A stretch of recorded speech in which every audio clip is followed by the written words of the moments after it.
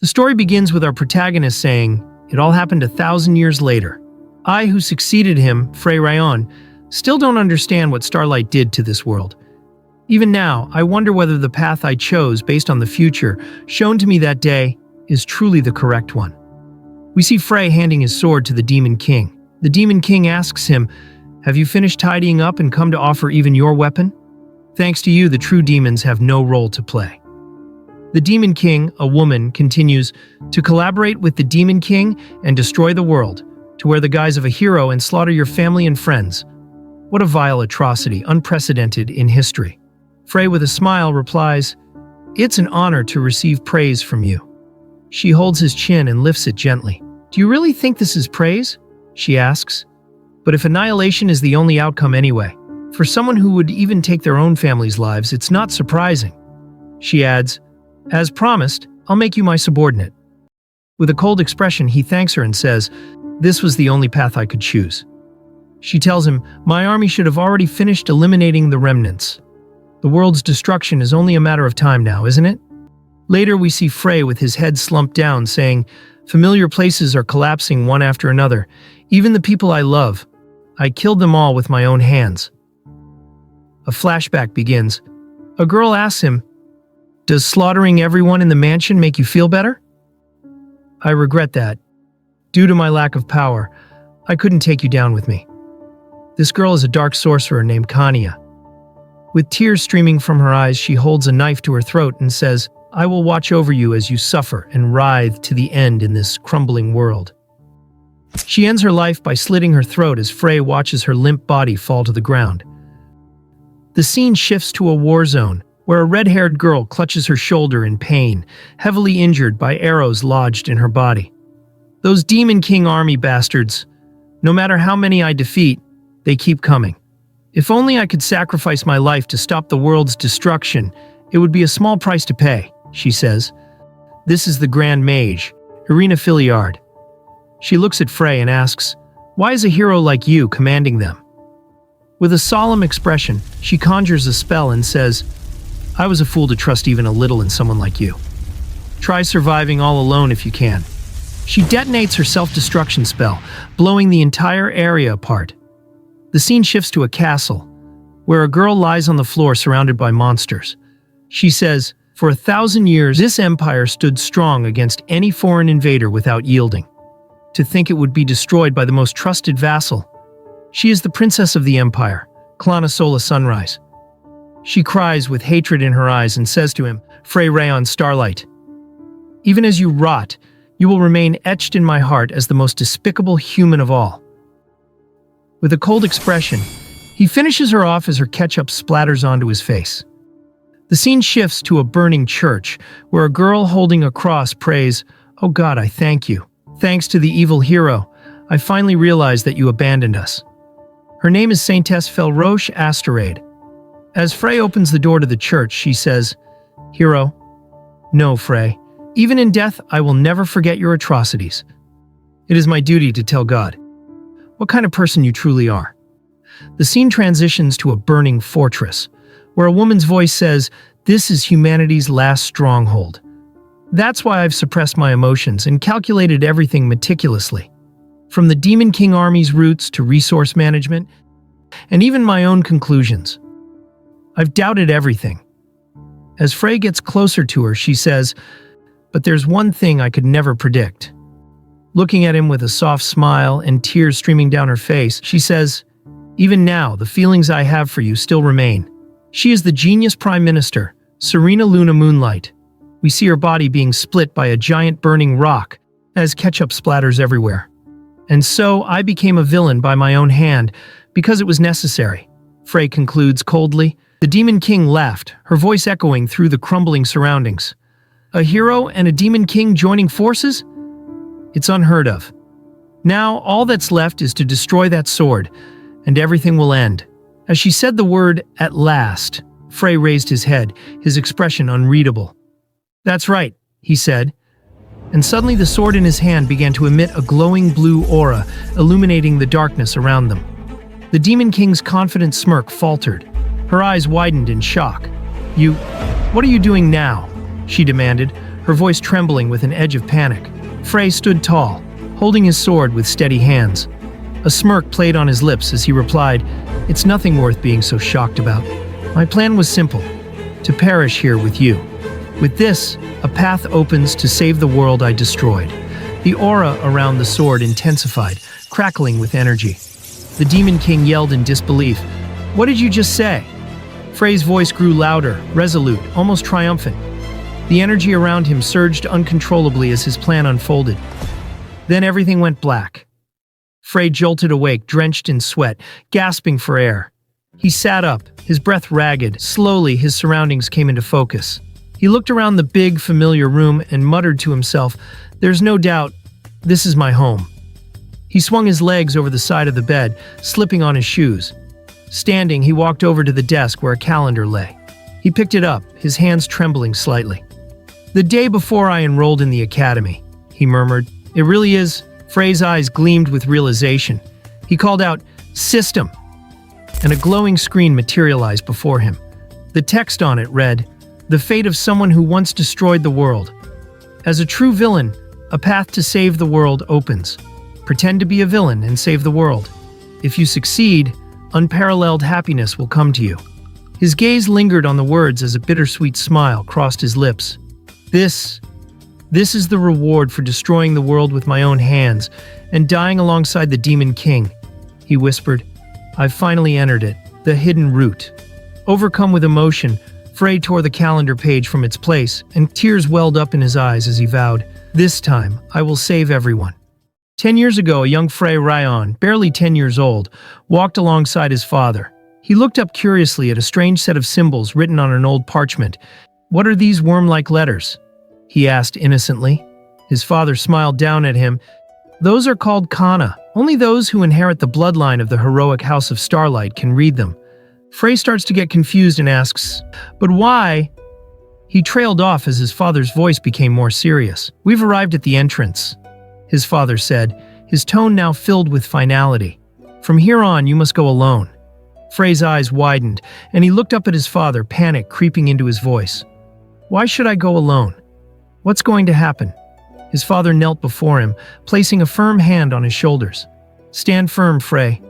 You've heard of the prophecy circulating in the Empire, haven't you?" Frey nodded hesitantly. "When the Demon King vanishes, their successor will appear. 1,000 years later, the world will be engulfed. But at that moment, a new hero will emerge to save the world." Frey furrowed his brow. "Yes, I know. That's the will of the ancestors who defeated the Demon King, right?" His father nodded, his face solemn. "Yes, but that is only the prophecy known to the Empire. There's another part, one passed down only within our family." Frey's heart skipped a beat. "What part?" His father's voice dropped to a whisper filled with weight. "A prophecy that says, 1,000 years after the defeat of the Demon King, the successors of both the Demon King and the hero will appear. And that 1,000 years is exactly now." Nervously, Frey stepped forward and entered the room his father had pointed to. The moment the door shut behind him, a sense of isolation overwhelmed him. He banged against the door, calling for his father in desperation. But there was no response. Then, a light emitted from a pedestal in the center of the room, catching his eye. He gasped in surprise as he saw it. The legendary hero's sword, glowing with an otherworldly aura. He took a step closer, his hand reaching out to touch it. But then, a voice interrupted, commanding him to stop. "That's still too much for you to handle." Frey jumped back, startled by the sudden appearance of a man before him. His eyes narrowed, and he stumbled back. "Who the hell are you?" The man scowled at him. "You don't even recognize the face of your ancestor?" Frey blinked in confusion, then frowned. "Huh. That's strange.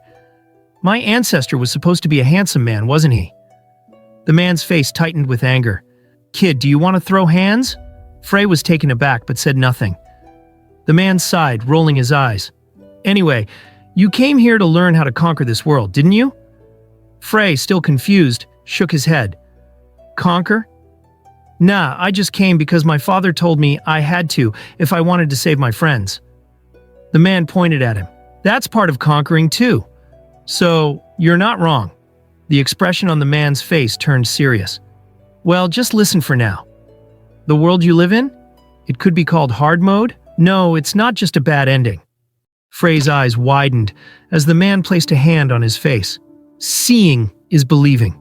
Suddenly, Frey screamed in agony, his vision blurring as pain shot through his head. The world around him twisted, and his friends' faces flashed before his eyes, lifeless and broken, one after another. His heart sank as he realized what he was witnessing. The man's voice echoed in his mind. This is the world you'll see if you take the wrong path, a world filled with despair. Frey collapsed to the ground, panting for air, his body trembling in shock as the horror of the future gripped him. The man watched him with a cold, unreadable expression. Inside, however, he understood the weight of the moment. Frey had just witnessed the process of losing everything he held dear. The man's voice broke the silence. "Tell me your choice."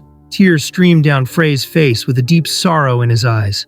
"I'll do it," he whispered, his voice filled with determination. "Just like my ancestor. I will protect everyone I love." The man's demeanor softened slightly, nodding. "All right, I'll teach you the only path to reach the happy ending." He stepped forward, placing a hand gently on Frey's face. "The only way to save yourself, your loved ones, and the world, it's by no means an easy path. You must destroy the world with your own hands and die with the Demon King. Once you enter the hidden route, new trials will await you. But don't lose heart. This is the only way." And so the flashback ends and we return to the present. Frey says to himself, "Now I'm ready to head towards the happy end." Nothing has changed from before, but one thing is different. The presence of the system. This is a new ability that will be useful in the future I'm about to face. It's quite similar to what I saw in the prophecy book when I was a child. At this level, I should be able to handle it even on my first attempt. On the route my ancestor showed me, methods for using this ability also appeared. If I master the system and accomplish that in the end, I can protect the world where everyone lives. Suddenly a knock sounds at the door and a voice says, "Young master, it's Kanya. May I come in?" He smiles and tells her to enter. He inwardly thinks to himself that he's struggled so much to get here, so it's time to take a break for a bit. We now see that the system has completed updating and he mutters, "It's been a while since I've seen that smile on my childhood friend Kanya." The system turns red, displaying the following message: "The path of the false villain. If you chose to commit acts of evil that destroyed the world in your life, in this life, the system will force you to commit such acts. There is a penalty. If your good deeds are discovered, your life force will be severely diminished. These restrictions are essential for conquering the hidden route. The system shows that points accumulate with every evil act, and they can be used to purchase necessary items or skills." Suddenly, the system flashes red and warns him. Frey gets alert at the sudden notification. As Kanya enters the room, she stares at him with pure hatred. The system then alerts him that 5 heroines retain memories from the previous cycle. He's shocked by the revelation and realizes that he's made a huge mistake. He trembles in fear as he says, "What is this murderous intent? Kanya, my butler, cursed from birth with dark magic that saps her life force. She's also one of the 5 main heroines mentioned in the prophecy. If Kanya retains her memories from the previous cycle, he recalls a moment when he said to her, 'Having no parents doesn't make you special. Do you want to be kicked out too?' As he stepped on her head. Frey starts to panic, thinking, she could kill me at any moment. Kanya then asks him, 'Young master, will you be dining now?' He nervously responds, 'Ah, yeah, just bring me the usual.' She glares at him with killing intent and replies, 'Understood,' before shutting the door with a loud thud as she leaves the room. Frey trembles in fear, saying, her freezing eyes indicate that she remembers everything, without a doubt. He then says to himself, 'I have no clue what's going on, but I need to prepare for now.' Suddenly he receives a notification warning that the system has detected strong murderous intent nearby. He mutters, 'Murderous intent? Way to state the obvious. I've already felt plenty of that. What are you talking about now?' His skill detects threats once a day, but since it's only at level 1 right now, it isn't very powerful. Nervously he says, 'Right now, the target identified is Kanya, but if she kills me, her own master, she won't get away unscathed either. Why would she do this? Even in this situation, does she hate me so much that she wants to kill me?' Suddenly he feels a murderous aura coming from his door as Kanya announces, 'I've brought you your soup.' He thinks to himself, 'She must have cursed the food with dark magic to drive me to an untimely death.' As he takes the bowl, she bows and says, "Enjoy your meal." He thinks to himself, "To someone like her, who remembers everything, I'm nothing but garbage. Fine, looks like I'll have to make my move as well." He then says to her, "Wait." She looks back at him, and he yells in anger, "Who told you to bring me this? Bring me a sandwich instead." He throws the soup bowl towards her head. She barely manages to avoid it, startled by the sudden change in tone. A notification pops up. "You earned 1 false villain point." Kanya then says, "All right, I'll bring it right away," and runs off, slamming the door behind her. He lets out a sigh of relief as she leaves the room. A few minutes later, Kanya enters his room, holding the sandwich he requested. He looks at the sandwich, which emits a cursed aura, and says, "There's no cheese in it, remake it." She tries to respond, but he yells, "Are you talking back to me?" Nervously, she says, "No," and leaves to prepare another dish. As she brings in a new dish, he keeps making false excuses for why it isn't good enough, constantly demanding remakes. With every cruel action, he continues to rack up more and more false villain points. After the 8th attempt, Kanya can barely stand. She fidgets nervously and hands him the sandwich. He looks at her and thinks to himself, "You're surprisingly persistent, aren't you?"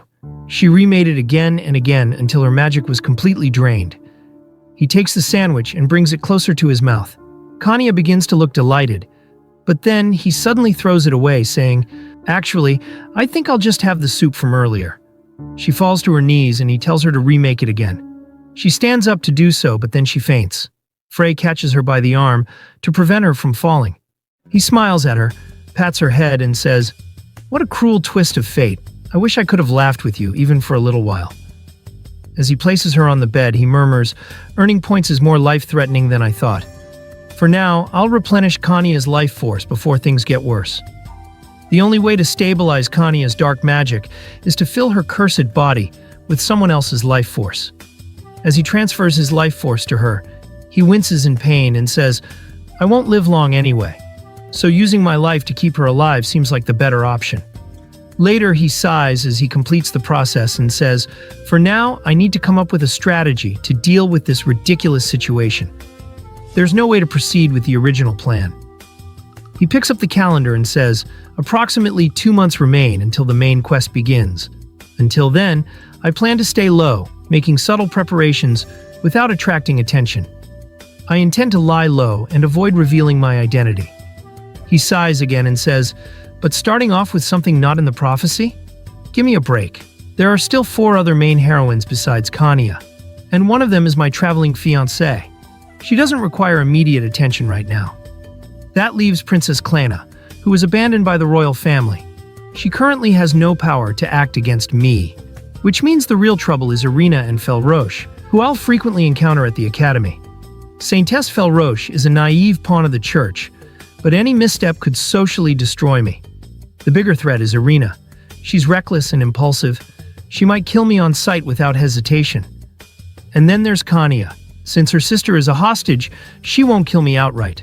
But I have to gather false villain points no matter the cost. Without enough power or survival skills, I'll be killed quickly. The points I earn from Kanya alone are limited. The higher the risk, the faster the points accumulate with more interactions.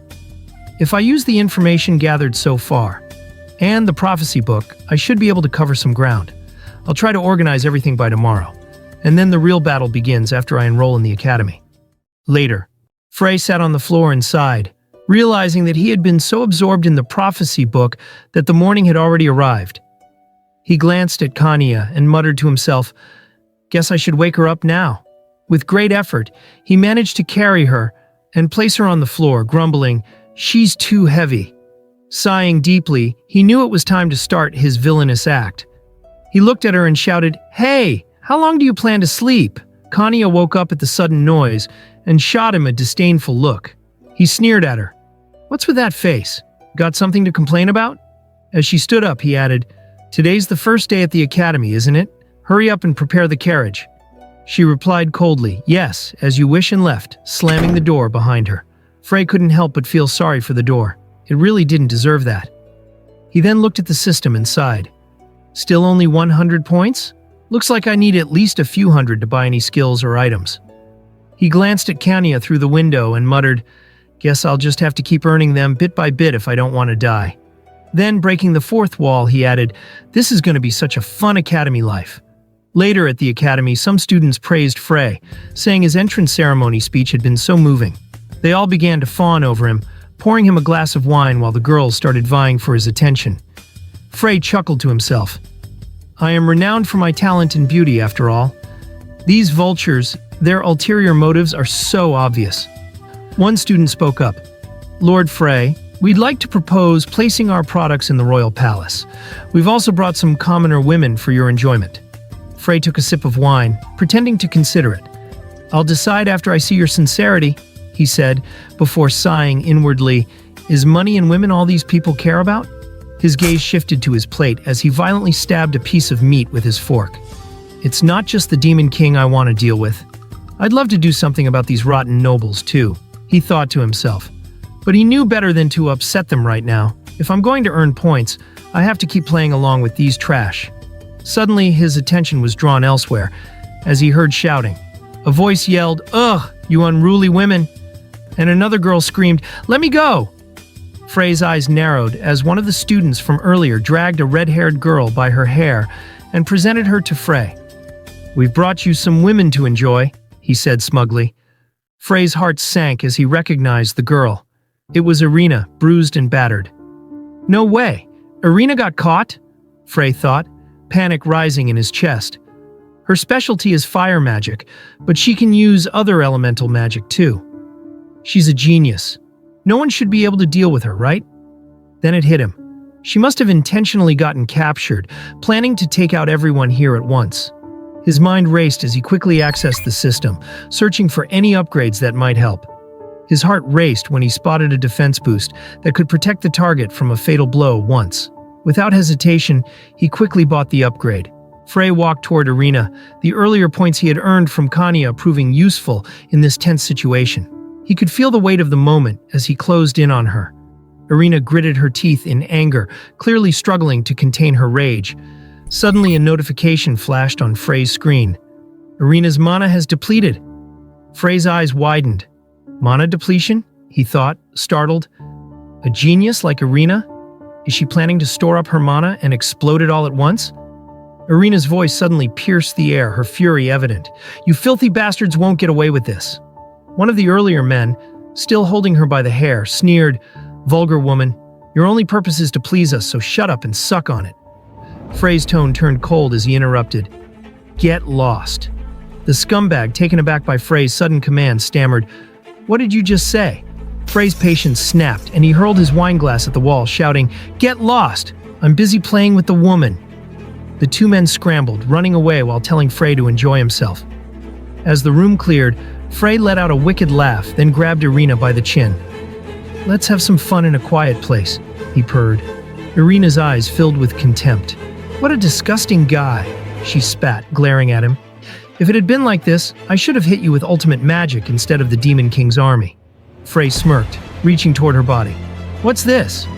"First, I'll teach you to shut that arrogant mouth of yours." Irina closed her eyes, her mind racing. Damn it, getting caught just before midnight. But when she opened her eyes again, she found Frey on the ground, passed out drunk. One of the other girls, clearly relieved, whispered, "Looks like he passed out drunk. Let's escape quickly." As they ran, the girl added, "We're lucky. I heard that if you get caught, your fate's horrible. He's the kind of bastard who thinks of commoners as slaves." Once they were gone, Frey opened his eyes, scanning the room to ensure no one was nearby. He let out a sigh of relief, having sent everyone away with his acting skills worthy of an Oscar. That reckless act was only possible because I had the emergency defense boost, he thought to himself, checking the time. As it struck 12 p.m., the emergency defense boost vanished. Suddenly, a system notification popped up. Target, Irina. Details, Curse of Midnight. The message continued. The Curse of Midnight declares death for the target at 12 p.m. the next day. It can be used once a year. The caster remains in a state of mana depletion for a year. Frey exhaled in relief, muttering, in other words, it was a close call. His attention was then drawn to Kanya, walking toward him with a cold, calculating look in her eyes. She called him master in a detached tone, noting that he shouldn't be sleeping in a place like this. As she helped him to his feet, Frey lightly poked her cheek. "I can't walk right now, so carry me," he said with a grin. Kania's eyes narrowed, clearly irritated. Without another word, she threw him onto her back and began carrying him. "If you'd always be this obedient, that'd be nice," Frey murmured, his mind briefly shifting from the tension to a fleeting thought of amusement. Kania muttered under her breath, "Frey, you're still a scumbag." Her words sent a jolt of surprise through him. "What?" he thought, his heart skipping a beat. Then Kania continued, her voice chillingly cold. "If it weren't for my sister, I'd kill you right now." Frey's eyes widened as memories of Kania's sister flooded his mind. He recalled moments from their childhood, like the time she had brought him a present with a bright smile, or when he had climbed a tree to retrieve her hat, only to fall and injure his arm despite their warnings. Kania's voice snapped him out of the memories. Her tone was icy. "Wait for me, Frey. Once I've ensured my sister's safety, I'll make sure to stop your breath." Later at the dormitory, Frey lies on his bed and waves her off, saying he's going to sleep. Kania, holding her luggage, replies that she'll be staying in his room from today onwards. He quickly sits up on the bed and says, "You're joking, right?" She replies, "The Duke told me not to take my eyes off you. If you send me out, I'll be expelled." Startled, he thinks to himself that the system considers the following 3 cases to be game over. First, expulsion, or being unable to attend the academy for unjust reasons. Second, the death of even one main heroine. Third, the system owner dying in any situation other than the final battle. As Kania lays on the mattress, she tells him goodnight, leaving him in a state of conflicting thoughts. He sighs and says, "So while attending school, I have to protect the heroines and my own life. This is a ridiculous request from this damn game. But complaining won't change anything, right?" The next morning, Kania wakes Frey by saying, "Master, you should wake up soon, or you'll be late." He rolls to his side and replies, "I don't care. I'm still sleeping." She then turns to leave, saying she'll go ahead. Frey quickly sits up and yells, "Hey, wait! What do you think you're doing?" Startled, she turns back just as Frey suddenly coughs up blood. Inwardly, he thinks, "Damn it, did I give away too much vitality yesterday?" She asks him worriedly, "Are you okay?" He replies, "I'm fine. Don't worry about it." He then stands up and yells at her, "When did I ever say you could go ahead?" Frey grazes her chest while pulling a fountain pen from her pocket, saying, "You're like this fountain pen. Can a fountain pen move on its own?" He throws the pen away and yells, "If you have a complaint, then get out. I'll make your sister my mistress." Kania begins crying heavily and apologizes, saying, "I'm sorry. Please just spare my sister." Frey tilts his head and laughs mockingly. "You're crying. She's your precious little sister, huh?" He places a hand on her shoulder and says coldly, "If you understand, then don't get any strange ideas, okay?" The system then notifies him, "You have gained 10 false villain points for threatening her family in an extreme way." Kania bends down, picks up her fountain pen from the floor, and cries while remembering that the pen was a gift from her little sister, Katia. As she notices the bloodstains on the bedsheet, she mutters to herself, "Did Frey have any pre-existing conditions?" Later in the classroom, the teacher introduces herself, saying, "I am Isometric Alham. I will be in charge of Class A for the next year. Nice to meet you." As she notices Kania and Frey entering the classroom late, she yells, "You too! You're late, minus 10 points for both of you." Frey scolds Kania, blaming her for making him late, while she struggles to maintain her composure, barely restraining herself from punching him in the face. Suddenly, Irina yells, "What are you doing here?" Frey notices her, quickly turns the other way and avoids further problems. As the teacher starts the class, Frey glances at Irina, who is biting her finger and mumbling, "How is he still alive? My magic was perfect. Could it be that he was with the Demon King from the start?" The teacher yells at everyone to keep their voices down, while Felroche glares at Frey with killing intent. He sighs and mutters, "Why does the first day already have to be this much trouble?" As the first class ends, Felroche taps Frey's shoulder, glaring at him, and says, "Lord Frey, I would like to offer you a blessing. Could I have a moment with you in a place where we won't be seen? Just the two of us, if possible." Suddenly, Frey gets a system notification warning him, strong murderous intent nearby. He thinks, "This girl, her intentions are so obvious." He glares at her and says, "No thanks." She gets nervous and stammers, "My blessing isn't something that can be bought with money." Frey flips her off with his middle finger and walks off like a Chad, Felroche starts crying, saying, "I'm sorry, you're too harsh." Frey sighs and mutters, "Being too pure is troublesome. You'll just be used by the cult again." Later, at the training ground, the teacher commands everyone stay quiet. The second period is combat training. She firmly holds her sword and announces, "Step forward one by one." A boy steps forward to face her, but with a single strike, she disarms him and places her sword at his neck. She mocks, "Trying to cast a fireball? That's more like a sparkler." She yells at him, "Pathetic." Next, Kanya stands up as it's her turn and steps forward to face the teacher. Their duel begins with Kanya skillfully conjuring dark magic to counter the teacher's sword slashes. The fight grows intense as Frey watches nervously from the sidelines. He smirks nervously and mutters, "Normally she wraps things up quickly to prevent mana depletion, but what's going on today? There's a limit to how much vitality I can share remotely." As Kanya continues fighting fiercely, Frey clutches his chest in pain and mutters anxiously, "That's enough. How long are you planning to keep fighting, Kanya?" The teacher acknowledges Kanya's skill with a smile. "You're exceeding my expectations," she says. "I'll be watching to see how much longer you can last." Kanya readies another attack, but suddenly stops and says, "Due to being born with unstable mana, if I fight any longer, I might lose control." The teacher nods thoughtfully. "So that's why you've been so cautious. What a shame. You have enough potential to become the strongest mage." Frey, watching from the side, lets out a sigh of relief as the sparring ends. He mutters, "I thought I was going to die from running out of vitality." The teacher then calls out for the next person to step forward. Frey, smirking mischievously, equips a charm onto himself. This is an unmissable opportunity to earn tons of points. He thinks to himself, his grin widening. Next up, Irina steps forward to face the teacher. She attempts to conjure flames, but fails disastrously as the spell explodes in her face. The crowd murmurs in confusion as it becomes clear that Irina's magic has been severely weakened, likely due to the mana depletion she suffered when attempting to kill Frey earlier. Concerned for her safety, the teacher halts the match and orders Irina to be taken to the infirmary. Finally, it's Felroche's turn. She steps forward but hesitates. "Is it possible for me to forfeit, teacher?" she asks, her voice calm. "I don't want to use my powers against a teacher." The teacher raises an eyebrow but agrees. "Very well, but be prepared for some kind of disadvantage for sitting this one out." The teacher, with a fiery gaze, calls upon the last participant. "Next," she commands, her voice firm. The last person to step forward is none other than our protagonist, Frey. With a cocky tone, he smirks at her. "Hey sis, is playing the passionate teacher fun for you?"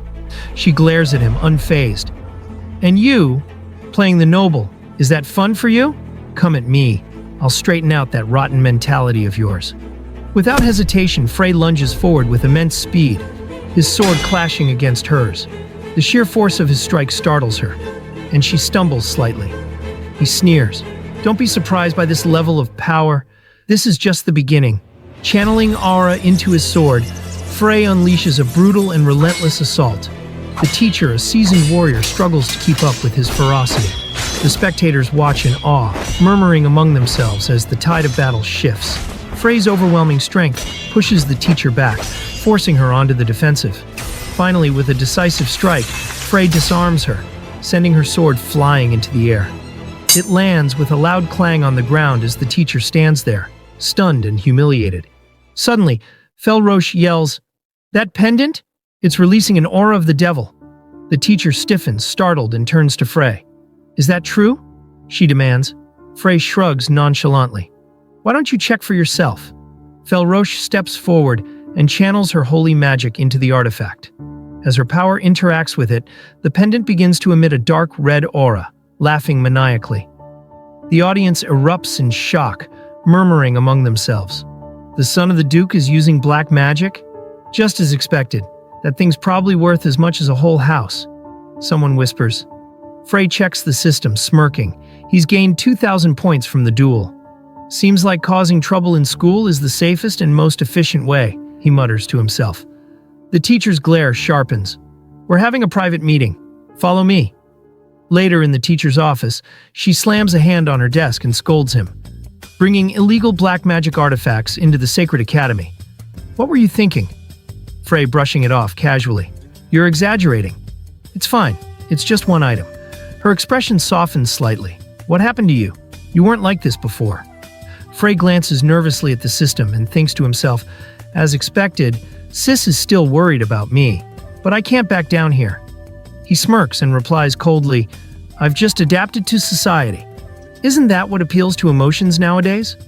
Living honestly is something only fools do. She sighs, conflicted, and finally says hesitantly, Fine. Since this is your first offense, I'll overlook it. Frey grins smugly. Oh, as expected of you, sis. That thing was expensive. You have no idea how much damage I've taken here. Her glare hardens. But there's a condition. Take me to that store. I'm going to destroy everything there. Frey chuckles playfully. Oh, sounds good. It's a promise, right? Let's go tomorrow then. I have some things I want to buy too. Holding her head in frustration, she replies, Frey, I'm not buying anything. Waving dismissively as he walks out, Frey says, You're so loud. Fine, tomorrow it is. Internally, he celebrates. Nice. Turning in the magic tool store for 2,000 points. That's a good deal. As she watches him leave, her voice softens. Frey, what happened to you? Why have you changed so much? Later, as Frey enters his room, he sees Kanya suspiciously holding a plushie. Welcome back, master. Frey sighs, rubbing his temples. I forgot you were here. Collapsing onto the bed, he notices the plushie in her hands and asks lazily, By the way, what's that? Kanya holds up the plushie proudly. It's a cat plushie from my little sister Katia. Isn't it cute? He scoffs and closes his eyes. Pointless, he mutters, but inwardly he admits, it's cute, too cute. Annoyed by his own thoughts, he yells at her, Hurry up and go to sleep. Later that night, Frey wakes up and glances over at Kanya. Seeing her fast asleep, he quietly gets up and moves closer to her. Crouching beside her, he murmurs to himself, After I give you the vitality for tomorrow, I'll go to sleep too. But as he prepares to transfer the vitality, the mysterious plushie seems to be watching his every move. As Frey waves his hand in front of Kanya's face to confirm she's really asleep, the plushie behind him silently observes his every move. Unbeknownst to him, Kanya is using the plushie as a vessel to spy on him whenever she wishes. Watching his actions, she mutters through the plushie, Frey suddenly spat blood earlier? Something's definitely suspicious. During the day I've been keeping an eye on him, and there haven't been any shady moments. But while I'm asleep, that's when he'll act. I'll catch him with undeniable proof. Just you wait. As she focuses her gaze through the plushie, Frey rolls up his sleeve and hovers his hand over her stomach. The plushie stiffens, and Kanya's voice fills with fury. What is this pervert doing all of a sudden? Wasn't he supposed to be sick from partying all night? This scumbag. I'll kill him for sure. When I get back to my real body, I'll make him suffer maximum pain before slowly ending him. But then, she pauses, confused. Wait, what? What's he doing? Holding my stomach like that? He seems to be in pain? No, this scumbag can't just end it here.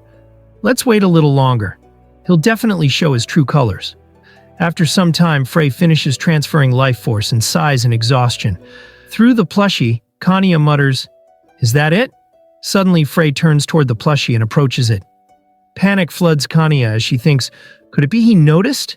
Even a saint would struggle to detect my black magic. Frey gently picks up the plushie, his face lighting up with joy. It's so cute. Oh, its fur is so fluffy.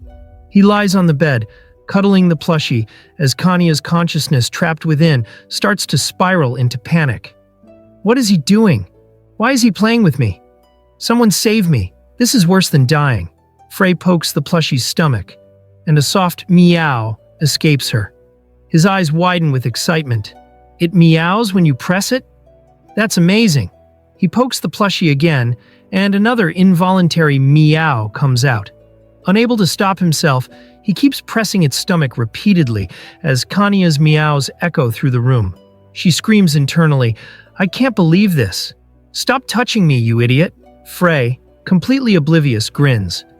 I should get one of these too. This is so fun. Throughout the night, Frey continues pressing her stomach and laughing at the plushie's adorable meows, while Kanya endures the most humiliating night of her life. The next morning, Frey wakes up early and notices Kanya trembling while holding her stomach. Why are you up so early? He asks, yawning.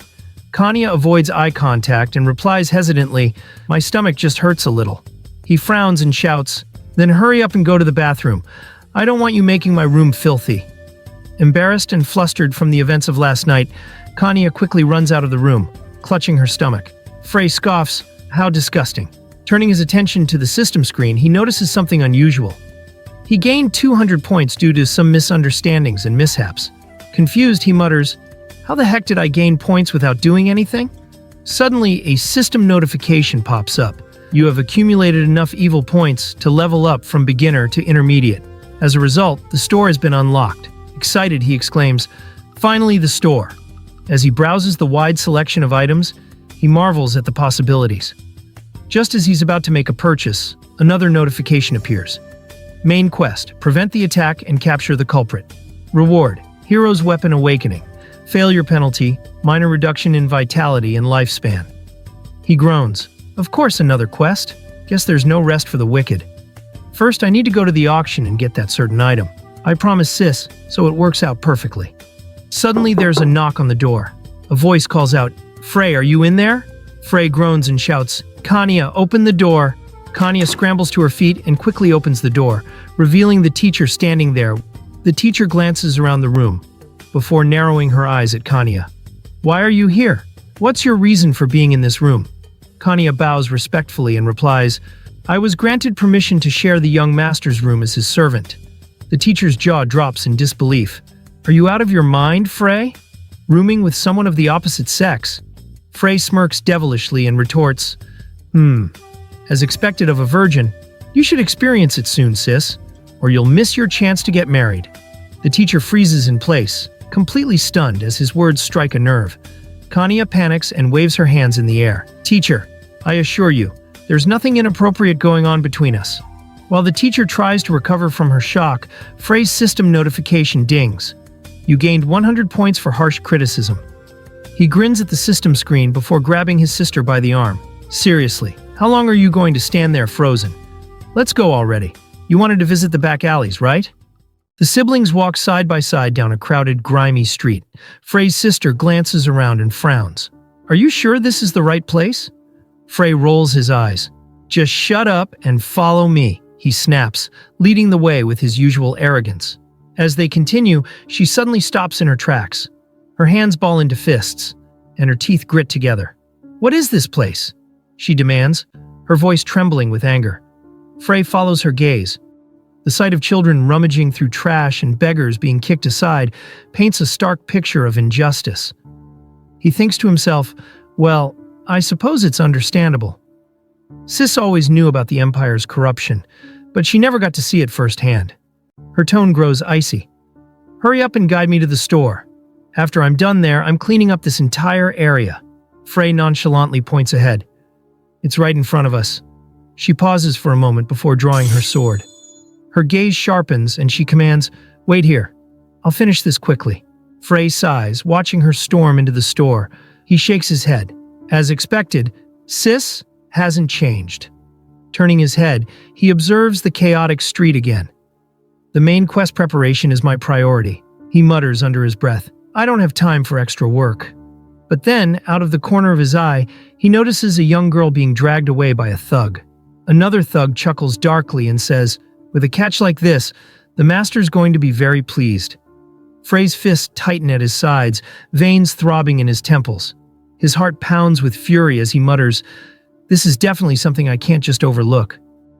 Frey sprints toward the shady shop, his eyes narrowing as he follows the kidnapper's trail.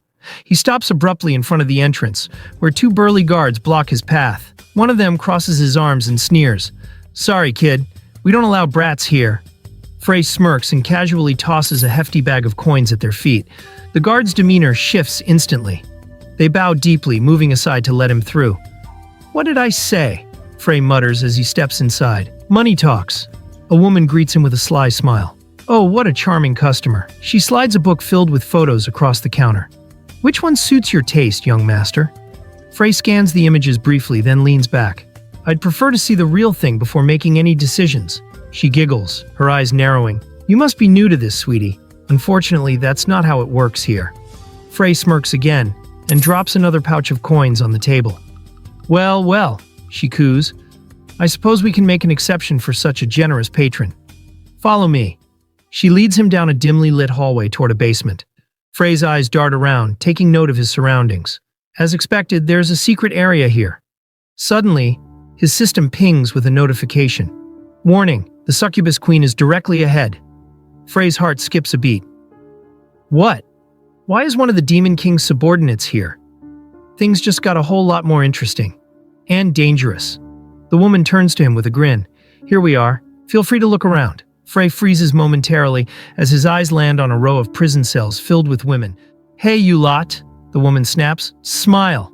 We've got a customer. The imprisoned women force strained smiles and weak greetings, their voices trembling. The woman looks back at Frey. This might be a bit overwhelming for someone so young. No, I like it, but I prefer younger ones. Her eyes narrow suspiciously, but Frey throws yet another bag of coins at her feet. How about it? Her face twists briefly before breaking into a manic laugh. Well, I can't argue with that. Follow me. She leads him to an unassuming wall, knocking 3 times. The wall begins to dissolve, revealing a hidden passage. Beyond here is... Before she can finish, Frey kicks her squarely in the stomach, sending her flying into the wall. She crumples to the ground, unconscious. Shut up and stay down, Frey mutters, stepping over her. I'll figure it out myself. He moves quickly through the passage, only to come to a sudden halt. In the center of the room is a large cage filled with terrified children, and etched into the ground is a glowing magic circle. Damn it, Frey mutters, his fists clenching. So this is the succubus queen's plan? That magic circle, it's for awakening the Demon King. They're using these kids as sacrifices. The trapped children scream for help as Frey approaches. Before he can act, a sultry voice echoes from the shadows. You've seen too much, the succubus queen purrs. How bold of you to come this far. She raises her hand, summoning a group of grotesque minions. Seize him, alive. Frey adjusts his mask as he unsheathes his sword, his voice calm yet commanding. It's troublesome if the kids see my face. Just wait a moment.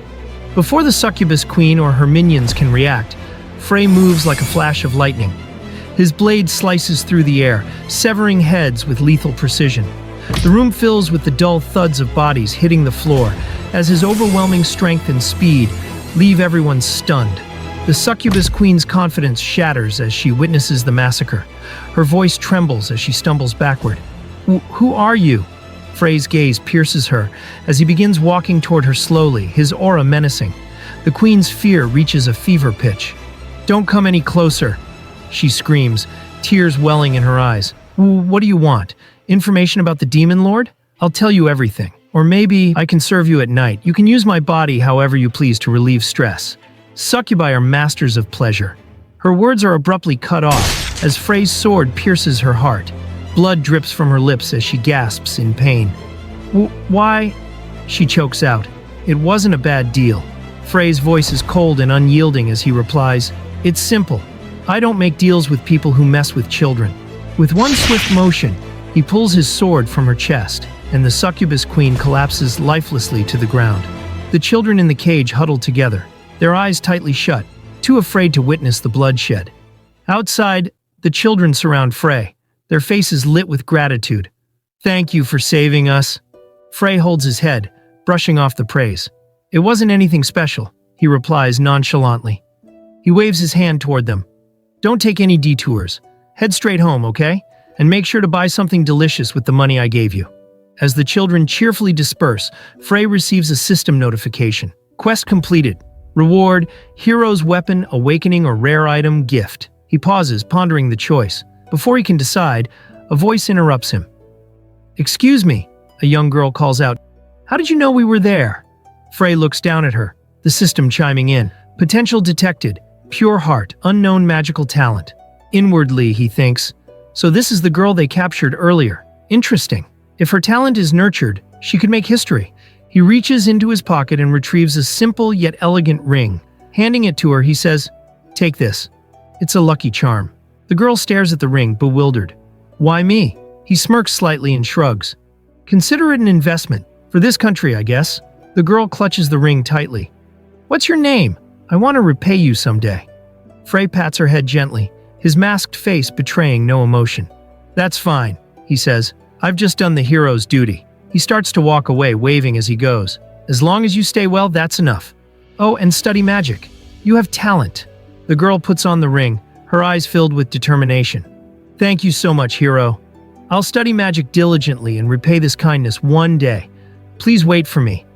Little did he know this small act of kindness would set off a chain of events that would bring about unimaginable change for both the girl and the world. Later, Frey arrives at the place where he had left his sister. He stands frozen at the sight of the wreckage before him. The whole shop is completely destroyed, with debris scattered all around. He mutters under his breath, "Didn't you know the meaning of moderation?" His sister, who had been busy cleaning up, looks up from the chaos and adjusts her glasses. "Where have you been wandering around?" she asks. "I got a little distracted, but now it's time to head to the auction." Frey interrupts her, his tone serious. "Wait, I need to stop by the Information Guild first. Apparently, today's auction will feature a black magic artifact." Her eyes widen in shock. "What did you say?" She hurries over to him, her voice sharp with urgency. "We can't waste any more time. Tell me the location of the venue." Frey scratches face, glancing around nervously. "But there's a barrier. Without an entry ticket, you won't be able to get in." Her frustration builds as she grabs him by the collar, pulling him closer. "What do you mean there's no way?" she demands, her voice low and dangerous. Frey stumbles back, his face flushed with unease. "Well, there is one way." Later, we find Frey walking beside his sister, who is now holding his arm close to her chest, blushing deeply. "Was this really the method?" she asks, her voice strained. He grins mischievously. "I told you, didn't I? To enter without a ticket, you'll have to register as my lover. You even want me to cross my arm with yours?" Frey smirks. "Well, I didn't exactly give you a choice, did I?" As Frey and his sister take their seats, he quietly urges her, "Act properly." He then mutters to himself, "Damn, I'm already at sister-leveling territory. It's risky, but there's no better bodyguard than my sister. This is just a seemingly ordinary item, so we should be able to obtain it without issue." Suddenly, his sister grips the hilt of her sword and prepares to unsheath it. "What is it? Is it the artifact?" "Where is it?" she demands, her eyes scanning the room. The system immediately pings with a notification. "Kanya is here." Frey freezes, puzzled. Why is Kanya here of all places? Before he can gather his thoughts, a red-hooded girl suddenly takes a seat close to him. The system sounds another warning. "Klana detected." Frey glances up, noticing another familiar presence. The system identifies the next person. Felroche is also present. Frey chuckles nervously, realizing the predicament he's in. This is the worst possible situation. I'm surrounded by them. Please don't let my sister call me by my name. He inwardly panics. Could it be? All three of them are after the same thing I am? He looks around the room, noticing that Irina isn't here. That's a small blessing. At least she isn't here too. But are they trying to control me with that stone? At that moment, the host steps forward, introducing the first item of the auction. Let me introduce you. This is the Unknown Stone, a mysterious item with a power that cannot be understood even through appraisal. Frey's heart skips a beat. There it is, the Stone of Domination. He immediately connects the dots. This stone has the power to suppress the target and manipulate their mind to control them. It's necessary to complete the first scenario quest. There's no way I can do it without it. As the host announces the start of the bidding at 1 gold, Frey quickly raises his paddle, bidding 15 gold. Sorry, but I can't let anyone have this. In this world, money is everything.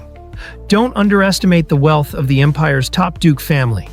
The auctioneer points to Frey and announces, 15 gold it is. Is anyone else here who wants to bid against it? Klana raises her paddle, bidding 20 gold. Before Frey can react, Felroche quickly raises her paddle for 10,000 gold. The auctioneer, excited, asks, is this the winning bid? But then, Felroche panics, realizing she added an extra 0, and Frey sighs inwardly. What a clumsy girl she is. Without missing a beat, Frey raises his paddle for 11,000 gold, and the auctioneer announces the new bid. Then, a man with a mustache jumps in with 12,000 gold. Frey scowls, clearly irritated. He raises the bid to 13,000 gold, and the mustache man immediately raises it again to 20,000 gold. The tension builds between the two as they continue to outbid each other. The back and forth escalates quickly, and Frey grows more irritated with each raise. Finally, after several rounds, Frey pushes the bid to 55,000 gold. The auctioneer, visibly nervous, glances around to see if anyone else is willing to outbid him. With no one daring to raise the stakes further, the auctioneer quickly brings down the hammer. 55,000 gold. The bid has been won. Frey smirks at the mustache man, who looks frustrated at having been outbid. I push my limits, but I've secured it. Suddenly, as the dark aura envelops the room, Frey looks over at Kanya, who is deep in thought, pondering how many years of her salary 55,000 gold would be worth. His unease grows as he senses her gathering dark magic, preparing to strike. Kanya, he thinks. She was planning to steal it from the beginning, wasn't she? Before he can react, Kanya's magic fills the air. In a panic, he leaps toward the artifact, hoping to secure it before things escalate further. However, his plan is quickly thwarted as a foot slams down onto his head, sending him flying into the wall. You shouldn't even be here, a cold voice rings out. It's Klana, glaring down at him. Who are you? You better introduce yourself while you can. Frey, already frustrated, looks up at her with a calm but chilling tone. Look down, he says simply.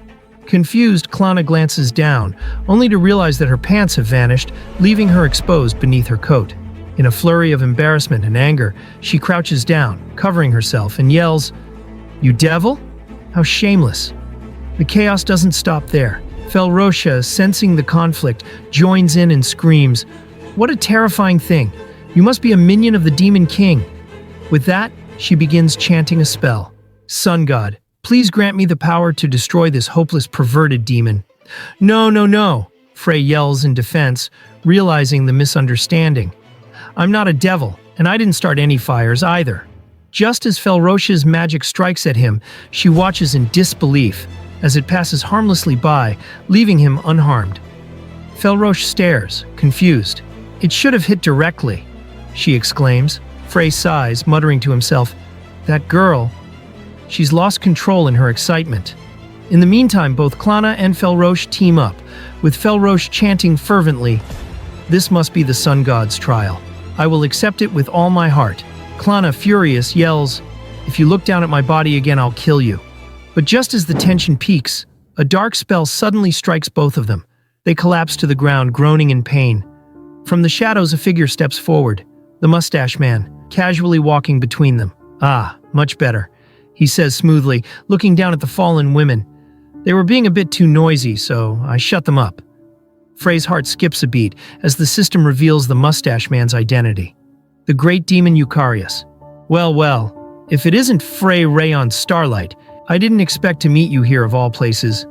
Frey quickly bows with respect, trying to mask his panic. "Are you, perhaps, Lord Eucharius?" he asks. Eucharius replies saying, "It seems you've come for the Stone of Domination." Frey's heart skips a beat as he tries to downplay the situation. The Stone of Domination? I didn't realize it was such a precious item. Eucharius raises an eyebrow. "It's the only tool that can enhance my power," he explains. "With that stone, even the Demon King won't be able to ignore me. The one who took it in my past life, it was him, wasn't it?" Eucharius runs a hand through his mustache. "I brainwashed the swordswoman who tried to attack me," he says with a casualness. "I'm looking forward to fighting her, to test how strong I've become, even with my current power." As Frey swiftly unsheathes his sword, "I'm relieved. So you're weak right now," he says, before dashing forward. His sword effortlessly passes through Eucharius, who remains eerily still. But as Frey shifts his focus, his sister is about to strike Kanya. Frey's attention snaps to her as he rushes towards her, desperate to stop what's about to happen. In his haste, his star-shaped brooch falls to the ground unnoticed. Kanya, in the moment of her attack, closes her eyes, resigning herself to her fate. But suddenly a burst of ketchup-like splatter hits her face. Startled, she opens her eyes and sees Frey, bloodied and weakened, having taken the full brunt of the strike intended for her. Frey, drenched in blood, spits out the crimson liquid. With a pained expression, he pulls Kanya into his arms, her eyes wide in shock. "Why? she asks, her voice trembling with confusion and concern. Frey, his breath ragged, grips his sword tightly with his free hand. He thinks to himself, "This is bad. Even though I killed Eucharius, the brainwashing hasn't worn off yet. Can I defeat her in my current state with full power?" Summoning the last of his aura, he channels the energy into a swift, precise strike, tapping the back of his sister's neck. Her body slumps almost immediately, the magic taking effect as she falls unconscious, just as he hoped. That should break the brainwashing, Frey mutters to himself. I need to get out of here, he thinks urgently. Kanya asks him, saying, Wait, who are you? Kanya's shout echoes behind him as he disappears into the distance. As Frey continues running, ketchup drips steadily from his body. He grits his teeth, forcing himself to stay conscious. Come on, don't pass out now. If I fall here, everything will be for nothing. I just need to hang on. I have to make it to the dorm. Back at the auction house, Klana and Felroche start to stir, their senses slowly returning. Klana feels the floor beneath her shift as her foot lands in something slick. She jumps in horror, her eyes locking on the pool of ketchup and the severed demon head lying amidst it. What is this? She stammers, but her shock quickly turns to focus as she sees Kanya standing amidst the chaos. Her voice cuts through the room. Kanya. Kanya turns toward Klana, her expression neutral but sharp. Hey, is the princess here? She asks with an unsettling calmness. Klana studies her, narrowing her eyes before asking, Since you're here, you must also have memories of your last life, right? Tell me this. Are you Frey's enemy or ally? Without hesitation, Kanya answers coldly, Enemy. A smug grin spreads across Klana's face, her eyes gleaming with satisfaction. You answered immediately. I like that, she says, taking a step closer. How about joining the Frey Extermination Alliance? We gather regularly to discuss how to eliminate that scumbag. Klana turns to Felroche, scolding, Are you even studying properly? If the church takes full control in this life, Frey will get exactly what he wants. As the conversation unfolds, Kanya's sharp eyes fall on a star-shaped brooch on the floor. It's familiar. Her senses spike, and a quiet alarm goes off in her mind. Later at the dormitory, Frey burns his mask to avoid leaving any evidence and bandages his back while muttering, If Eucharius had been stronger, I might have died. A minion of the Demon King suddenly appearing, and the heroines all gathering together. Well, since I kept my face hidden and changed my voice, I don't think I've been exposed. Suddenly, Kanya opens the door and walks toward him, saying, Sorry, I just got back. Frey gets startled, inwardly thinking, She's already back so quick. Kanya looks at him, noticing something, then asks, Young master, where did you go today? He nervously replies, I told you, didn't I? I'm tired, so I went shopping with my sister. So stop asking questions and just turn off the lights. Kanya tilts her head slightly and says, It's strange. I saw someone who looked exactly like the young master in the back alley. He was wearing a mask, but he was holding a familiar sword. Frey becomes nervous, thinking to himself, So that's what happened. But there's no definite proof. I'll just keep denying it. He pulls the sheet up over his head and lies on the bed, saying, How many swords do you think exist in this world? Her gaze darkens as she holds out an item, saying, By the way, young master, when you fled, you dropped your star-shaped brooch. He quickly gets up, grabs it from her hand, and says, Hey, don't touch it recklessly. She replies, Oh? This is strange. I found it at the back alley auction venue. You were in such a hurry to escape that you didn't even notice you dropped it. His hand starts to shiver, and he throws the item away while yelling, What's going on now? He quickly lies on the bed, covers his entire body with the sheet, and holds his head, nervously thinking, Damn it, I've been found out. Damn it, what should I do? He then gets startled as Kanya sits on top of him and pulls his shirt up, revealing the bandage. She then says to him, It's useless to deny it now. The sword, the brooch, and this wound, these are all solid proof that the masked man is the young master. You can't hide now. With a firm tone, she says, Explain now. Why did you help me? Suddenly, the system warns him that the penalty is activated due to him being exposed. His heart starts to squeeze as his eyes widen in pain. The system then shows a screen that says, Lifespan and vitality are greatly reduced. He gains 1 stack of debuff. He writhes in pain as ketchup flies all over. Kanya gets worried and says, "Young master? What's happening all of a sudden?" She yells his name again and again as ketchup spills from his body. He nervously grips the bedsheet while thinking, "This is ridiculous. Today has really been full of unexpected events." He then lets go of the bedsheet and loses consciousness.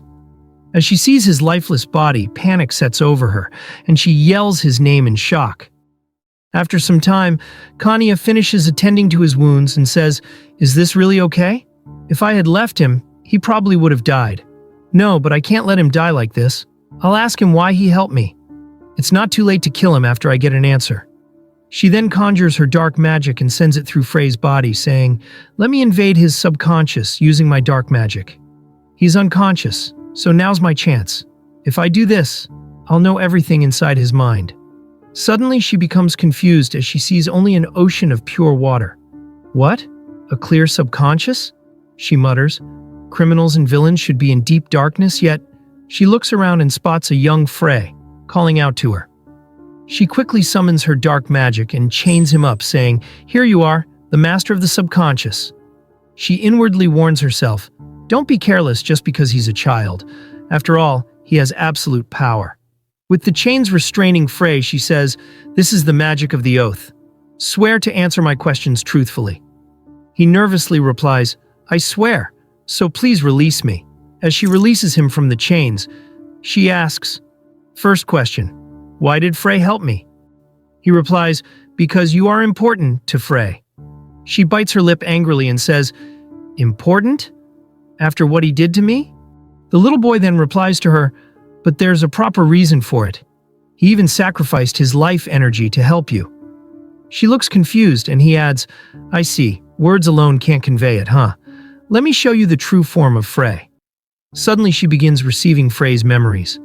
Memories of the day he took on the role of a hero.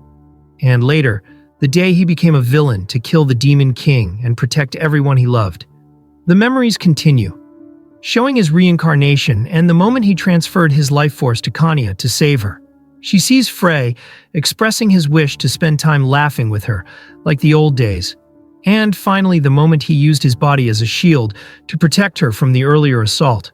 Holding her head, she panics and mutters, "Was it all for me?" Frey's despicable actions were for me, and the world's salvation. Did he fall because I found out? Tears stream down her face as she cries. He even sacrificed his life energy to help me despite my hatred for him. Looking at her reflection in the water, she cries in guilt, calling out Frey's name. At that moment, the little Frey places a hand on her shoulder and gently says, "Please don't blame yourself. I can handle being hated all by myself." Suddenly, a crack forms in the space, and she is pulled away from his subconscious. She returns to reality, tears pouring down her face. Sometime later, we see Frey waking up, drenched in sweat, and saying, "Where am I?" Kanya then calls out to Frey, "Young master." She looks at him with guilt in her eyes. Frey sits up and says, "That's right, you figured out my true identity, didn't you? You probably don't understand, but I'll explain now. Now that it's out, there's no point in hiding it." He continues, "I have a mission to save the world, and at the same time, I'm bound by a strong oath. Right now, I power up through evil deeds, and if good deeds are discovered, my lifespan is shortened." Kanya replies, "So that's why you treated me like that?" He nods and says, "Yeah, I used you for my mission." With a stern look, he adds, "Kanya, never forgive me. No matter the reason, my actions can't be justified." She responds, "But there must have been unavoidable circumstances, right? Every night you gave me your life force." Startled, Frey says, "What? You knew?" Kanya answers, "I was suspicious of what you were doing, but now it makes sense." Frey scratches his face awkwardly and says, "So it was bound to be discovered sooner or later." Then nervously he asks, "So, what will you do now?" With a faint blush, she replies, "I'll keep serving you as always. I can't rest until I repay you." He then says, "I figured you'd say that. Okay, I'll leave it to you as before."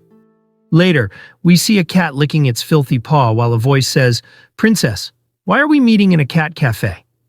The person asking the question is none other than Kanya. Klana cuddles with a cat and replies, "Here, no spies can observe us." Kanya sighs at her reply, and Klana continues, Since we failed to obtain the Stone of Domination, we must seize Frey's weakness and restrict his movements. She then spanks the poor cat and yells, "I'd love to tear him apart right now." Felroche also joins in, yelling, "Ah, well, let's do it now." Klana glares at Felroche and says, "Felroche, even if we kill him, our lives will continue. We just need to deal with it discreetly." Kanya, feeling uneasy, nervously thinks to herself, "If I become a spy, I should be able to help the young master a little. But this alone, no, I can't do everything. I can't carry that heavy burden for him. All I can do are probably small, mundane things. I'll start with the simplest thing. First, I'll prepare a normal meal instead of poisoning it. Even if it's just for a short while, I want to see the young master smile." Later, we see Frey eating a sandwich made by Kanya while she asks him, "How does the food taste?" He replies, "Of course, it's excellent. How many times have I been frustrated, unable to say this one line until now?" He then adds, "Well then, after breakfast, I'll give you today's life force." She retorts, "But if you do that, young master..." He quickly cuts her off, saying, "It's fine. I won't let you die." She sighs and replies, "All right, I understand. Please don't overdo it." Later, after finishing breakfast, Kanya lays on the chair, raising her shirt a bit to reveal her stomach. Frey rolls up his sleeve and says, "Now, let's begin." Frey then starts to hover his hand over Kanya's stomach to transfer his life force to her. He grits his teeth in pain as blood begins to flow from his mouth. Kanya inwardly says to herself, as expected, the penalty is taking a toll on his body. Suddenly, Kanya feels a sharp pain in her stomach. She clutches it and says, "My stomach hurts." Frey, startled, quickly apologizes, saying, "I'm sorry. It seems the star mana and dark magic mixed." Kanya warns him, "It's dangerous if you try to absorb that." But without hesitation, Frey places his hand on her stomach and begins absorbing the energy. Veins appear on his hand as he struggles through the pain. Kanya quickly says, "Young master, please stop. I'm fine now." He stops, catching his breath, and replies, "It was surprisingly quick." Kanya notices something and yells, "Young master, your left arm!" As Frey raises his left arm, he notices a massive wound. Smiling faintly, he says, "Ah, it hurts a little, but it's fine. It's not my dominant arm, so it won't be much of a problem." Kanya looks away, guilt-ridden, and says, "However, it'll be difficult to restore it." He shrugs it off, replying, "You're just being dramatic. It'll all return to normal once it's over." Kanya feels even more guilt, knowing Frey got hurt because of her. Frey then says, "It's almost time for school." The scene shifts to the classroom, where the teacher announces to everyone, the midterm test will be a one-on-one match. Frey inwardly thinks, "My condition is terrible, but I've achieved my goals so far. With the points I've earned at the academy, I've acquired all the skills and items I could. Now I can focus on the main quest." The system reveals the main quest, to fight and defeat Arena in the midterm exam. The reward for completing the quest is the life charger. If Frey skips the quest, there will be no penalty, as it doesn't affect the storyline. Frey reflects the first main quest is focused on Arena. Nobles who lose to Arena in the midterm exam will hold a grudge and attack the commoner dorm. However, this time, the villain will change based on my choices. Whether I win, lose, or escape against Arena, I will decide that. The system then presents him with three options. 1. Avoid the fight and frame someone else as the villain, becoming the mastermind. 2. Fight Arena and win to earn the reward. 3. Fight Arena and lose. He then says, "I can handle the penalties casually. I'll choose the route where I become the villain by following the prophecy. It's much easier to play the villain myself than to choose an unknown route."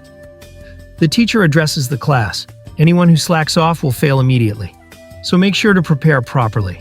She then adds, "Pair up and report by the next period." With that, she leaves the classroom. Frey nervously thinks to himself, "This is troublesome. Fighting Arena is easy, but the problem is, right now she has no chance of beating me because of her previous mana depletion stunt." Later, outside the class, we see Arena and her friend being bullied by the nobles. Her friend yells at the bullies, "Stop it! This has nothing to do with you." The bullies shout back, "Nothing to do with us? You ruined Lord Frey's mood." She retorts, "But the ones who brought Arena to the banquet didn't say anything." The bully snaps, "Those idiots don't count," and starts stomping toward them. Arena's friend quickly casts a magic field to protect both of them. Frey suddenly appears with a smirk and says, Oh, you're clever, huh? I didn't even have to order you to do this. The blonde girl blushes and replies, well, Lord Frey, how could you come to such a filthy place? He then replies, I was just thinking about that woman who ran away. The blonde girl says, I see. The punishment will be over soon, so just wait a little longer. Frey stands in front of Irina and her friend.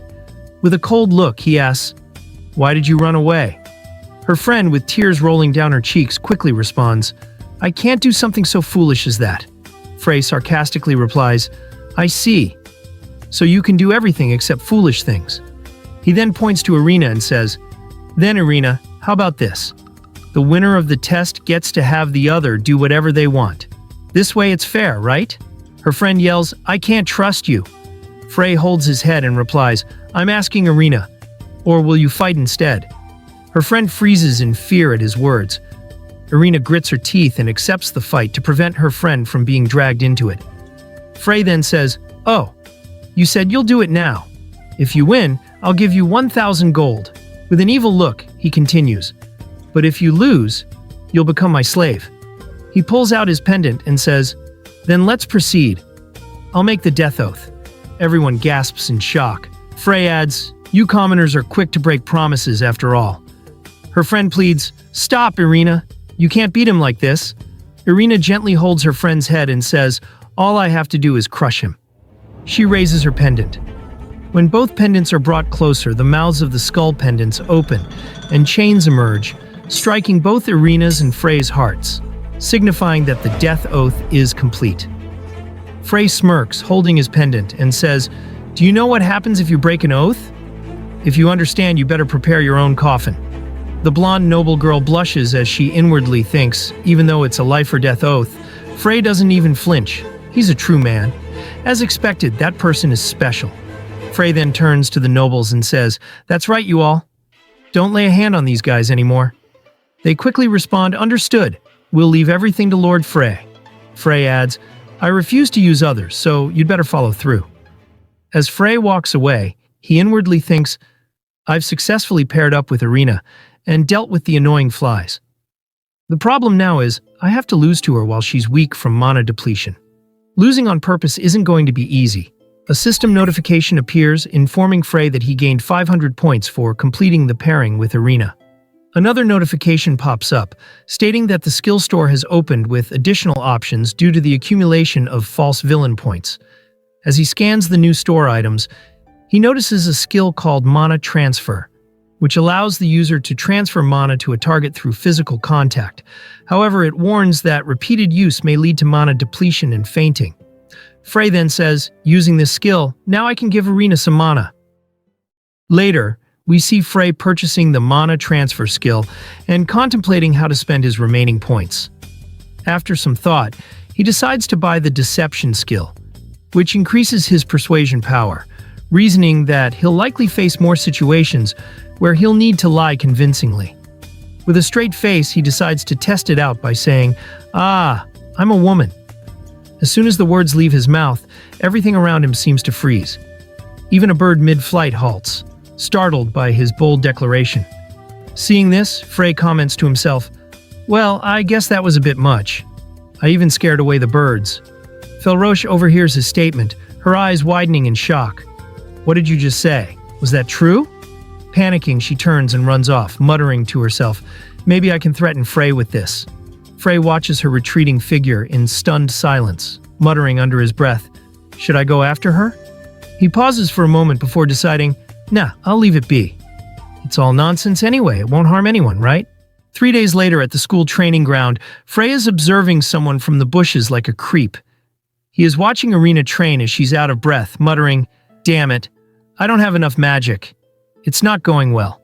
Her friend then supports her, saying, take a break, you can't keep going like this. Irina replies, I'm fine, I'm almost there. I just need a little more to make it work. If I can squeeze out one more shot, I have a chance. Frey watches with a tear of joy in his eye, seeing how hard she's training to defeat a scumbag like him. Irina summons a fireball in her hand. Frey is impressed, muttering, oh, to create a fireball with that limited amount of magic, as expected from a future great mage. He wipes away his nose and inwardly says, but don't overdo it. I'll use my skill to give you some magic. Irina then falls to her knees from exhaustion. Her friend quickly catches her, asking, "Are you okay?" Her friend then says, "I guess it's impossible. I'll help you too." Irina looks at her a bit confused, and her friend replies, "He's probably going to use another dangerous artifact. You can't win with a direct approach, so I'll secretly find a way to help you." Frey, watching from a distance, claps his hands and tears of joy fall from his eyes. "That's it. Good job." Irina then says to her friend, "Sorry, but I don't want to end up like him. I'll try to do it on my own somehow." Her friend replies, "You really have a troublesome personality." Frey, still hiding in the bushes, inwardly mutters, "Just accept help, you dummy." Suddenly a bird flies into the frame and lands in front of him, delivering a letter. He opens the letter and reads the contents. To Frey, "I know your secret. Follow my instructions and come to the cathedral." Frey reads it and sneers, "She can't even write her own name properly. She doesn't even know the kanji for it. And she has the audacity to blackmail me?" He grips the letter tightly. "You're really a pain in the ass." Later, at the cathedral, Frey opens the door slowly while inwardly thinking, "Damn, this door is heavy." He then sees Felroche in the middle of the hall, praying. She turns to Frey and says, "Oh, you came? How dare you deceive me all this time?" Frey inwardly wonders, what is she talking about? If my true identity had been exposed, I should be fainting from blood loss right now. Felroche, with a cold tone, says, "But it ends here."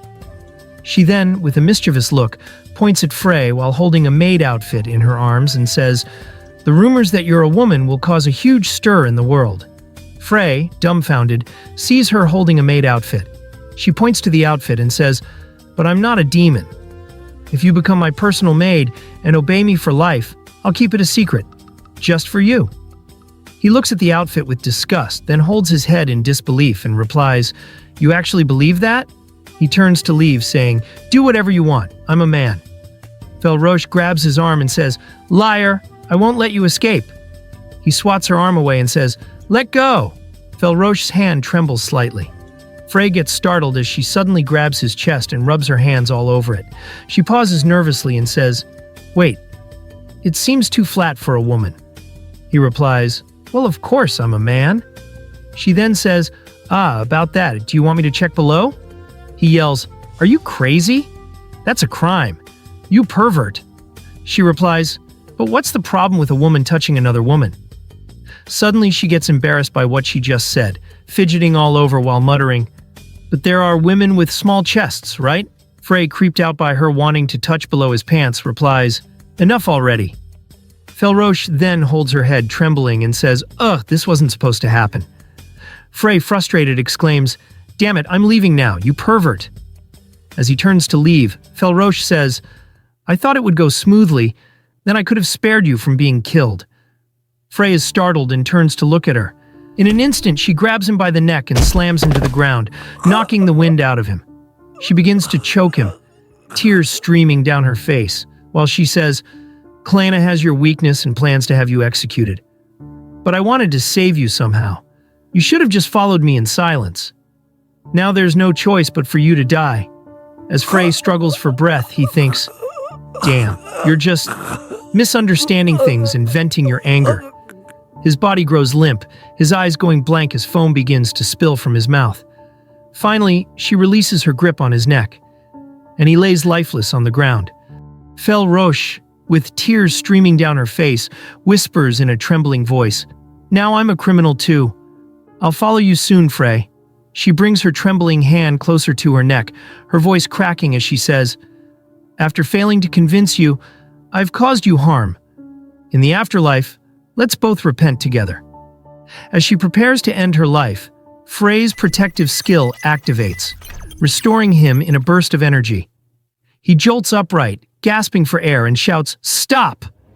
Felroche freezes in shock, her eyes wide as she stares at him. "Frey? I thought you were dead."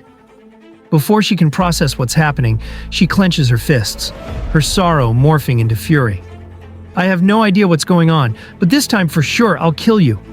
But Frey, still panting, calmly presses a red button on his shirt. A recording begins to play. Felroche's voice echoing through the cathedral. Klana has your weakness and plans to have you executed. Felroche's face pales and she stumbles backward, the realization of her mistake sinking in. What? Frey rises to his feet, his expression dark and menacing. You thought I'd come here empty-handed after you sent me a threat letter? His voice drips with malice as he takes slow, deliberate steps toward her. The saint and the third princess conspiring to kill the duke's son. How scandalous. Frey smirks, his voice dropping to a cold, taunting tone. If rumors of this spread, imagine the chaos. It would be quite inconvenient, wouldn't it? Later, the cathedral's silence is interrupted by a soft, hesitant voice. Master, is this okay? Will this really work? The camera pans to reveal Felroche in a maid outfit, sweeping the marble floor with visible frustration etched on her face from her humiliation. Frey lounges lazily on a chair, arms crossed, a devilish grin spread across his face. No, it's not. Clean it again. Felroche, clutching the broom tightly, say, But it's already the 5th time, she protests, her voice cracking. Frey, unfazed, casually holds up the miniature recorder in his hand. Even so, if I hold on to your weakness, Lady Klana will be executed. Her defiance vanishes instantly, replaced by panic. She frantically resumes sweeping, muttering under her breath, Ugh, I was supposed to have your weakness, not the other way around. Her frantic motions prove too much, and she trips, landing unceremoniously on the cold floor. Tears spill from her eyes as she slams her hands against the ground. I can't take it anymore. Frey then says, Oh, is that so? Do you want to do something else? His tone turns mockingly sweet before he continues with a menacing smirk. How about night service? Felroche freezes, her expression unchanging. It's better to spread rumors than to do something like that, she says flatly. Before she can process her words, a sharp slap echoes through the cathedral. Her head snaps to the side in disbelief.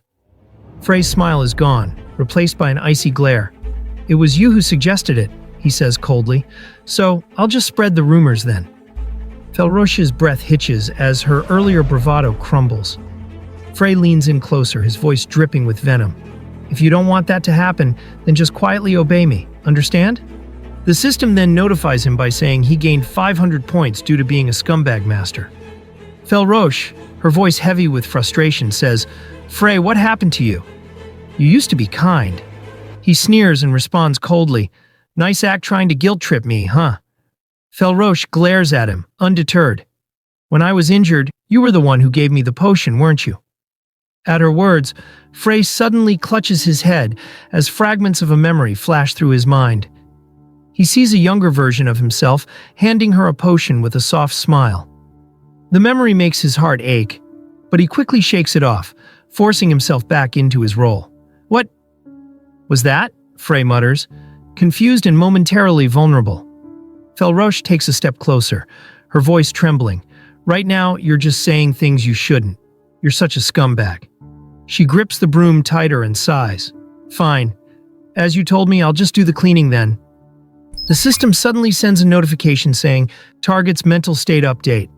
Anger, disgust, discomfort, disappointment, sadness. Frey glances at her, her body language screaming defeat. There was just a little bit of affection left for me. He thinks bitterly. Seems like it's all run out now. The events a few months from now will make this worth it. By doing this now, I can shield them from what's coming. I'll take the penalty. As long as the people who care for me are safe, it doesn't matter what they think of me. Later, at the dormitory, Frey enters his room while walking wobbly. Kanya then says to him, You're late. As she removes his coat, she asks, Young master, were you drinking? He chuckles and says, Yes, I just couldn't resist tonight. She then worriedly says, Lately, you've been plagued by nightmares, and now you're drinking alcohol. He replies, I'm used to it by now. I've been like this even in my past life. Don't worry. He stretches his arms and says to her, I'll give you some of my life force now. Go on and lie down. She sits on a chair and starts to unbutton her shirt. Frey quickly looks away with a blush and says, Ah, that's right, I forgot to mention. It's actually not necessary for you to strip in that place. There's no need to place my hand there, right? She with a blush replies, There's no reason to change though. He scratches his face and cheekily replies, "Yes, but the problem is, I don't know where to look." She pauses for a bit, then realization kicks in. She stammers, her face turning deep red with a blush, and says, "Wait, now that I think about it, it seems like a good opportunity. Maybe we should try changing things up." She removes her shirt and lies on the bed with a cloth on top of her back. He places his hand on the cloth on her back and starts the life force transfer process. Kanya blushes a bit as his hand touches her back, and Frey asks her, "By the way, did you enter my subconscious?" She replies, "Yes, when the young master lost consciousness." He nervously says, "I see. So you were trying to help me? That's why you went so far." He then adds, "You don't have to go that far though. My past life was crap anyway." She becomes guilty and inwardly thinks to herself, "Saying things like that? You were probably like this in your past life as well. But still, it's something I don't like to hear. But you helped me in this world, didn't you? You threw your life away to save me." Later we see Kanya lighting the candles while Frey sleeps on the bed. He seems to be having a nightmare and yells, "Wait, where are you going?" She looks at Frey fidgeting in the bed while sleeping, and Frey yells, "No, don't. You shouldn't forgive me. You should stab me. Go on, do it." Kanya then gets close to the sleeping Frey and says, "Even if you couldn't, you still saved me. At least if I could ease your nightmares." She then sees her plushie, and an idea pops into her head. She takes the plushie and says, "That's right, I infused it into this cat with magic." She then closes her eyes and conjures her dark magic, saying, "If it's just this much, if it's not in human form, I should be able to get it inside his nightmare." We now see Frey trapped in a dark area, wondering what this place is and how he ended up here. He then sees a cat meowing, and he gets startled by the familiar sight. He sits down and pats its body while saying, "It seems familiar. I've seen it somewhere before. Let's go together. I'll search for the owner while I'm at it." Suddenly he notices a fog. He looks at the distant area and then sees two children. Frey says, "Are there people?" The atmosphere is a little different from before. He then sees a boy handing over a bottle of potion to an injured girl while saying, "I'll give you this potion. Did you get hurt?" Frey notices the scene unfolding and says, "Is that Felroche and me when I was young? Is this a dream, perhaps?" We see Felroche asking the young boy, "Who are you? And why are you giving this to me? Why would you give me something like this?" The young boy introduces himself as Frey Rayon and says, "When I see someone in trouble, I should help, right?" She then yells, "Liar! You are just going to use me." Frey, seeing those two, thinks to himself, "She's calling me a liar. The first time we met. It wasn't here, but it should have been at the cathedral. It's strange, isn't it?" The young boy says to Felroche, "I guess it can't be helped, even if you doubt me." He then places the potion on the floor and says, "Well, I'll leave it here. Do what you want. Throw it away or drink it. It's your choice." Felroche then asks him where he's going, and the young boy points to the cathedral in the distance. He then says to her, "Go check it out. You'll believe it, right? Even if I can't be trusted, the people there can be trusted." The young boy runs off while Felroche yells at him to wait. Felroche, seeing the potion on the floor, says to herself, "I couldn't see it clearly. But what is he thinking? Pretending to be kind?" Suddenly, once the mist clears, Felroche turns into stone. Frey, seeing all this happen, says, "It doesn't seem like this is just a dream." Felroche is a person who talks nonsense, but she doesn't lie. It's too vivid, too real to be just a dream. What I saw earlier, it likely happened in reality, but why don't I remember anything? He then gets a bit startled as he says, "This is probably someone manipulating my memories." Which means some of my real memories have returned because of what I heard those words from earlier in the day. Suddenly the mist starts to surround him, and Kitty gets confused about what's going on. Frey then hears a voice calling out for him to wake up, saying, "How long are you going to sleep?" The voice then yells, "Wake up already." He opens his eyes and gets shocked as the bloody figure says, "You finally woke up, huh? You're the criminal who put me through this." Frey stammers to the ground as he sees Felroche crucified to a pole, staring at him with her horrifying eyes. Looking at her state, he inwardly says, "Of all the things, you didn't have to show me this memory." Suddenly a hand emerges from the darkness and grips his shoulders. It's none other than Klana, in a bloody and horrifying state. She asks Frey, "Was it fun killing me?" He touches a puddle of blood on the floor, raises his hand and says, "Where is this blood coming from?" Suddenly he hears a voice calling out to him, saying, "Young master."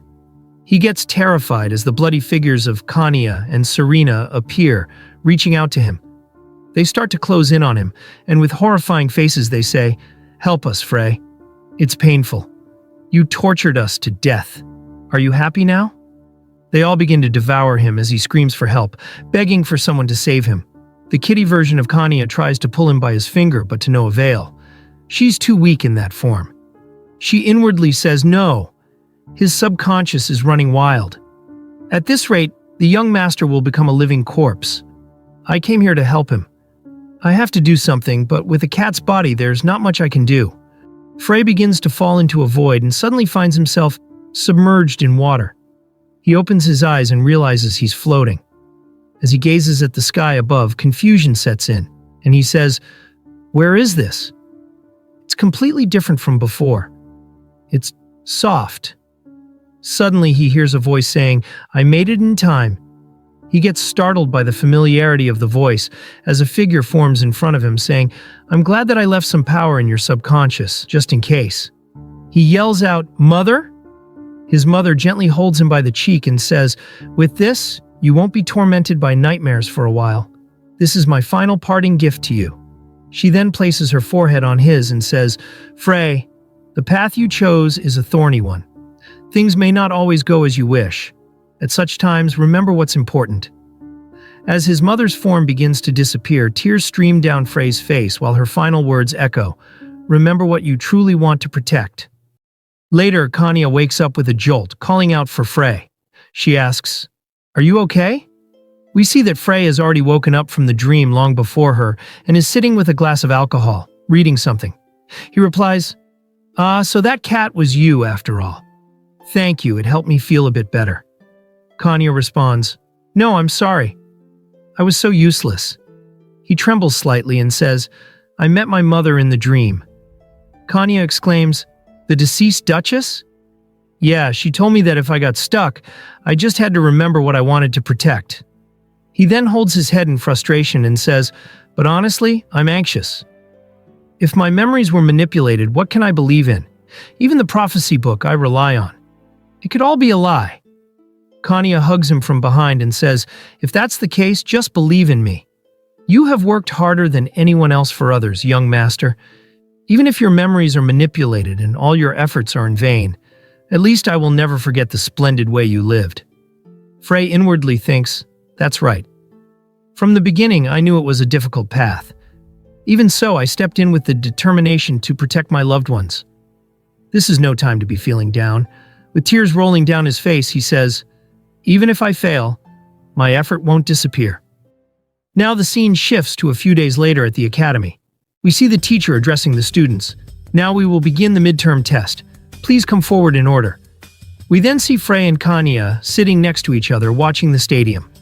Frey inwardly thinks to himself, "I bought as many mana transfer skills as I could and leveled them up. I practiced a lot with Kanya, so it'll definitely work out." The match currently taking place is Klana versus Felroche. As they prepare themselves, the teacher reminds them there will be no withdrawals this time. Felroche, with a confident look, replies, "No worries, I have no intention of withdrawing." As Klana raises her hand and prepares her magic bullet, she glances slightly at Frey. He notices her glance and thinks inwardly, "She seems to be plotting something. It's impossible to attack me from that angle, right?" Klana then fires her magic bullet toward Felroche. Felroche, with a menacing aura, readies herself and lands a clean right hook to the bullet, deflecting it in Frey's direction. Frey gets startled by the approaching bullet and thinks, "Damn it. Was the plan all along to deflect it in this direction? Shit, there's no time to dodge." The teacher swiftly appears in front of Frey and parries the bullet using her sword. Then, with a cold tone, she says, "I trust that was an accident. If it was intentional, then both of you will be disqualified." Seeing that her plan failed, Klana tells Felroche, "There's no helping it. Let's settle this quickly." Both of them clash, and Klana quickly hits Felroche with consecutive strikes. Felroche spits out saliva from the rapid blows and falls to the ground in pain. The teacher then announces that Klana won and calls upon Irina and Frey to come forward. As Frey stands up, Kanya tells him not to push himself, and he replies, "It's okay. We studied how to lose properly, didn't we?" As Frey and Irina stand face to face, Irina summons her flame and says, "Prepare to crawl, you scum." Frey replies, "Quite confident, aren't we?" He then grips his sword and says, "You won't be able to talk big after I bang you up. Well then, let's put on a show." The teacher then says, "All right, are you ready?" As the teacher tells them to begin, Frey lunges toward Irina while Irina summons a fireball. Suddenly, Frey gets startled as Irina summons 7 fireballs at once. Irina then finds it hard to control this many fireballs and tries harder to concentrate. But she ends up disoriented as her magic dissipates. Frey then imbues mana transfer magic into his hand and says, "That's what happens when you push yourself. I'll have to stick to the original plan now." He then lunges at her, grabs her by the neck, and slams her to the ground, knocking the shit out of her. He then inwardly says, "That one hit would be enough," and says to Irina, as expected, "Being a worm and crawling on the ground suits you well." He presses her neck further while inwardly saying, "I'll share my mana with you." Irina yells, "Damn it!" and one of her fireballs tries to catch Frey off guard. Frey inwardly says, "Good job. Now I just gotta tank it like a Chad."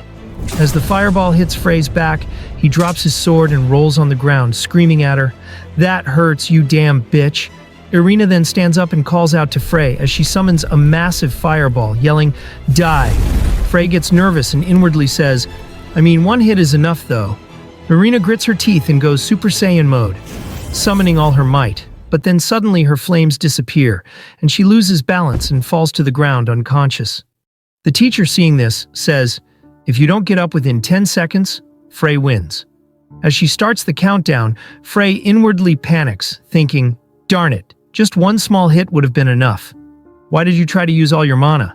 He then tries to come up with something while thinking, what to do. Even if her mana recovers, she won't be able to get up right away. He suddenly gets an idea. Wait, that's right. Maybe I can stall for time with useless talk. He then glances to his side and notices something ominous. A green magic circle begins to form beneath them. Frey grows nervous and says, "This spell, it's teleportation magic." Damn it, what is it this time? The area starts to burst with magic as the spectators watch in confusion. The teacher quickly yells, "Everyone, back off!" I couldn't detect the magic until it activated. There might be other traps too, so don't move from your spot. Meanwhile, Irina's friend grips onto a scroll and mutters, "Why? Don't tell me this wasn't a healing scroll?" The scene shifts to an ominous forest where a rat can be seen munching on something. Suddenly, it gets alert as a magic circle appears, and Irina and Frey fall onto the ground in the middle of the forest. Frey grits his teeth and says, "I thought my plan would work." He then looks at Irina's unconscious body and says, "Irina went berserk, and therefore my plan failed. And on top of that, there was an accident. It's truly one misfortune after another." He holds Irina and checks her body, saying, "Luckily, there's no injury. She's just fainted." He then says, "More importantly, isn't this the Grey Forest, home to most of the monsters on the continent?" He lets out a sigh, saying, "With a hero who can't use magic and one who is gravely wounded, can we really survive here? Well, I can roughly guess whose fault this is." He recalls the earlier moment, saying, "It's most likely Ariane. I saw her with a scroll, but it's hard to believe she came to help with a teleportation scroll. It must have been a mix-up or something." He lets out another sigh while saying, "Well, I'll ask about the circumstances later.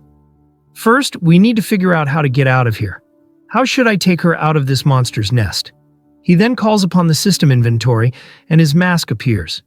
He puts it on, saying, "This seems useful. Due to the system adjustments, no one will recognize me even if they're nearby." After some time, we hear Frey calling for Irina to wake up.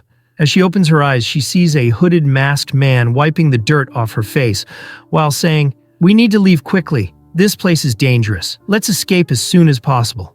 Irina looks around nervously and says, "What is this place?" He replies, "You were abducted by Frey using a teleportation scroll." He then unties her hands and says, "It's okay now, let's hurry." She looks confused as her hands start to tremble. She says, "Wait, I have no idea what's going on in the first place. And who are you anyway?" He replies, "I guess I have to introduce myself briefly."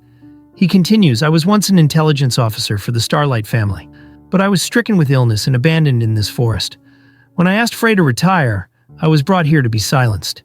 They told me I'd be doomed if I left this place. Irina lets out a soft laugh and says, "Isn't that the same as telling you to go and die?" The man continues, "Hence, he mistook me for a ghost and fled earlier. He thought I was long dead." He then points into the distance and says, "There's a relatively safe place over there.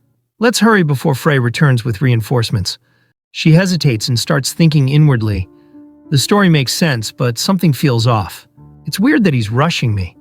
It's unlikely that a friend of Frey would help me, so I should refuse, just in case. With a confident look, she says to him, "Thank you, but I'll go alone. Despite appearances, I'm quite skilled." He retorts, "That's reckless."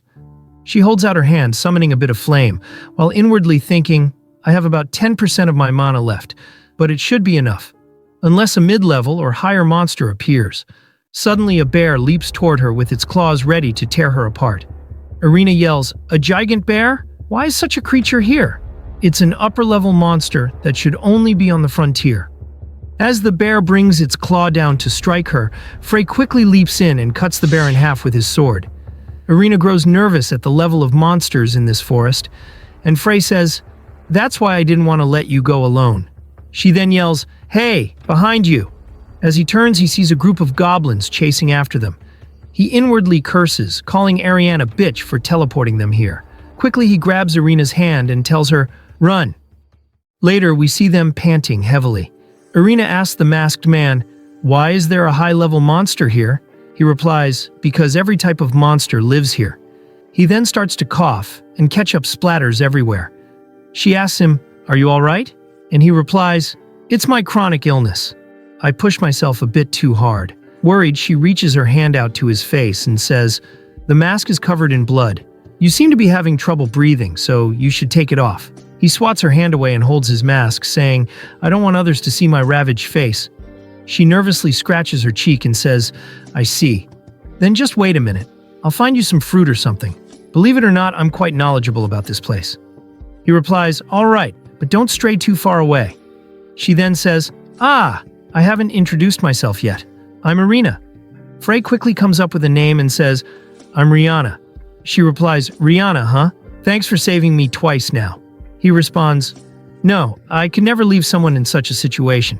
Irina waves at him and says, "I'm just going to get some fruit quickly, so stay put." As she leaves, he sits next to a tree while muttering, "I never thought I'd be grateful to a monster." He removes his mask, revealing ketchup dripping from his mouth, and says, "I was worried that hastily made cover story would fall apart, but saving her eased her suspicion." Speaking of which, what happened to Irina's quest? He checks the system, which shows that it's currently awaiting judgment on victory or defeat. He says the Academy is holding off on the decision. Well, with a student disappearing during the test, that's not surprising. There's no penalty either, so I should focus on getting out of here. This forest is full of dangers. One wrong step could mean death. 3 days have passed, and they are still in the Grey Forest. Irina inwardly thinks, Rihanna said, he'd take me to the edge of the forest. I felt bad, but since I can't use much magic, I had to rely on his help.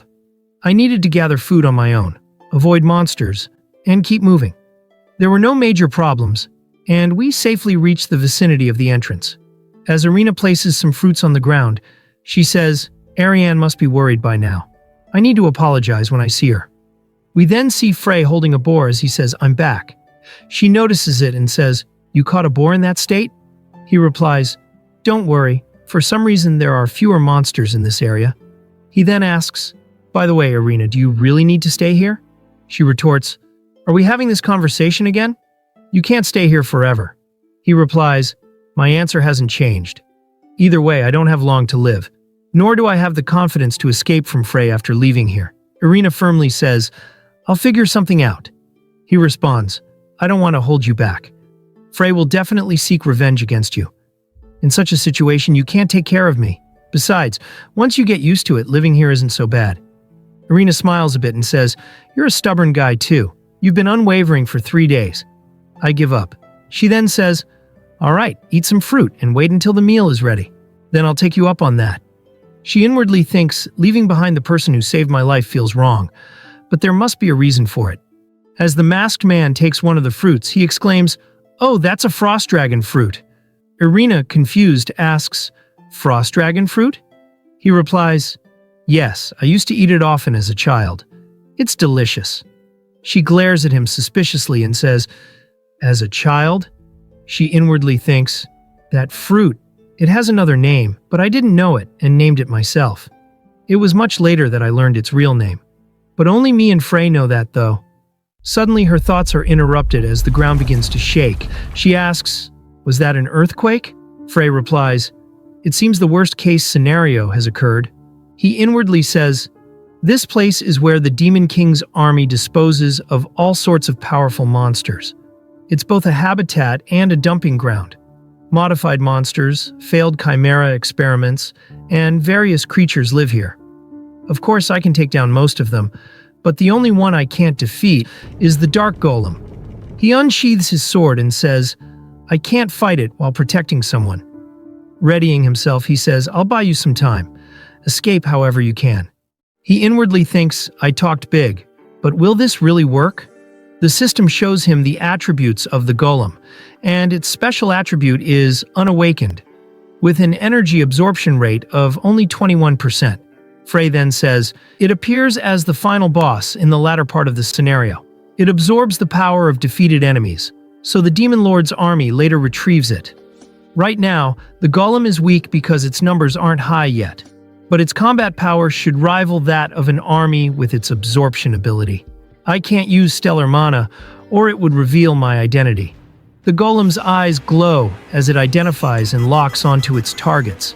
It then fires a laser beam toward them. Frey quickly grabs Arena and dodges the incoming strike. The blast leaves a path of destruction, and they narrowly avoid it. Frey then says to her, "There's no time, you must escape." She replies, "But I can't just leave you behind." The golem then prepares for another strike. Frey grabs Arena's shoulders and says, "I won't last much longer anyway. That's why I want to use what's left for you. You're the only one who can avenge me against Frey." She then mutters, "I'm seriously mistaken. Comparing yourself to that scumbag is ridiculous." He gets a bit confused, and she holds his hand saying, "Don't worry about it. I was just talking to myself." She then smiles softly at him and says, "Thank you, Rihanna. I won't forget this debt, even in death." She then runs off, saying, "Don't worry. I'll make sure that bastard gets what's coming to him." He then inwardly thinks, "Damn, my Oscar-level acting just keeps getting better every day." He then says, "Well, whatever. Now that Arena's escaped, I guess I'll show my true power." The golem notices that Arena's missing and tries to pursue her, but Frey leaps toward it, shouting, "Your opponent is me." He effortlessly slashes the golem's leg using his aura, and the golem falls with a thud. Frey then says, "I've immobilized it for now. If I can just destroy the core." Frey then taunts the golem, "At least for once try standing up for yourself, or I'll keep slashing you to pieces." He then sarcastically adds, "Oh, that's right. You're missing a leg." The golem has had enough and activates its missile launchers, firing at it. Frey says, "You've got to be kidding me. Do you not understand restraint?" Frey slashes the missiles with consecutive sword strikes, but the explosions cause his mask to crack, and ketchup starts spilling from his face. He inwardly thinks, "Damn, they just keep firing non-stop. If this drags on, it'll be fatal. I need to destroy the core quickly." The golem system then says, "Revising target data, recognizing as a Class 1 danger, executing self-destruct code." Frey watches in disbelief as he quickly runs toward it, thinking, "If it self-destructs, not only will I die, but Arena will be in danger too. I have to stop it somehow." He then leaps toward the golem and strikes its core. He then notices something wrong as a massive wave of energy starts to emit toward the sky, followed by a powerful shock wave blasting through the forest. We see that Frey has successfully destroyed its core just in time before the self-destruction could take place. He falls to his knees and starts coughing, and we can see that his mask has completely shattered from the blast of the shockwave. With ketchup dripping from his mouth, he says, "Damn it, I ended up tanking it. That golem, surely it can't move anymore, right?" He then hears the sound of a crow flying and looks up saying, "That's a reconnaissance crow." Come to think of it, with all this commotion at the forest entrance, it'd be strange if the nearby villagers didn't come to investigate. If they find out I'm here, my identity will be exposed to Arena. He tries to stand up, saying, "I can't let that happen," but ends up falling, as his body isn't responding anymore. Suddenly, a figure catches him before he falls. As Frey opens his eyes to look at it, he sees Kanya, She says to him, "It's all right now, young master. Leave the rest to me." As Frey grabs onto her for support, she adds, "I have a carriage waiting nearby. I'll take you home without anyone noticing." He then closes his eyes and says, "I'm counting on you." 2 days later at the dormitory, we see Frey finally waking up. Kanya says to him, "We were so worried. You didn't wake up for the whole 2 days." He rubs his head and replies, "I'm fine. I was just a little tired. For now, explain the current situation." Kanya starts to explain, saying, "We received a report that the search party investigated the place where you were found." Frey then says, "So they are questioning and also investigating the techniques that Ariane used to help Irina." She replies, "Yes. But even though it was supposed to be a healing scroll, they say the two of you teleported." Frey responds, "In other words, it was an accident? If multiple testimonies point to the same evidence and Ariane's story is proven valid, it will likely be dealt with as a serious crime." He inwardly thinks, could such a coincidence really happen? It's not impossible that I got counterfeit goods from the shop. He says to Kanya, "For now, investigate the source of the scrolls." She replies, "Understood. Someone is already investigating it." He then asks about Irina. She replies, "She was taken to a nearby village for protection and has reportedly recovered and returned safely." Frey says she had pushed herself to the limit throughout the night, so her stamina was completely drained. He then says, "Oh, right. What was the result of their match?" She replies, "Yesterday it was finally decided as your victory, young master." He grips the sheet and says, "So it turned out that way in the end. If I had lost, things would have been easier later. No, I should just be grateful that there's no penalty."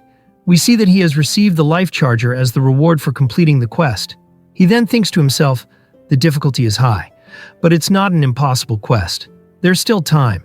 Taking the necessary steps and then finding a solution won't be too late. He then says to Kanya, "Thank you. I've got a general idea of the situation, and I'm a little—" Kanya cuts him off and says, "Young master, actually, there's one more thing I need to tell you."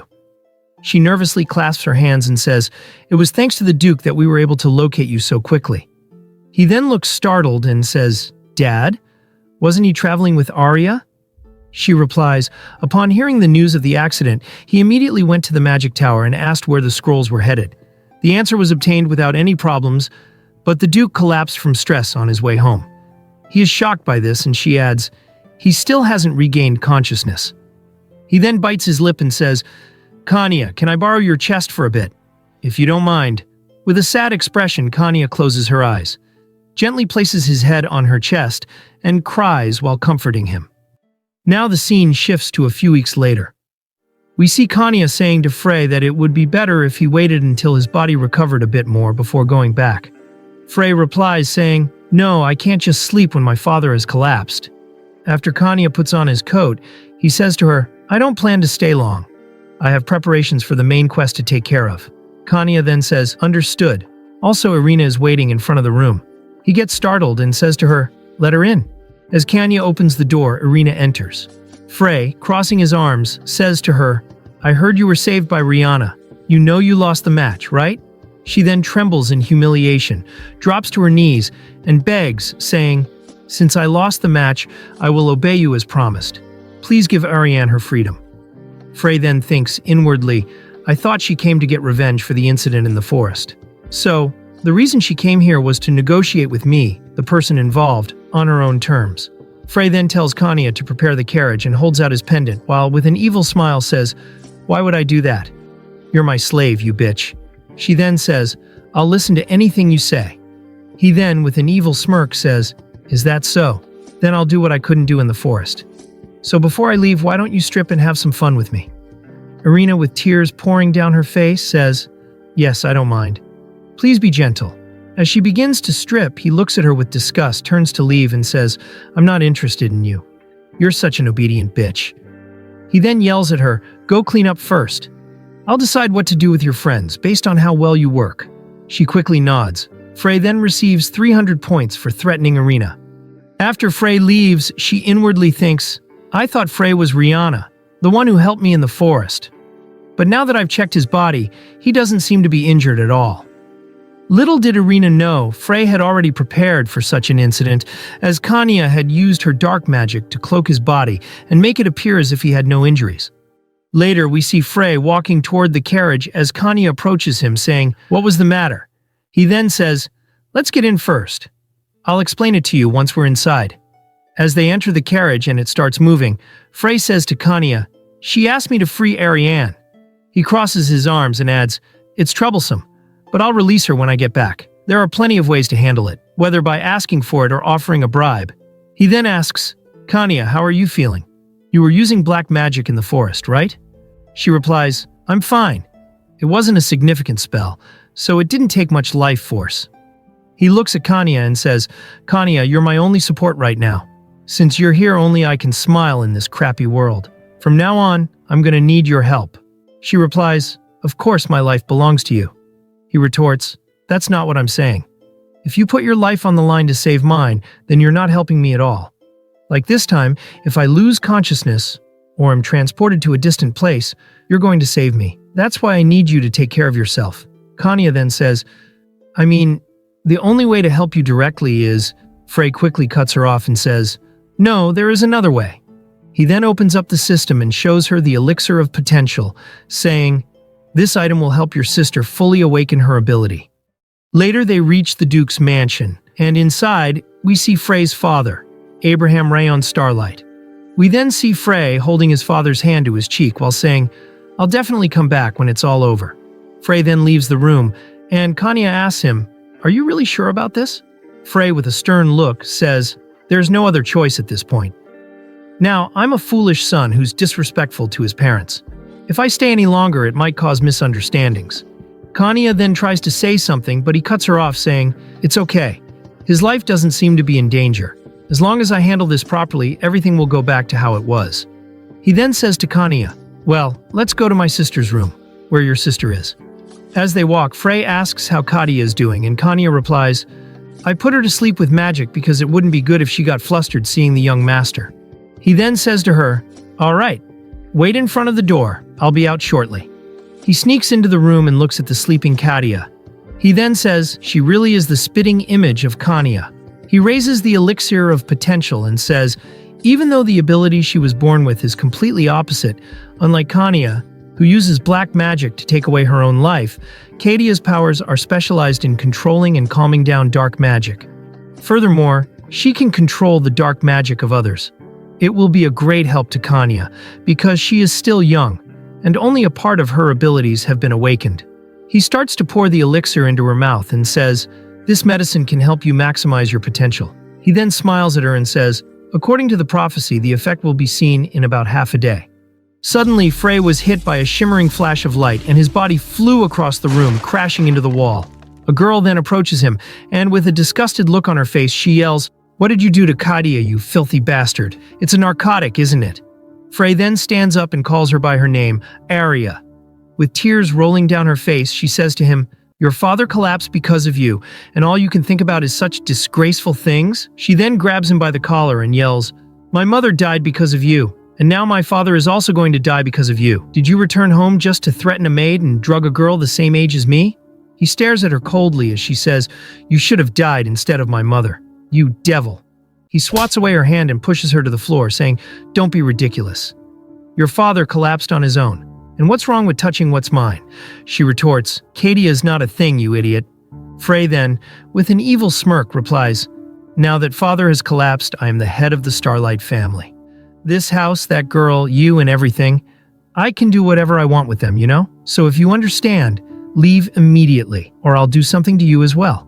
Arya grabs Frey's arm and cries, "Stop it! Please stop, I beg you." With tears pouring down her face, she says, "Please, big brother." He gets startled as she calls him that. Arya then says, "Please go back to the kind brother you used to be." He pushes her off to the ground and says, "What a killjoy." He then looks at her coldly and says, "I'll stop here for today. It would be troublesome if someone ends up crying nearby." As he leaves the room, he says, "Make sure to stay out of my sight as much as possible, you filthy bitch." The system notifies him that he has gained 300 points for showing no mercy, even to family. Arya then cries, muttering, "Big brother, what really happened to you?" Frey then slumps to the ground, leaning outside the door as Arya cries out loud, "Big brother, who was kind to everyone? Why did it turn out like this?"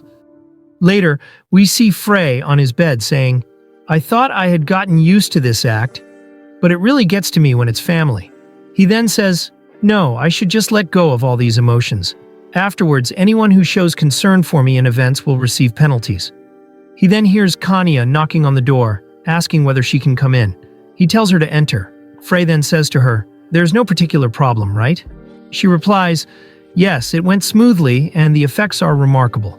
She raises her hand and summons her dark magic, saying, until now, dark magic had been overflowing excessively.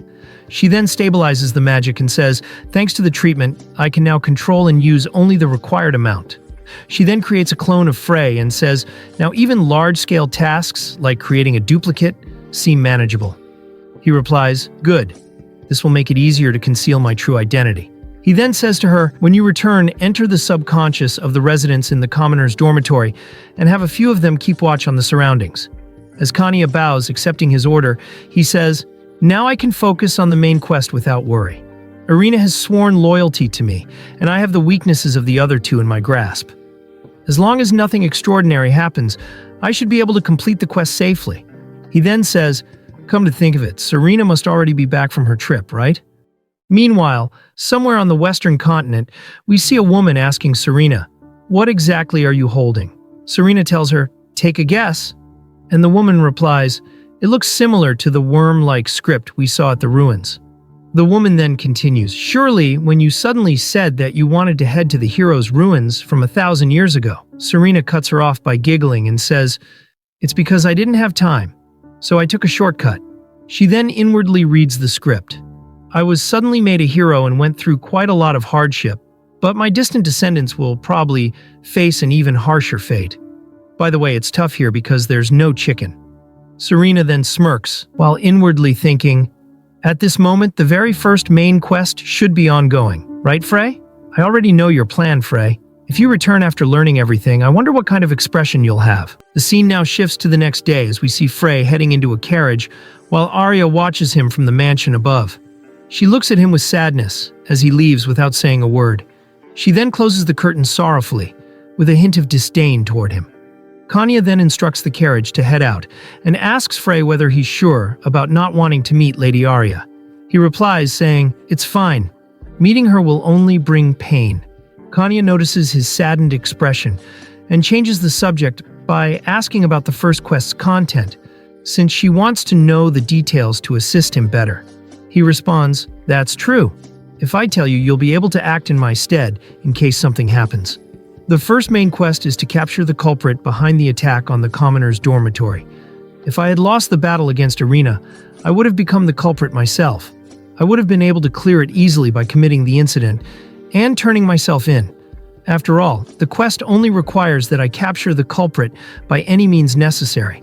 Even if I got caught, I could just bribe my way out. But that plan failed, so now no one knows who the culprit will be.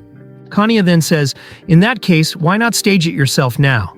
He tells her, if you do that, then another assailant is likely to appear. She then says, I see, what a troublesome system.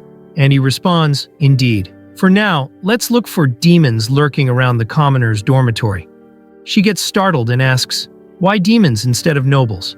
Frey replies, that's a possibility too, but this is the perfect opportunity for demons to infiltrate the empire. The empire is completely corrupted now. The arrogance of the nobility has pushed the commoners to the brink of rebellion. If a noble does anything to the commoners in such a situation, riots will break out everywhere. Kanya then says, they're probably planning to take over the empire during the chaos? He replies, indeed. It's even written in the prophecy that if I fail, the Demon King's forces will take action. Kanya then says, then let's think of a way to find the demons disguised as humans first. Frey reassures by saying, don't worry. If we buy a certain item, it'll be an easy fix. Later, we see them in the Empire's back alleys, wearing robes as a disguise to blend in. Frey then says to Kanya, now we're all set, as we see him carrying some shady items with him. Kanya then takes out a device and asks, will this demon detector really work? Frey reassures by saying, it should be sufficient for anything below the Demon King or his executives. The system window should identify higher-level demons, so there shouldn't be a problem. Kanya sighs and says, well, it's useful every once in a while. Frey responds, it's usually a source of trouble, but sometimes it can be helpful. He then asks her, have you started investigating Serena? She replies, Yes, I've asked an informant in the back alleys. I also plan to mobilize my shadow decoys. But to be honest, I'm not confident if she's seriously hiding. Frey sighs and says, "That's right. With our power, we probably won't find her. After all, she's the heir to the Moonlight family, which handles all of the Empire's intelligence and assassination missions. For now, we just have to give it a try." Frey then stops in his tracks as he spots some kids huddled together, lamenting that they are starving. He inwardly wonders, are those the children who were captured by the succubus queen? A boy then says, "We should have used the gold coins the masked guy gave us more carefully." The girl retorts, "Even if we had, the adults would have taken it anyway." Kanya's attention shifts to Frey as he says, "Looks like I was the naive one here, thinking I saved the children just by giving them a little pocket money." He then says, "This won't do. I'll build an orphanage." Kanya, shocked, asks, "What are you saying?" He replies, "Since I'm a hero, I can't just turn a blind eye. I have more money than I could ever use." She retorts, "You can't. If you do that, your identity will be exposed." Frey then shows her a device, and she curiously asks, "What is that?" He replies, "It's the lifespan measurement device I got as a reward for defeating Arena. As you can see, I've got about 4 to 5 years left. I'd like to do what I want while I'm still alive. If I can save someone like them, it might atone for my sins." Kanya, with a saddened look, replies, "Saying something like that, that's unfair, isn't it? Fine then, we'll do it under my name." She then walks toward the children and gives each of them a piece of bread with a gentle smile. Frey smiles at the sight of the excited kids and inwardly thinks, "This should bring peace for a while, right? I'll attend the palace ball as my father's representative, but it doesn't matter because I already have a fiancé. If anyone approaches me, I'll just drive them away." The scene now shifts to the royal palace, where we see the Empress saying to Klana that the Moonlight family becoming the hero's partner would pose a threat to the palace. Klana inwardly thinks she's just saying something that sounds plausible, but she's really after the Starlight family's immense wealth. The Empress then leaves the room saying, "Anyway, do as you're told and make sure to marry Frey. If you fail, I'll sell you off, so keep that in mind." As the door closes with a thud, Klana stands there, clenching her trembling fists. With tears pouring down her face, she says, "That's impossible. If I had to marry that piece of trash, I'd rather die." A few days later at the academy, we see Frey checking the detector and remarking that there's no reaction today either. Kanya then says to him, "If it's just hiding, wouldn't it be fine for me to do it alone?" Frey changes the subject and says, "Anyway, there's nothing to do for a while, so being with you is more relaxing." She then blushes and says, "Oh, that's good to hear." She hands him a letter and says, "I believe it's about the ball in a week." Frey opens it while saying, "So it's about coming in place of my father?" He then reads the contents aloud.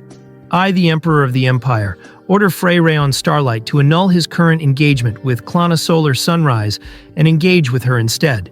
He then gets petrified as he says, "It's based on the second vow made between the first Emperor and the previous hero." Kanya gets startled and asks, "Why so suddenly?" Frey then holds his head in frustration and says, "I feel like I read about the second vow in a prophecy. I think it was related to the marriage of the first emperor and our ancestors, right?" Suddenly, a group of women rushes toward Frey, yelling out his name. He gets startled as one of the women says, "I heard you're looking for a marriage partner at the upcoming ball." Another yells, "If it's me, I feel like I could be a good match for you." Frey then gets frustrated and inwardly thinks, "It seems like someone caught wind of the engagement annulment and came by. Please don't spread half-baked rumors." Kanya then steps between the women, pulls them aside and says, "Please step back. The young master's fiancé has already been decided." The group of women glares at her as she holds out a letter saying, "This is an order from the Emperor, so glaring won't change anything." They then leave in anger, saying, "Just wait and see. I'm definitely going to marry Frey." As they leave, Frey says to Kanya, "It's going to be troublesome if so many people gather because they heard rumors like that." Kanya then retorts, "The problem is not that. Engaging with Klana is the issue." She then sighs and says, "If I keep running into you while being frustrated about almost killing the young master." Frey cuts her off and says, "No, this situation might actually be in my favor. I was also worrying about how to keep my distance when Serena returns." She then says, "It would indeed be difficult to keep avoiding your fiancé, Serena." Frey then smirks and says, "Oh, that's why I'll use this opportunity to distance myself." The scene now shifts to the Academy Library, where we see Klana reading a book and scoffing, saying, "There's no useful information here either." She then places it on the shelf and mutters, "I'll have to check out the secret archives of the palace." but she ponders that she can't enter there without her father's permission. She then inwardly says, I want to investigate the vow that became the pretense for the engagement. 1,000 years ago, when the Demon King disappeared and the first emperor, my ancestor, created this country, there were two noble houses that provided help. The Starlight family, who defeated the Demon King and garnered overwhelming support from the populace, and the Moonlight family, who handled various dark dealings behind the scenes. To honor them, the emperor granted both houses extra legal privileges. Since then, even the emperor has not been allowed to intervene in their decisions. She then mutters, the master-servant relationship is just a name, and for 1,000 years the royal family has requested cooperation from both houses. Yet suddenly, to order an engagement annulment, what kind of vow would make that possible? Suddenly a voice calls out, what are you thinking so hard about, my future wife? She gets startled as it's none other than Frey. Klana then glares at him and says, how leisurely of you to come just to tease me. Frey, with an evil grin, says, don't glare at me like that. We'll be living together from now on, after all. She then says, it seems you have no particular business, so I'll take my leave. Frey retorts, since I came all this way, you might as well show a little more friendliness, don't you think? She then gets shocked as he says, we're both caught up in the love quarrels of our ancestors from 1,000 years ago, after all. She then asks him whether he knows about the second vow, and he replies, well, yeah. It was written in our old manuscripts. It's famous that the first emperor was in love with the previous hero, right? He then takes out a manuscript from his pocket and says, it was written that the first emperor, having lost his rightful position as first consort, made a vow so that his descendants wouldn't suffer the same fate. She then gets shocked and asks him what he just said, as it sounds ridiculous. He then throws it toward her and says, I don't know anything beyond that. The rest was encoded. He then turns to leave, saying, go ahead and pick it like a bitch. See you at the ball. She then gets frustrated and asks whether he's okay with being forced to marry her. Frey replies, it's not like I want to do this or that it matters who it is, right? With a smirk, he adds, but thinking about it, there's no power in being the head of the Moonlight family. With an evil grin, he says, you might have it easier just being you. He then leaves saying, don't worry. If you behave, I intend to let you have some freedom. After all, you're only worth your body. He then inwardly thinks, I've given you a hint. The fact that the invitation does not state anything about the party's right to refuse. I'm sure you'll notice and avoid the marriage. The scene now shifts to somewhere in the Western continent, where we see an old woman in a cloak walking toward a humble villa in the distance. She then opens the door and is greeted by a voice saying, welcome, you old witch. It's none other than Frey's fiancée, Serena, who is eating a sweet cake with a mischievous smile. The woman takes off her cloak and replies, only you would call the head of the magic tower of the Sunrise Empire an old hag, daughter of the Moonlight family. Serena then replies, but don't you like this nickname better than the one for the magic tower master? The old woman then sits across from her, saying, you really are a shrewd bitch? The woman then asks her what the urgent request is, and Serena replies that she wants to erase her memory. Upon hearing this, the Tower Master bursts into laughter and asks, did you get dumped by Frey, or did you witness an affair again? Serena replies, not just a specific memory, I want to erase everything from the past month. Upon hearing her words, the smile on the hag's face completely disappears. With a serious expression, she says, don't be foolish. What's your goal? If you erase that much, your body won't be able to handle it. Serena then says, but there's no choice. It looks like I'm about to reveal the hero's true identity, and it's becoming impossible to keep doubting. The Tower Master, confused, asks what she's saying, but Serena interrupts her and says, I have one more thing. I want you to cast a spell on me that makes me obey unconditionally. The woman gets startled and asks, who will you obey? Serena replies with a subtle smile, Frey Rayon Starlight. I have to do that, or I might end up killing him at the ball. Later, in the Imperial Palace, we see a maid telling Klana that the dress prepared for her suits her well before excusing herself. Klana then sighs and says, there's 6 hours left until the banquet. She then looks at a bunch of books on the table and says, I have to break the encryption somehow before then. Suddenly she hears a sound and turns, only to see that it's just a cat.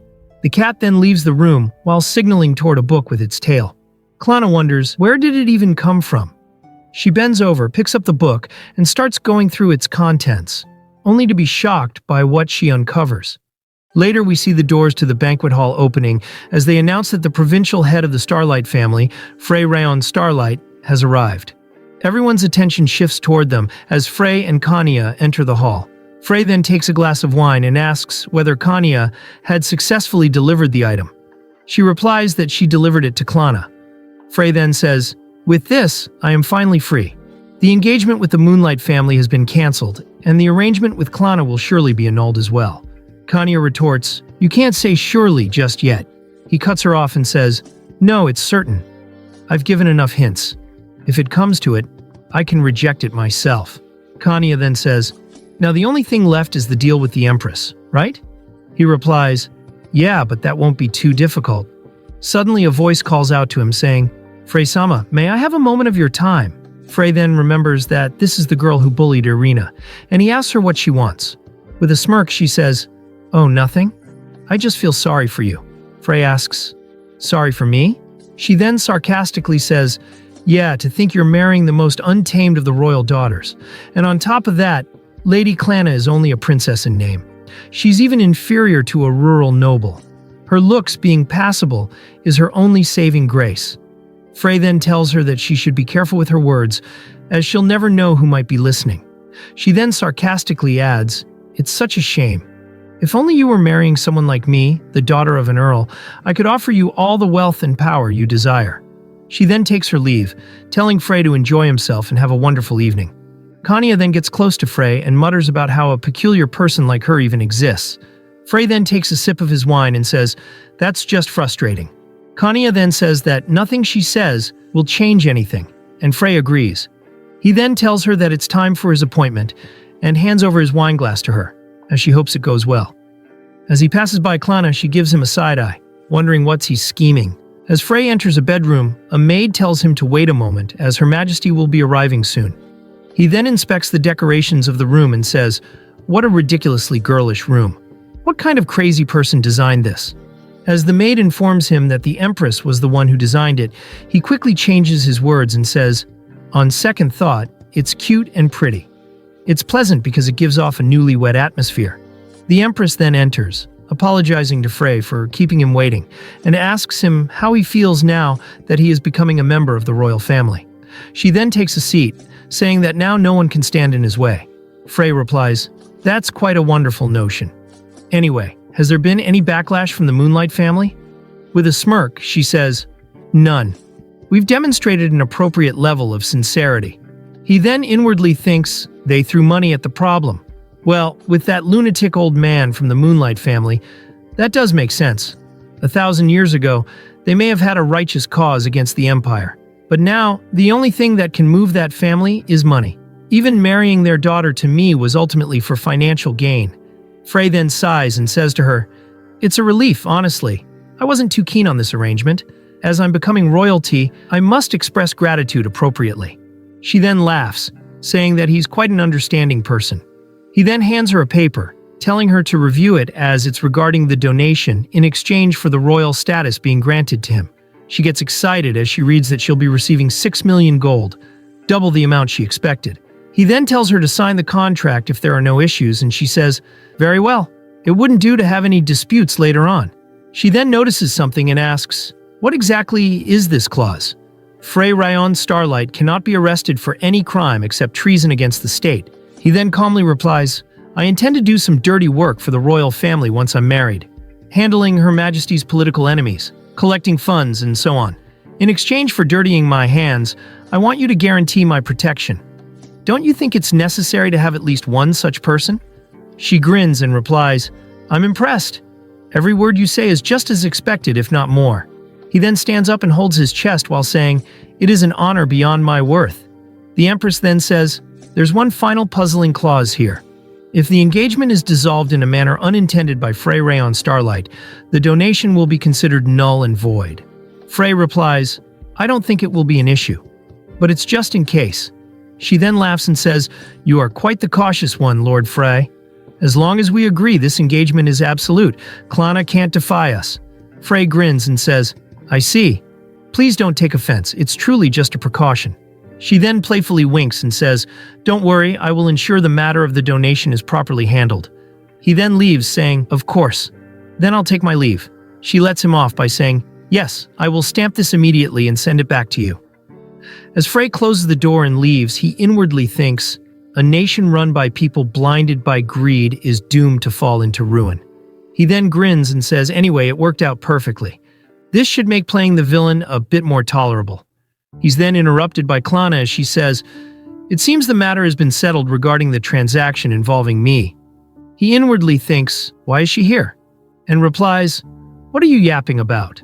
We were merely exchanging opinions on strengthening the nation." She then glares at him and says, "Don't make me laugh. You're only thinking of satisfying your own selfish desires." She then walks past him saying, "You'd better wake up. Things won't go the way you want them to." He then stands there as she walks away and smirks while inwardly thinking, "It seems I've found a way to avoid the marriage. Well, everything seems to be going according to my plan.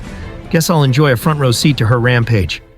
After some time, we see the nobles dancing with each other while Kanya glances at Frey curiously as he's reading the finalized contract. He then says, "The Emperor has properly stamped his seal, so no issues here. This should ensure that no one suspects me of pretending to be a villain." As he takes a sip of his wine, Kanya says to him that she doesn't see Serena anywhere. He replies, "That's true. I heard she was sent an invitation since it's a ball after all. The Moonlight family must have refused to attend." Kanya then says, "Indeed, the head of the Moonlight family rarely appears at these events. And considering Serena's position after her engagement was annulled, it's not surprising she wouldn't feel inclined to come." Frey then says, "That's true, but I thought she might at least come under the pretense of reconnaissance to kill me." Kanya then says, "However, does she even really intend to kill you? It's not just that we aren't receiving any intel from her side. There's also been absolutely no movement at all." Frey agrees and says, "Normally, like everyone else, she would have immediately taken steps to go after my life. But instead, it's like she's just observing for now." Kanya then sighs and says, "In any case, we'll continue to stay on guard." Then, as the main event is about to start, they announce, "The Emperor, Raikon Solar Sunrise, the glorious son of the Empire, and Empress Raimi Solar Sunrise are entering." The next moment, the Emperor and Empress of the Sunrise Empire enter side by side. The Emperor emanates radiant solar mana. Frey frowns as Kanya is vulnerable to solar mana. The Emperor then withdraws his solar mana and says to everyone, "As you all might be aware, the reason I invited all you lords here today is to announce the engagement of the third princess and Frey Rayon Starlight." The Emperor then, with a bored expression, yawns in the middle of his speech and says, "This union is in accordance with the pledge of the first Empress." He then sits on his throne and says, "Rami, please explain on my behalf." The Empress then smiles and continues, "In place of the Emperor, I shall continue." She then tells the two involved to step forward, Frey Rayon Starlight and Klana Solar Sunrise. As they stand before each other, she asks, "Frey, do you consent to this engagement?" He then kneels and says, "Yes." And holding her hand, he asks, "Princess Klana, will you marry me?" Then the Empress, with a smug expression, asks Klana whether she consents to this engagement. Klana hesitates and then declares, "I do not consent to this engagement." And in the next instant, the ballroom is in utter chaos. The Empress then yells at her, "What are you saying? You don't have the authority to..." Klana quickly cuts her off and says, "I do, and that's why I'm saying it." The second pledge between the Starlight family and the first Empress clearly states that without the mutual consent of both parties, the marriage cannot be formalized. She turns to the Emperor and asks, "Am I wrong, Father?" He nonchalantly replies, "This has taken an interesting turn." He then continues, "I was under the impression that both of you had already agreed to the engagement. I thought this would merely be a formal exchange of vows." Klana then says, "I didn't know I had the right to refuse." He responds, "It seems the Empress, in her busy schedule, forgot that your consent was required." He then says, "Returning to the matter at hand, even I cannot overturn the pledge of the first Empress, which means that since you have refused, this marriage is invalid." He then asks Frey, "Can you accept this outcome?" Frey stands up with a mischievous smile, quickly using his Oscar-level acting skills and says, "Your Majesty, how could I possibly accept this?" With tears, he continues, "My heart is nearly breaking from the sorrow of unrequited love. However, if Princess Klana's happiness is not to be found in this union, then I will bid farewell to my feelings for her." Klana seems frustrated by his acting skills, while the Emperor, with a delighted expression, praises Frey, saying, "You're surprisingly generous." He then adds, "You might have been quite offended, but your understanding has saved us." The emperor then holds his wine glass up and apologizes to everyone who came to witness the engagement, saying, "Enjoy the banquet to your heart's content." The empress then runs toward Klana yelling, "You little brat, didn't I tell you? If you failed this engagement, I'd sell you off." With a stern look, Klana retorts, "Feel free to do so if you wish. I'll just expose every last bit of your corruption." Frey then intervenes by coughing to get their attention. With a sorrowful tone, he says, "Your Majesty, it is truly regrettable." With tears, he continues, "But I will be taking the prepared donation back with me." The Empress becomes nervous at the turn of events and says, "Surely there's no need to go through the trouble of reclaiming it, right?" Frey then cheerfully winks at her while saying, "Oh, and about the immunity clause, I'll gladly make full use of it." Klana then gets surprised and asks how they could grant such a thing to that devil. She yells, "Mark my words, I won't let you be the only one to come out ahead." As Frey leaves, he inwardly says, "It's all part of my plan. This ball was such a hassle, but unexpectedly it turned out to be quite rewarding. Now I've rid myself of the burden of a fiancé and am free." Suddenly he's interrupted by a woman saying, "Oh, poor Lord Frey. I told you that manly princess was trouble, didn't I?" Frey sighs at the blonde woman and inwardly notes that she never learns. She then gets closer and says, "How cruel of Princess Klana to humiliate you in public. Surely someone like me, so obedient, would be a much better match." He then waves his hand nonchalantly and says, "I'm sorry, but could you just disappear? You're revolting with your transparent, ulterior motives, you delusional woman." She is shocked and yells, asking what he just said. She retorts, asking what's so wrong with her, and Frey replies, "Didn't you hear me? You're annoying. And on top of that, you have a terrible personality. So disappear and never show yourself in front of me again." As Frey leaves like a Chad, she yells, "How dare you insult me? Just because you're the son of a duke, you think you can do whatever you like? Just because you're a little handsome." Frey mutters, "What an unpleasant person," and waves at Kanya, apologizing for keeping her waiting. Kanya then looks at him in shock and says, "Master, it's terrible." Frey is confused and wonders what on earth could make Kanya lose her composure like this. She then hands him a letter and nervously says, "Well, the truth is, just moments ago, Lady Serena came by and left this letter and a message for you. It says, 'Come to the courtyard. If you don't, I'll kill you immediately.'" The scene now shifts to the courtyard as we see Frey calling out to Serena. She then looks at him and says, "It's been a while." Frey then nervously says, "What do you want? We're not engaged anymore, are we?" Frey gets defensive as she walks toward him, saying, "I thought you'd ignore me if I didn't push you, so I resorted to threats. I know we're strangers now, but I've decided to help you, though I don't really remember what I'm supposed to be helping with since I've lost my memory. I know about the ball and our broken engagement from some notes I found. But other than that," Frey, confused, cuts her off by asking, "What are you talking about?" She then winks and asks, "Do you mean about the ball?" He yells, "No, not that part." She smirks and says, "You mean how I lost my memories?" Frey grows frustrated as talking to her only throws him off. He asks her about it, and she says that her memories from the last month of travel were erased by magic. He then asks, "Who would do something like that?" She replies, "It was me. I asked the master of the magic tower to do it for me." The viewers then get to see her feat, and with a mischievous smile, she continues, "I also had them cast a spell of absolute obedience on me, binding me to you." He gets confused and yells, "Why would you do something like that?" With a smirk, she replies, "Who knows? Maybe to help you. If I had my memory erased while also being bound by absolute obedience to you, it's highly likely that what I forgot is related to you." He is still confused and asks, "What's related to me?" Serena, smirking, says, "I don't know what I saw at the ruins, but..." Frey is shocked and inwardly thinks, "Ruins? Don't tell me she read that?" Across the world, there are ruins tied to the hero. In these ruins, records about the hero's identity and penalties within the system are preserved. They're written in kana, so I thought no one would be able to read them. Could she really have deciphered this through context and guesswork? So she found out who I really am and erased her own memory to prevent me from suffering the penalty? I knew she was a genius, but this is beyond comprehension. Serena then smiles and says, "I decided not to think too deeply about it. If I remember while thinking it over, that would be a problem." Frey sighs and says, "I understand the situation now, but even so, there's no reason for you to help me, is there?" She replies, "Oh, there is." She then winks and says, "It's because I love you. He gets confused as she adds, "You're truly a scumbag, but even so, I still love you." She then leaves, saying, "See you later then. Call me if you ever need help." Frey mutters, "I feel like I've been completely played, but I guess I should look on the bright side. If I can make use of Serena's abilities, with the overwhelming intelligence network and manpower of the Moonlight family at my disposal, if I use that well alongside the legal immunity I just acquired, I should be able to clear the first quest without any problems."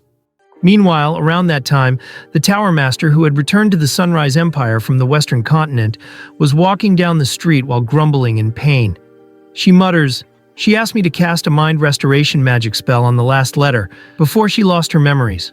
Does she think it's a magic spell that can be cast on a whim?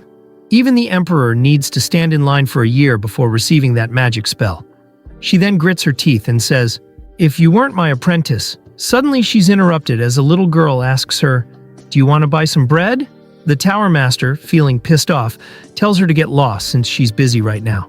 Folks, it appears that this is the kid Frey saved from the succubus queen. This kid is smart because, unlike others, she actually used the money he gave her to start her own business. The kid then asks, "Don't you have time to eat?" The Tower Master quietly watches and smiles at the adorable appearance of the girl, whose eyes twinkle as she speaks. She then accepts the slice of bread the girl offers and says, "Yeah, that's right. The master of the magic tower is a busy person."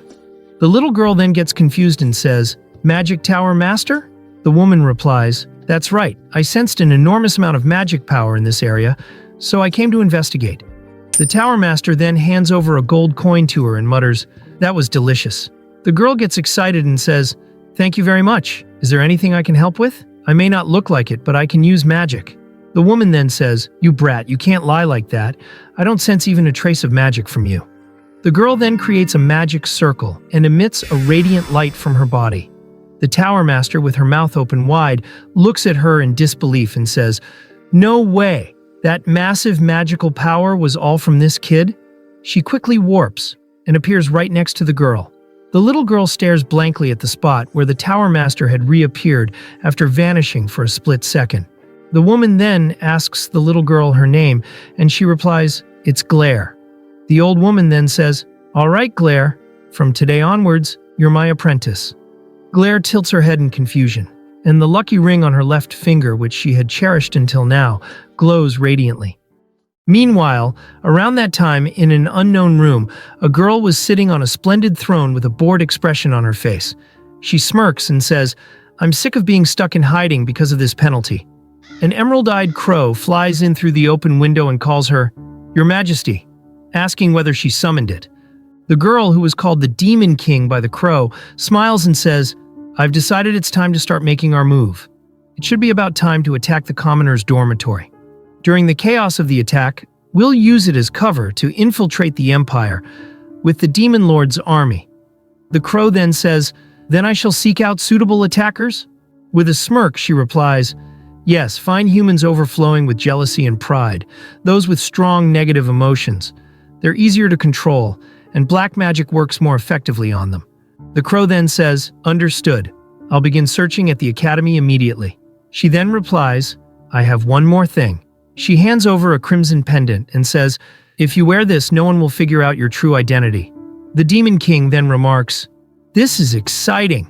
An opaque system window floats in front of her eyes as she grins evilly and says, "I can't wait to see what kind of fight the hero puts on for his very first main quest." The scene now shifts to some day later as we hear Kanya calling out to Frey on what he's doing.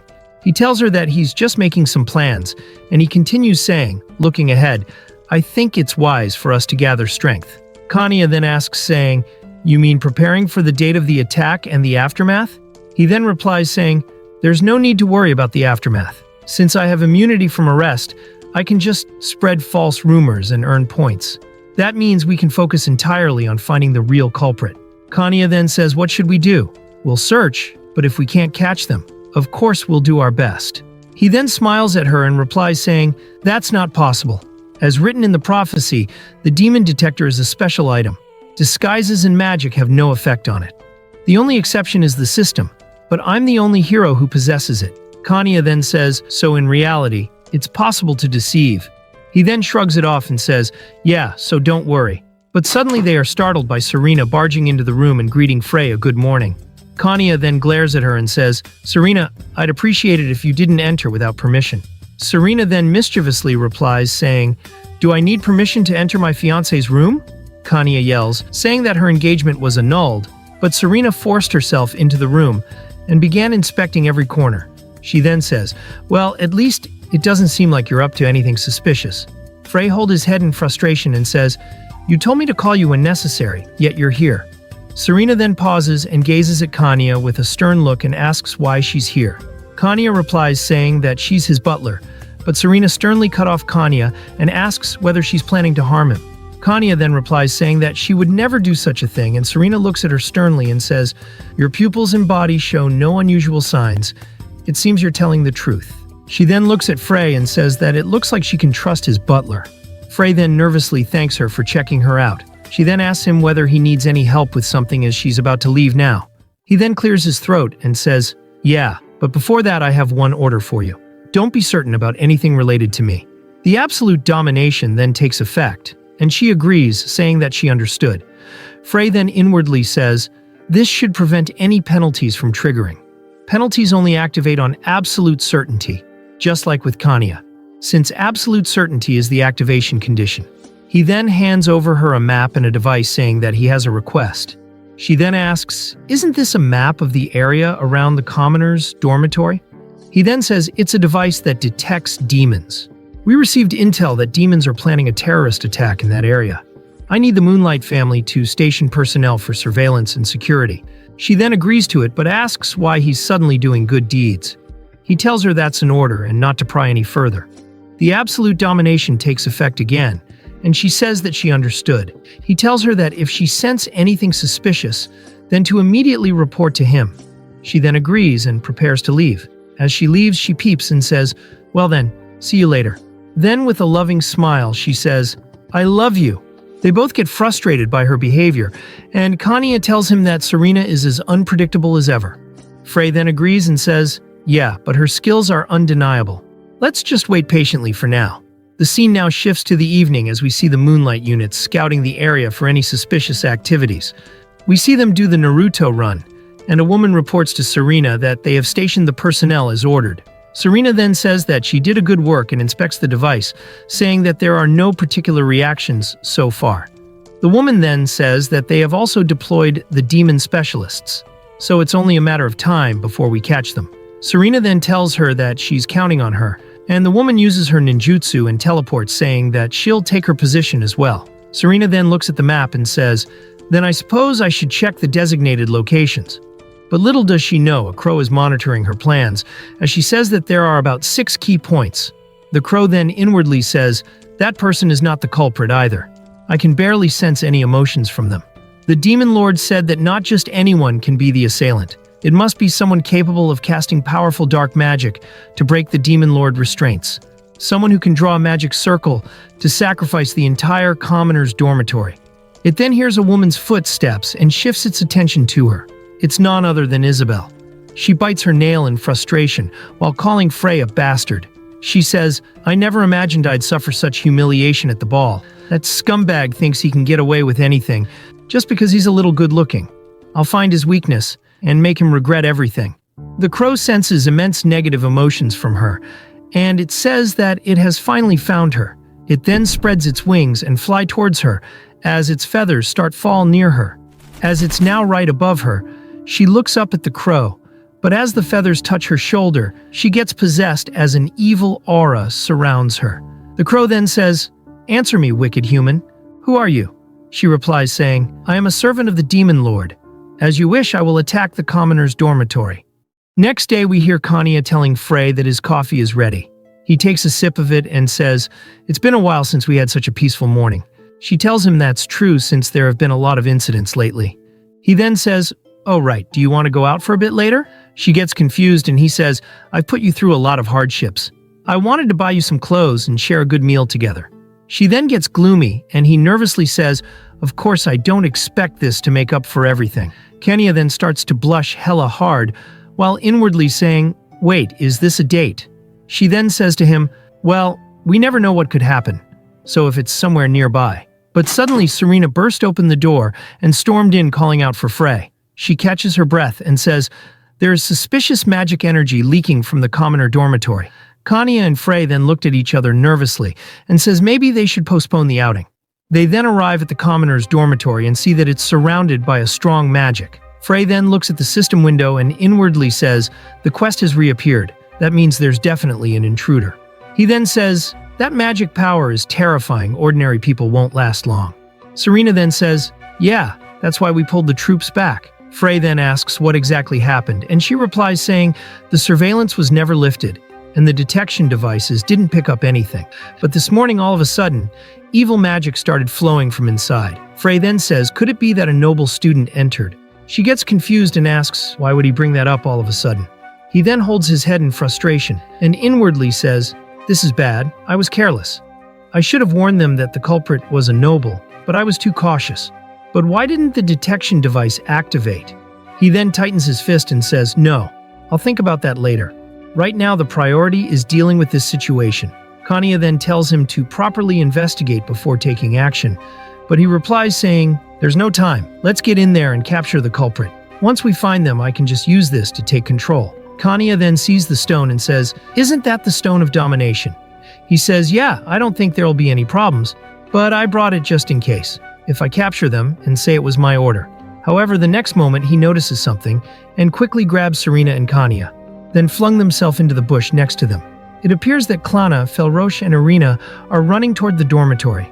Serena then asks Frey on why he's acting like this all of a sudden, and he tells her to not make any sound. As the girls pass through them, Felrosh says, "Now that we're closer, I can definitely sense an evil presence." Irina agrees, saying, "Yeah, I noticed it this morning when I went to visit Ariani. The people inside are in danger. We have to do something to save them." Frey then inwardly says, "I understand why Irina, who lives in that dorm, is here. But why are Klana and Felrosh with her too? Have those three formed a connection without me knowing? Everything is already so unpredictable." Serena gets confused and asks him to explain what's going on to her, or she won't be able to help him if she doesn't even know what to do. He then straight up ignores her and tells Kanya to cast a recognition blocking spell to make sure no one gets close. Serena gets hella pissed by this as he's ignoring her. She gets up and unfolds her the fan she was holding and creates a recognition blocking spell of her own. She then looks at him and says, "I can do it too. For now I've made sure no one can get close. So tell me, what exactly are you planning to do?" Frey then sighs and inwardly says, "Given the situation, as soon as I find the attacker, I'll use the Stone of Domination to take control of their mind. Then I'll reveal myself as the mastermind and complete the quest. It'll cause a huge uproar, but with my immunity from arrest and enough money, I can easily cover it up. But instead of explaining all that, it's faster to just give them an order." He then says to Serena, "I'm going inside now to find the source of the magic. Don't overthink it, just help me." The absolute domination takes effect, and she says she understood. He then extends his hand into the barrier and says, "All right then, let's get this over with." We now see them inside the commoner's dormitory as it looks ominous. Suddenly Kanya tells Frey to look out, as he sees the interior of the commoner's dormitory was transformed into a dungeon and an intermediate-ranked demonic monster charges at him in full speed. As it was about to strike him on the face, he reached for his sword, but it's already too late. But suddenly Serena stepped forward, easily blocking its claw with the fan in her hand, and in the next moment she lightly waved it. Soon afterwards, the ugly demonic monster was flung away helplessly and collided with its rushing companions. The monsters who witnessed this scene began faltering due to fear. Serena, who stared at these demonic monsters condescendingly, flapped her fan in a relaxed manner, and then launched an attack infused with lunar mana towards them. Thus, the demonic monsters squeal in pain and were swept away by her lunar mana. Then they faltered and began collapsing one after another. Soon only silence lingered in the dormitory's lobby. Frey, witnessing her skills, inwardly says, as expected of Serena, she has already completely mastered the Moonlight family's arcane skills at this point in time. I'm really glad she's on our side. If they were an enemy, they'd be a real nightmare to deal with. He then notices something on the ground and says, "Is it graffiti?" Serena notes, saying there's an ominous magical aura lingering around it. Kenya then calls out to Frey to check something out, and as he looks inside, he sees two people collapsed on the ground. He remarks, saying, "Isn't that the dorm manager and the maid?" She says that they've been put to sleep with magic. He then inspects them and tells Kanya to try entering their subconscious. As she tries to use her dark mana on them, she gets startled. She tells him that something is blocking her from getting in their subconscious. He gets confused and inwardly says, when it comes to subconscious magic, no one surpasses Kanya. A strong will can resist intrusion, but completely blocking entry should be impossible. Even Felroche, or the Master of the Magic Tower, wouldn't be able to do that. Not even the Demon Lord's army had someone with this ability. He then gets a realization and says, wait, could it be? Is the Demon Lord involved? Kanya then gets worried and says, Demon Lord? And he replies, saying, yeah, but the ones actually moving are probably high-ranking officers borrowing the Demon Lord's power. But would the Demon Lord really need to get involved just to attack a commoner dorm? Well, no point in overthinking it. First, we need to deal with the problem in front of us. Serena then runs into the room hella gassed out, and she calls out to him saying, I scouted the area, and some things are off. There are monsters swarming everywhere, but I haven't found a single casualty. It's like someone is controlling them. And that someone is, Frey then says, the attacker. Serena then agrees and says, also, do you remember that graffiti from earlier? It was drawn on every floor, from the first to the third, which means the entire dorm is inside massive magic circle. Frey gets startled by this revelation, and inwardly says, a magic circle using living humans in the Demon Lord's army. That can only mean a sacrificial magic circle. I remember now. It was in the prophecy book, but the details were so vague that I completely forgot. That's a subsidiary magic circle of the sacrificial magic circle. There must be a separate activation circle like the one I saw with the succubus queen. And that place is almost certainly a location where magic power can be unleashed all at once. That means it's on the top floor. The culprit should be there too. We have to get to the top floor, capture the culprit and break the magic circle, or else everyone here will be sacrificed. The scene now shifts to the top floor as we see Isabel in middle of a magic circle, emitting immense negative energy as her eyes look hella creepy. The crow then says that choosing that woman as the host was the right decision. The stronger the negative emotions, the faster the completion. At this rate, it should be finished in an hour. But then, Frey suddenly appears, saying that it made Isabel the host of all people. The crow watches him as he says, yeah, she really resents me. Which means for you guys, she's the perfect prey. As Frey swings his sword, sending his stellar mana towards it, suddenly it gets blocked and it appears it was Isabel's doing. Frey gets a bit frustrated that it wasn't enough to take it down. The crow laughs as we see Isabel conjuring up a spell. It then says, fool, did you really think this would be easy? You figured out that I'm the real body, not bad, but knowing that changes nothing. She then launches her attack. But suddenly, Serena comes in with her fan and swings her lunar mana towards her, which causes Isabel to get pushed back as her own spells blow up behind her. They then tell Frey to leave it to them and to take care of that crow. He then says that he's counting on them, and they prepare to fight Isabel as she's also conjuring up her spells. As Frey walks towards the crow, he sheaths his sword and says, hey crow, don't tell me you're the only one here. It then gets frustrated that there are others helping him. But it says that it's not over yet since if it can take control of his mind. It then tells Frey that he's going to turn him into its puppet. He smirks and says, that sounds fun. Why don't we see who wins? He then holds out the Stone of Domination and says, well, it's 100% my victory though, because I have this. The crow then gets hella anxious seeing that, and his consciousness starts to slip away gradually, and it falls to the ground. Frey looks at it for a moment and says, what a weakling. So when the controller loses consciousness, the brainwashing naturally fades. Kanya then says, if this had dragged on, it could have gone either way, that was a close one. Serena notes that their attackers were simple, but the raw power behind each strike was impressive. Frey then says, I'm glad it ended quickly. Now, if we can just take care of the magical circle. But suddenly a voice calls out to him, asking on what he's doing here. Don't tell me you're the culprit. It's none other than the trio. Irina grits her teeth and says, do you even need to ask? Obviously, he is the one behind this. Felroche then starts to ask the sun god to grant her the power to punish this sinner. Frey then inwardly says, no wonder everything was going too smoothly. And of all the times, they just had to show up now. Klana then asks on why he is here with Serena and Kanya. Kanya gets nervous and says that they sensed something suspicious coming from the dormitory, so she came to check. She quickly goes to their side and flips him off, saying that disgusting scumbag was here, but she inwardly hopes that he will forgive her for doing this. Serena quickly defends him, saying that he's not a bad person. She continues saying that even now, he was just trying to find and take down the real attackers. But then she gets confused and says, wait a minute, why was Frey here again? He then gets alert and inwardly says, the strain on their bodies is too much. The more they think, the more contradictions they'll notice. I need to change the situation before they start asking strange questions. If I run away now and turn myself in, I'll still clear the quest. But the real issue is the sacrificial magic circle. I'm the only one who knows how to completely disable it. If someone else makes a mistake, it could turn into a massive disaster. He then gets frustrated and says, damn it.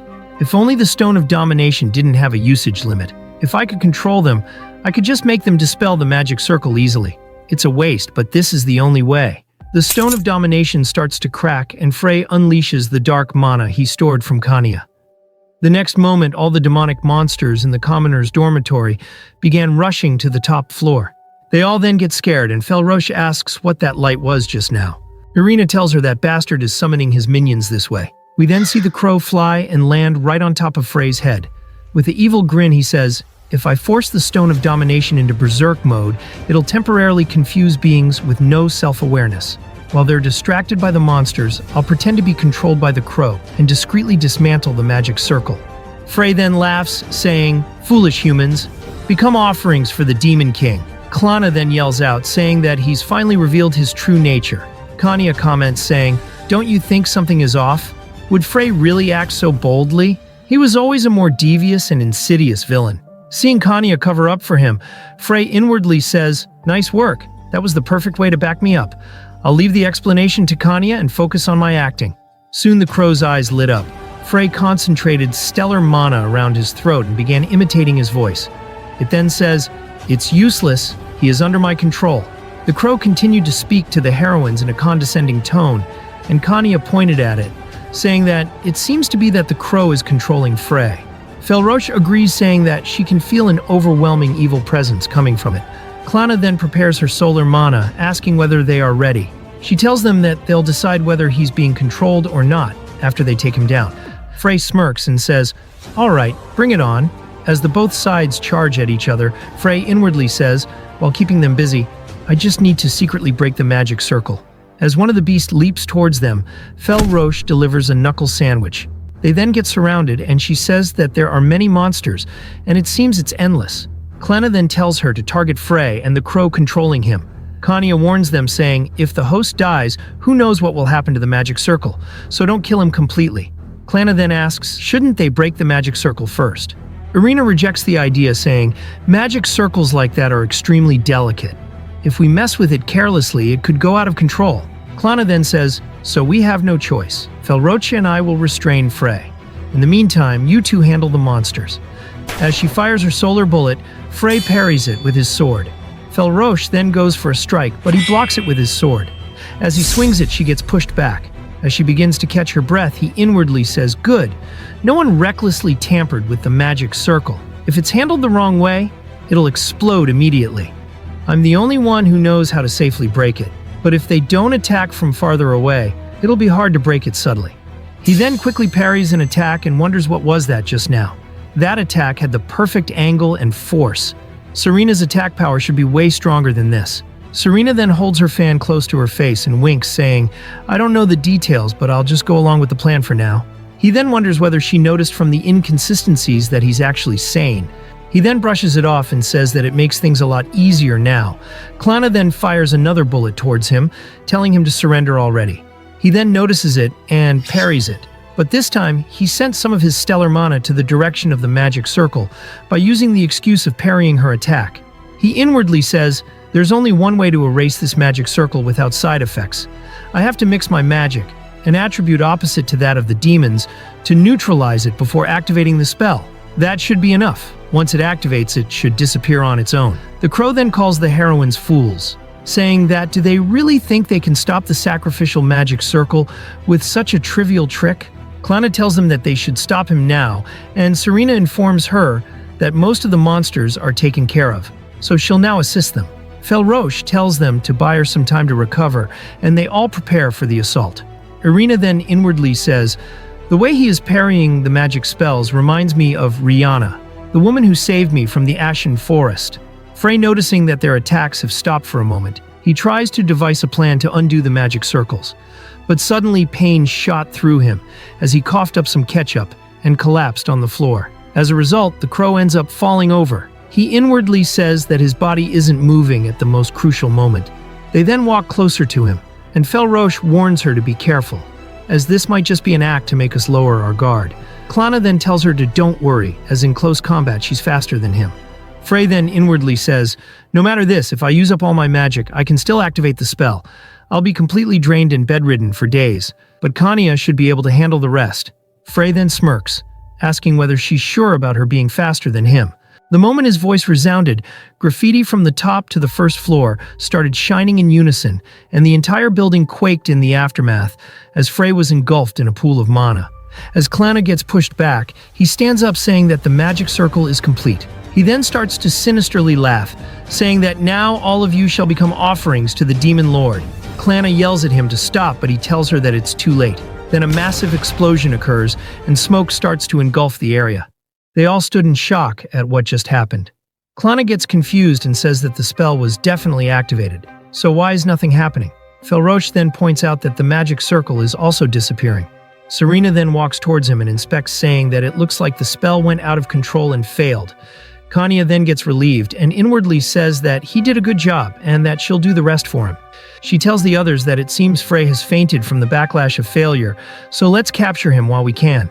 Felroche says she thought they were cooked for a moment, and Klana agrees, saying even if he's rotten to the core, he's still a descendant of heroes, a real pain as an enemy. But they are confused on why it failed since the activation was going smoothly. Meanwhile, Irina looks at Frey in suspicion, as they say at one point the evil energy suddenly weakened. They wonder maybe Frey used up all his power. They agree that it makes sense since holding the Demon Lord's power inside a human body isn't exactly easy. But Irina can see right through it as she's the best future mage. She knows that Frey was the one who deactivated the magic circle. Irina then recalls the past, saying, to be honest, there were many suspicious things about Rihanna when I met her in the Grey Forest. Her tone always seemed rushed. She never once showed her face, claiming it was because of an illness. And most of all, she knew about the ice dragon fruit, something only Frey and I should have known about. For a brief moment, I even wondered if Rihanna was actually Frey pretending to be a woman. But I quickly dismissed the thought, saying there's no way that bastard of all people would ever help me. But why? The more I watch them fight, the more Rihanna's face keeps appearing in my mind. And that glowing mana, whenever it touches the magic circle, its power weakens. When he said that the magic circle was complete, I thought we were cooked. But a sudden explosion occurred, and when I saw through the smoke, I saw Frey laying there unconscious. That was the moment my suspicions became solid. He cancelled out the magic circle's power with his own magic. In their panic, no one else seemed to notice. But I saw it. The magic circle's energy being erased by Frey's spell. There's no doubt about it. The magic circle didn't fail. Frey stopped the activation of the magic circle and saved everyone here. But why would that bastard do something like this? She then gets a realization, wait a minute. If that's the case, then is he really Rihanna after all? But why would he need to hide his identity? Suddenly Serena screams out in horror, and they all get startled. She holds Frey and cries, calling out to him as we see ketchup starting to flow out of his body. Irina then gets startled and wonders, what the hell is going on all of a sudden, as he's coughing up blood? Folks, I guess it's because Irina found out about Frey's secret. As a result, the penalty is kicking in now. The scene now shifts to the Demon Lord's castle, as we see her seated on her throne, saying, it looks like the crows have stopped responding. And on top of that, the quest failure notice has appeared. So in other words, I lost. So basically, I can't leave the Demon Lord's castle. The system then tells her that the penalty is activated and that she must obey the fate of the hypocrite. She then says, well, whatever. I'll just think of this as a warm-up. But seriously, how long am I going to be stuck in here? She calls out to the unknown entity and says, you're the one who insisted I prioritize the system's commands and fight the hero, aren't you? And yet, I'm the only one being locked up here? This is beyond unfair. If only I could go outside, I wouldn't have had to do something as half-baked as sending subordinates. The system then tells her that it even bought her the pendant which concealed her identity, and yet she couldn't complete the quest. She then dismisses it, saying, the fact remains that I can't go there directly. Besides, for something that suddenly appeared and started giving me orders, there sure are a lot of restrictions. The system then tells her that it's because if she used her full power from the start, the hero wouldn't stand a chance. It then hesitates for a bit and then says, very well. Even if there's a failure penalty, Some of my abilities will have to be unlocked anyway. It then unlocks the ability to use a duplicate, which can transfer her consciousness to the duplicate, allowing her to act outside while her real body remains here. She then smirks, saying, "Fine, I don't like losing while being beaten one-sidedly either." The system tells her that the output of the duplicate is about 10% of her power only. She then creates a clone of herself and says that the system is too stingy. The system tells her that it's unfair to say since, unlike her, the hero doesn't even know who he's fighting. She then dismisses it, saying, "Even if I can't use my full power, the result will be the same anyway." It appears that she has successfully transferred her consciousness to the clone of her. She then starts to leave the castle. As the gate starts to open, she gazes at the sky, telling Frey to wait for her, as now that I'm here, you no longer have any chance of winning. The scene now shifts to Frey. The past event starts to flash, and then they shatter, as he's starting to get engulfed by darkness. His consciousness starts to fade, and then the surrounding darkness began fading. Eventually, green fields and trees entered his field of vision. He holds his head in pain and wonders what's happening. He's sure that he was in the commoner's dormitory just moments before. He then stands up and looks around saying, "This place? It feels similar to when I was in Fel Roche." He then starts to think, saying, "The possibility that space itself suddenly changed is extremely low. I must have been thrown into another part of my own memories again. Hopefully, nothing as unpleasant as last time happens again." He then hears someone call for their mom. Frey starts to go towards the voice, saying that it's familiar. He then sees his younger self, and all alone in the forest. Frey inwardly says, "I remember now. There was a time when Mom and I got lost behind the mansion in the mountains. But wait, where is Mom?" Then suddenly a werewolf approaches behind the young boy. Frey gets startled as it's a werewolf. He inwardly says, "I don't remember ever encountering something like that before." The werewolf then sneaks behind and lunges at the young boy. Frey gets startled since if this keeps up, he'll die. But then someone summons a fireball and blasts it towards the werewolf. It then starts to run away with its tail still set on fire. Then a red-haired girl calls out to him, saying that she finally found him. She asks what the hell he's doing all the way out here. Frey notices that it was Irina and he quickly goes for a hug, thanking her for saving him. But then she holds him back in annoyance and pushes him away, saying, "Don't get the wrong idea, you're not my friend or anything. I hate nobles, so don't even think about hugging me." Frey, observing them from the bushes, notes that judging by the situation, this seems like when I first met Irina. But I don't remember meeting her in a place like this. In my memory, I met her by chance while she was working as a bounty hunter. Then sometime later, my mother and I got lost in the forest behind the mountain. But back then, neither the werewolf nor Irina appeared. There was a commotion, but my father found us and we made it home safely.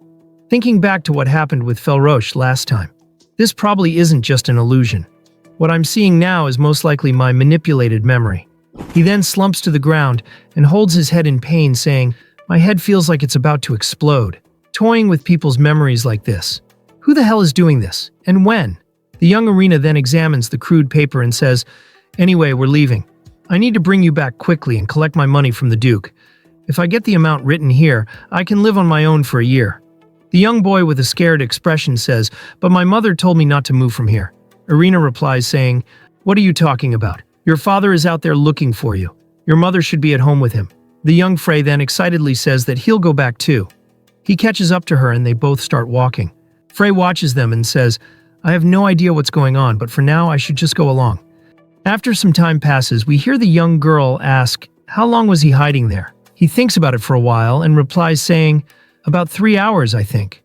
Irina then says, "This place is crawling with wild beasts, yet you managed to survive without being found?"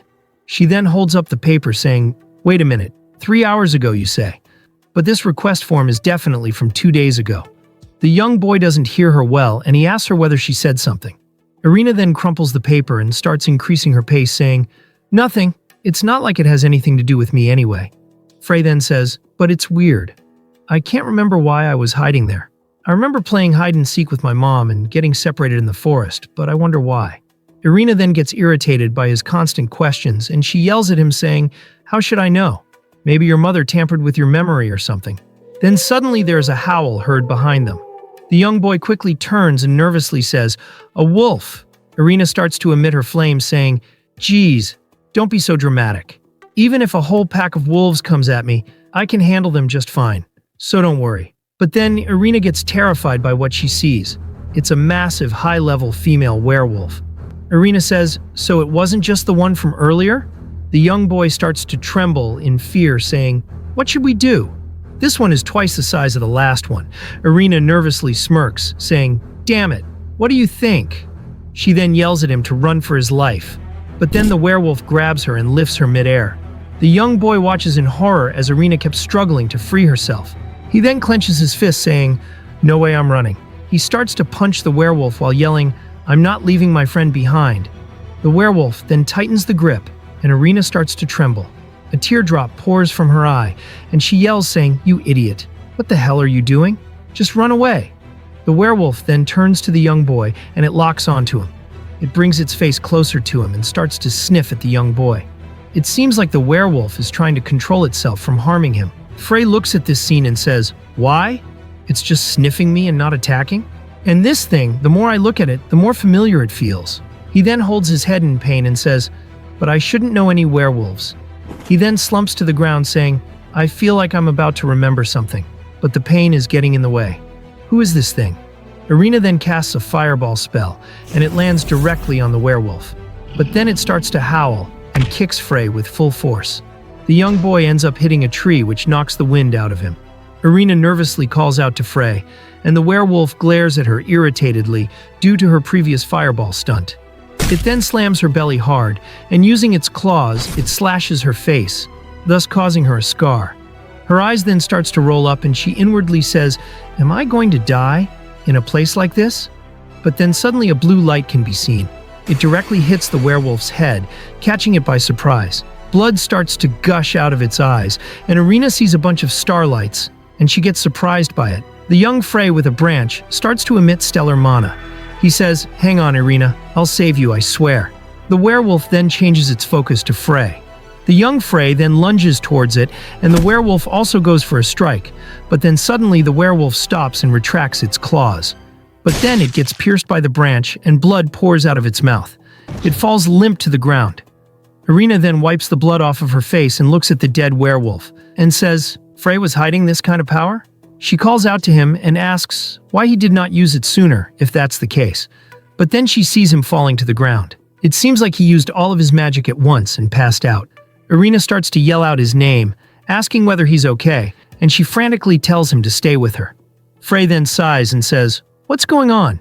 That werewolf raised its fist, but it just froze. That headache earlier was strange. Something's definitely off. There's no way a child's attack could work on a monster of that level. It only landed because the werewolf lost the will to fight. No doubt about it. This werewolf knows me. More than that, even in this berserk state, it couldn't bring itself to attack me. Folks, I think that werewolf was his mother all along, and that's why she didn't attack him. So it seems like Frey killed his own mother." Frey then starts to get surrounded by a dark fog, and he wonders whether that's the end of this memory. He then says, "Now I'm getting worried. By now, things outside must be in chaos." The scene now shifts to Klana's dormitory room in the academy. We hear Felroche saying that she's back. Klana praises her, saying, "Good work. It's been a week since then." "How's Frey?" Felroche replies, saying, "Same as always. There's nothing physically wrong, but he's still unconscious." She then asks why, and Klana replies, saying, "It's strange, isn't it?" She then dismisses it and says, "Well, let's do what we can in the meantime."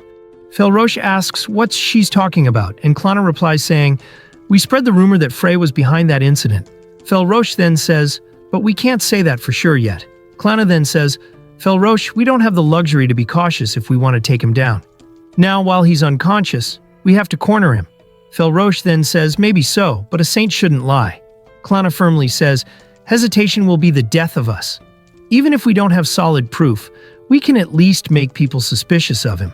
The fact that he infiltrated that place, and that he ultimately ended up helping the Demon King's army, those are undeniable facts. Just those alone are enough to make people suspect a connection with the Demon King. Even if his privileges prevent us from pushing him outright, his position will still be in jeopardy." Felroche clenches her fist and says, "I don't fully understand, but I'll follow your lead, Klana." Klana smiles and says, "Good, just trust me." But then she's interrupted by her subordinate saying, "Princess Klana, excuse me for interrupting. Isabel has regained consciousness." Klana then replies saying she understood, and that she'll immediately go. She further says if we can find out why she was there, it might work in our favor. She tells her subordinate that she'll leave the rest to him, and she exits the room. As they leave, a female voice then calls out to the man. As he turns, he sees a red-haired chick who is none other than Ruby, the Demon King. She asks him whether she could just come in for just a little bit. He firmly says, "No, this room contains important investigation materials." Her eyes starts to emit some red aura as she says, "Oh, come on, don't be so stiff." He looks straight towards her eyes and says, "No one is allowed to enter this room except for Princess Klana." But then he gets trapped in a hypnosis. Ruby then says, "I can enter, right?" He lets her through, and as she enters the room, she spots her pet crow. She inwardly says, "Even though the quest failed, if I trace this child's consciousness back, I should be able to uncover the hero's true identity." She then starts to go through its memories and sees Frey's actions. She starts to grin, and with a sinister smile, she says, "I see. So this is the hero, huh?" She then uses dark magic and disintegrates the evidence, saying, "Now that we've identified our target, all that's left is to crush them completely." The scene then shifts to 3 months later. We see Serena yelling at Kanya saying, "What the hell going on? Kanya, you know the truth, don't you?" Kanya nervously looks to the side and asks what she means. Serena replies saying, "A magical outburst, leaving someone bedridden for 3 whole months. Is that even possible? It's more likely that Frey has some kind of chronic condition. And if that were the case, there's no way you, who's always by his side, wouldn't know." Kanya then bows, saying, "I'm sorry, I really don't know anything." Serena gets frustrated by her behavior and yells, saying, "Are you planning to feign ignorance until the end? If that's the case, then I have my own methods." Irina then enters the room saying that she's here to clean. Serena then tells her to do it later because they're in the middle of something. Irina replies saying, "I'm sorry, but I have sworn a death pact. If I don't complete my task on time, I will die." Serena then holds her head in frustration, saying, "A death pact? Those are such a hassle to deal with." Irina bows, saying, "I don't mind as long as I can clean, so please continue your conversation." Serena then stays silent as Irina tries to listen to what they were talking about. But then, our smart girl tells Kanya to continue this conversation outside. As they leave, Irina inwardly says, "Now's my chance to investigate." But then she gets startled as Frey starts to cough up blood. She gets close to him and asks whether he's all right. He then opens his eyes, looks at her, and asks why she's there. Confused, he also inquires how long he had been unconscious. She tells him that he's been unconscious for about 3 months. He then gets surprised that he was sleeping for that long. He inwardly says, "It didn't feel that long in my subconscious." He then looks at the system window and inwardly says, "So it was a system penalty after all." It appears that Frey's lifespan and vitality has been significantly reduced, and he has gained 2 stacks. Frey wonders who noticed him. Serena's memories are under my control, so it definitely wasn't her. That leaves only 3 others. But how? They don't know me well enough to recognize my act. He then gets a realization and says, "During battles, I avoided using my abilities and hid my habits to prevent my identity from being exposed. But there was one time when I didn't have the luxury to do so when I was in the Grey Forest with Irina." Irina then gets his attention by saying that she'll go call a doctor for now. Frey inwardly says, "There's no doubt after watching how I fought in the commoner's dormitory, that person realized my true identity." He then says, "Should I press them for answers?" He quickly dismisses it, saying, "No, not yet. If I'm jumping to conclusions, it'll just cause unnecessary trouble. It won't be too late to confirm it first." Then suddenly the door opens and Serena and Kanya calls out to Frey as they see him awake. Serena quickly gets to his side saying, "Are you sure you should be getting up already?" He then commands her to leave and that he wants to talk to Kanya alone.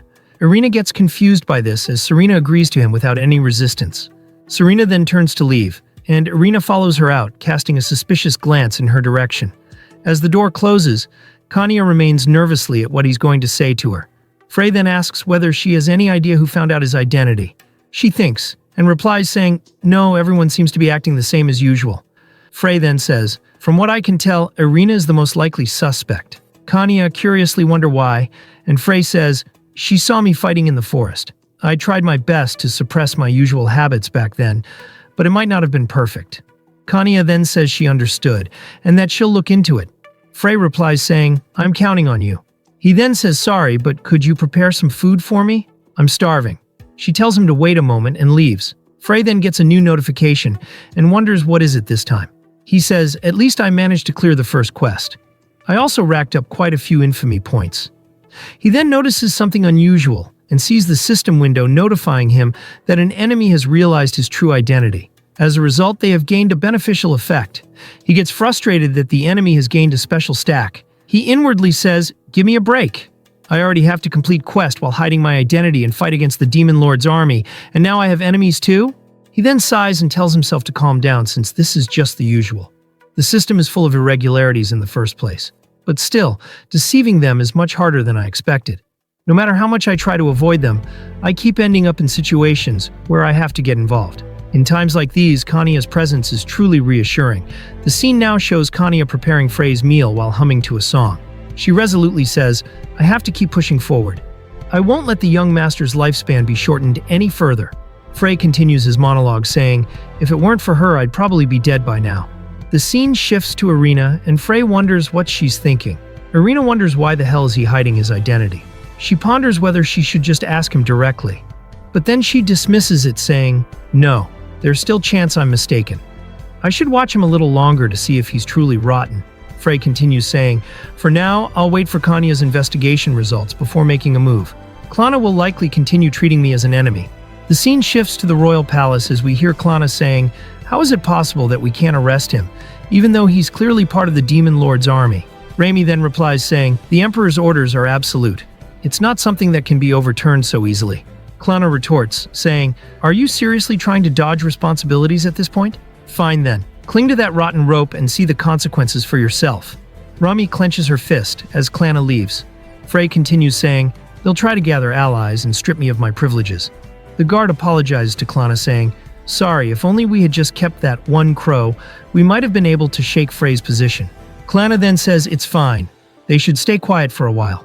In the meantime, we'll frame him as part of the Demon Lord's army and make sure he ends up on the execution stand. Frey then continues saying, "They can't possibly match me in wealth or power." And as for Felroche, the scene now shows the cathedral as Felroche wonders what exactly is Frey's illness. There's no medical reason for him to fall into a coma. It's strange. Frey then continues saying, "She's simple-minded, which makes her easy to manipulate." Felroche stands up and says, "Now that the first quest is done, and I'm tired of playing the fool, I suppose it's time to start making my moves. That red-haired demon should be making a move soon too."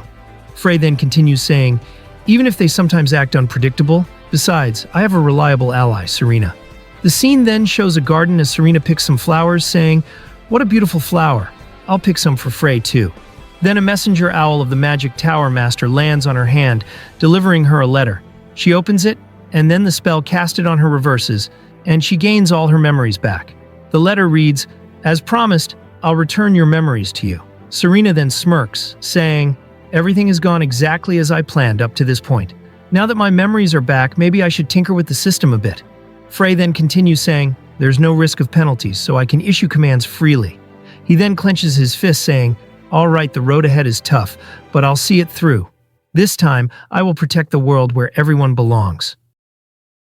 The scene then shifts to an ominous cave, where the sound of water dripping echoes through the darkness. A foot steps past a small puddle, and moments later, a pair of glowing eyes pierces the shadows from deep within the cave. A hooded figure stands before them, unmoving. A menacing voice growls, "Who's there? Who dares step foot here?" Suddenly, a large reptilian foot emerges from the darkness, followed by the towering form of a dragon. With a thunderous roar, it demands, "Are you prepared to die?" The hooded figure calmly removes her hood, revealing a woman beneath. The dragon freezes, stunned by the sight before him. You're the Demon Lord," he utters in disbelief. "Correct," she replies coolly. "Though this is merely an avatar of mine." She then commands the dragon to summon the Demon Lord's army. The dragon hesitates before asking, "Is it finally beginning?" With a smirk, she answers, "That's right. The time has finally come to put an end to the hero once and for all."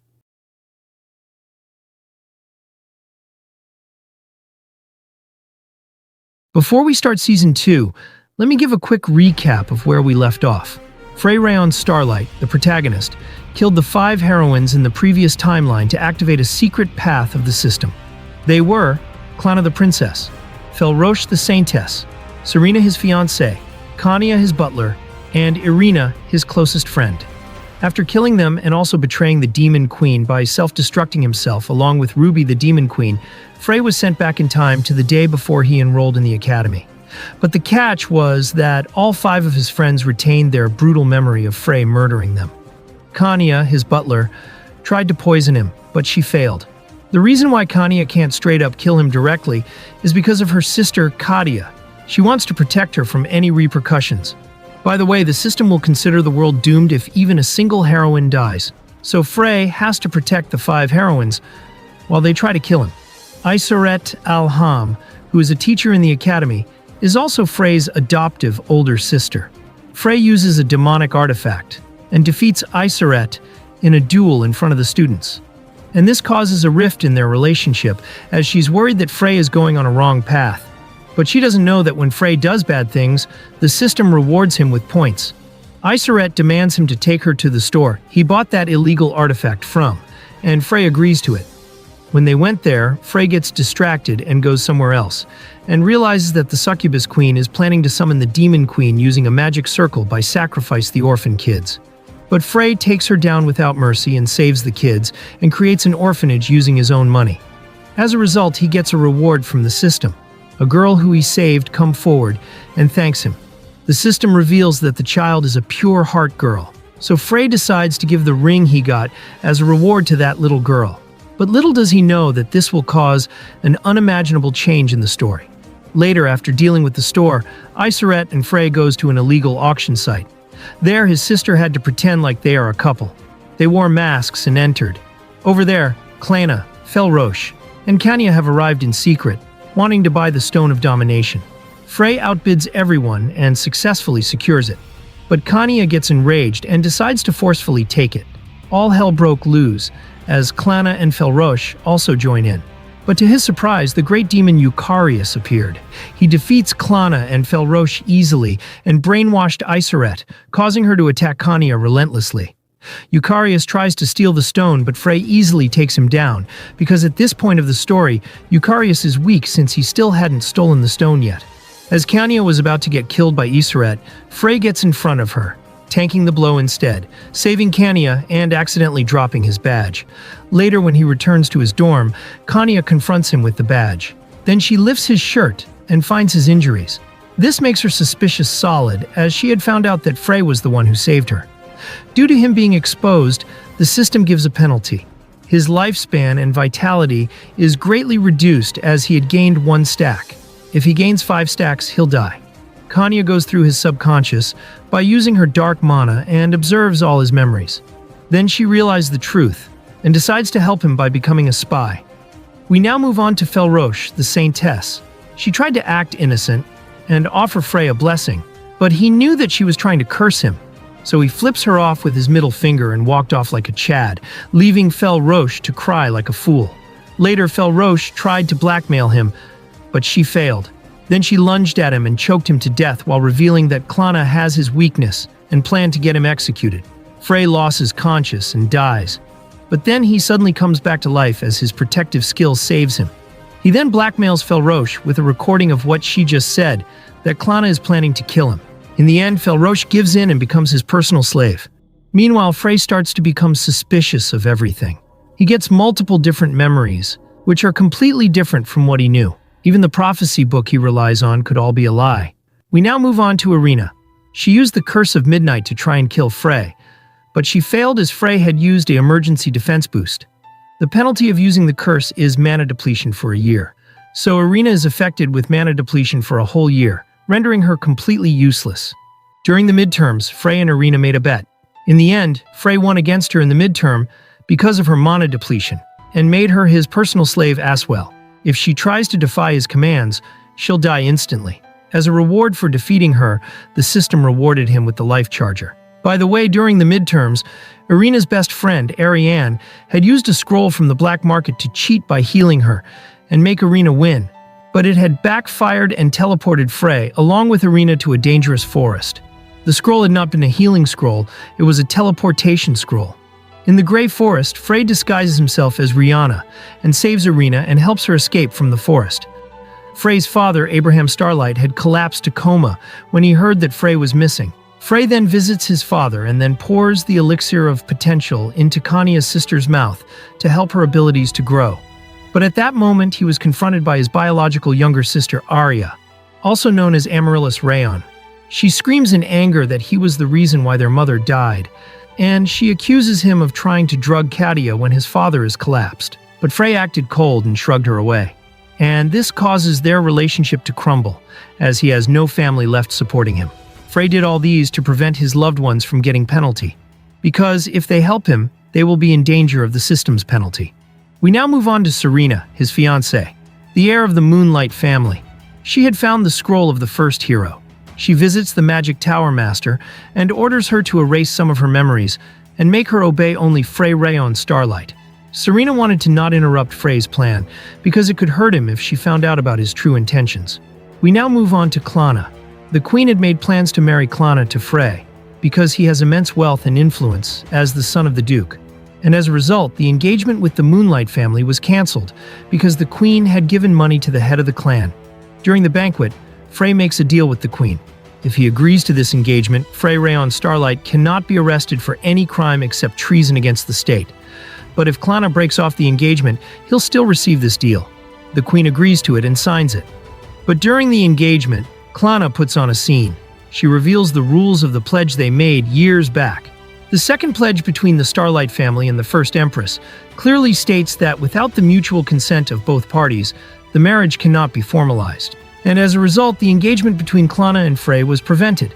And Frey got away with the free pass of being able to commit any crimes and not face any punishment. We now move on to the Demon Queen. She also has a system similar to Frey's. Her main quest is to attack the commoners' dormitory. Her minion brainwashed Isabella, a noble, and made her target the commoners' dormitory to sacrifice the students and summon the Demon Queen. During the attack, Frey used the Stone of Domination and took control of the Crow, which was controlling Isabel. He fought against Klana, Irina, and Felroche, while discreetly disarming the Magic Circle, which was casted to sacrifice the students. Once he successfully disarmed the Magic Circle, he activates the broken spell, and it causes a small explosion, causing Frey to collapse and make others believe that Frey failed and he is the mastermind. But Irina, the best future mage, noticed what Frey was secretly doing. Everything finally clicked on her mind. His fighting style is similar to Rihanna, her savior, and as a result, Frey got a penalty for being exposed. He has 2 stacks of debuff now. He collapses and goes to a long coma. The quest was a success, and the Demon Queen lost the quest. The Demon Queen rage baits the system, saying that she can't even leave her castle, so it's difficult for her to win. So the system reluctantly offers her the skill to transfer her consciousness to a clone with 10% of her power. Meanwhile, Frey during coma got some missing memories of him facing a werewolf with Irina. It is suspected that the werewolf was his mother, and Frey killed her. We now move on to Klana. She had retrieved the evidence of the Demon Crow and the pendant it wore to prevent itself from getting discovered. She left her subordinate to keep guard of it, but the Demon Queen Ruby sneakily mind-controlled the guard and erased all the evidence. But before she erased them, she went through the memories of the Crow and found out about Frey's identity as the hero. And as a result, the system awards her with a special stack. In the end of the season, Serena gets her memories back as planned. And with that, I'll begin the recap for Season 2.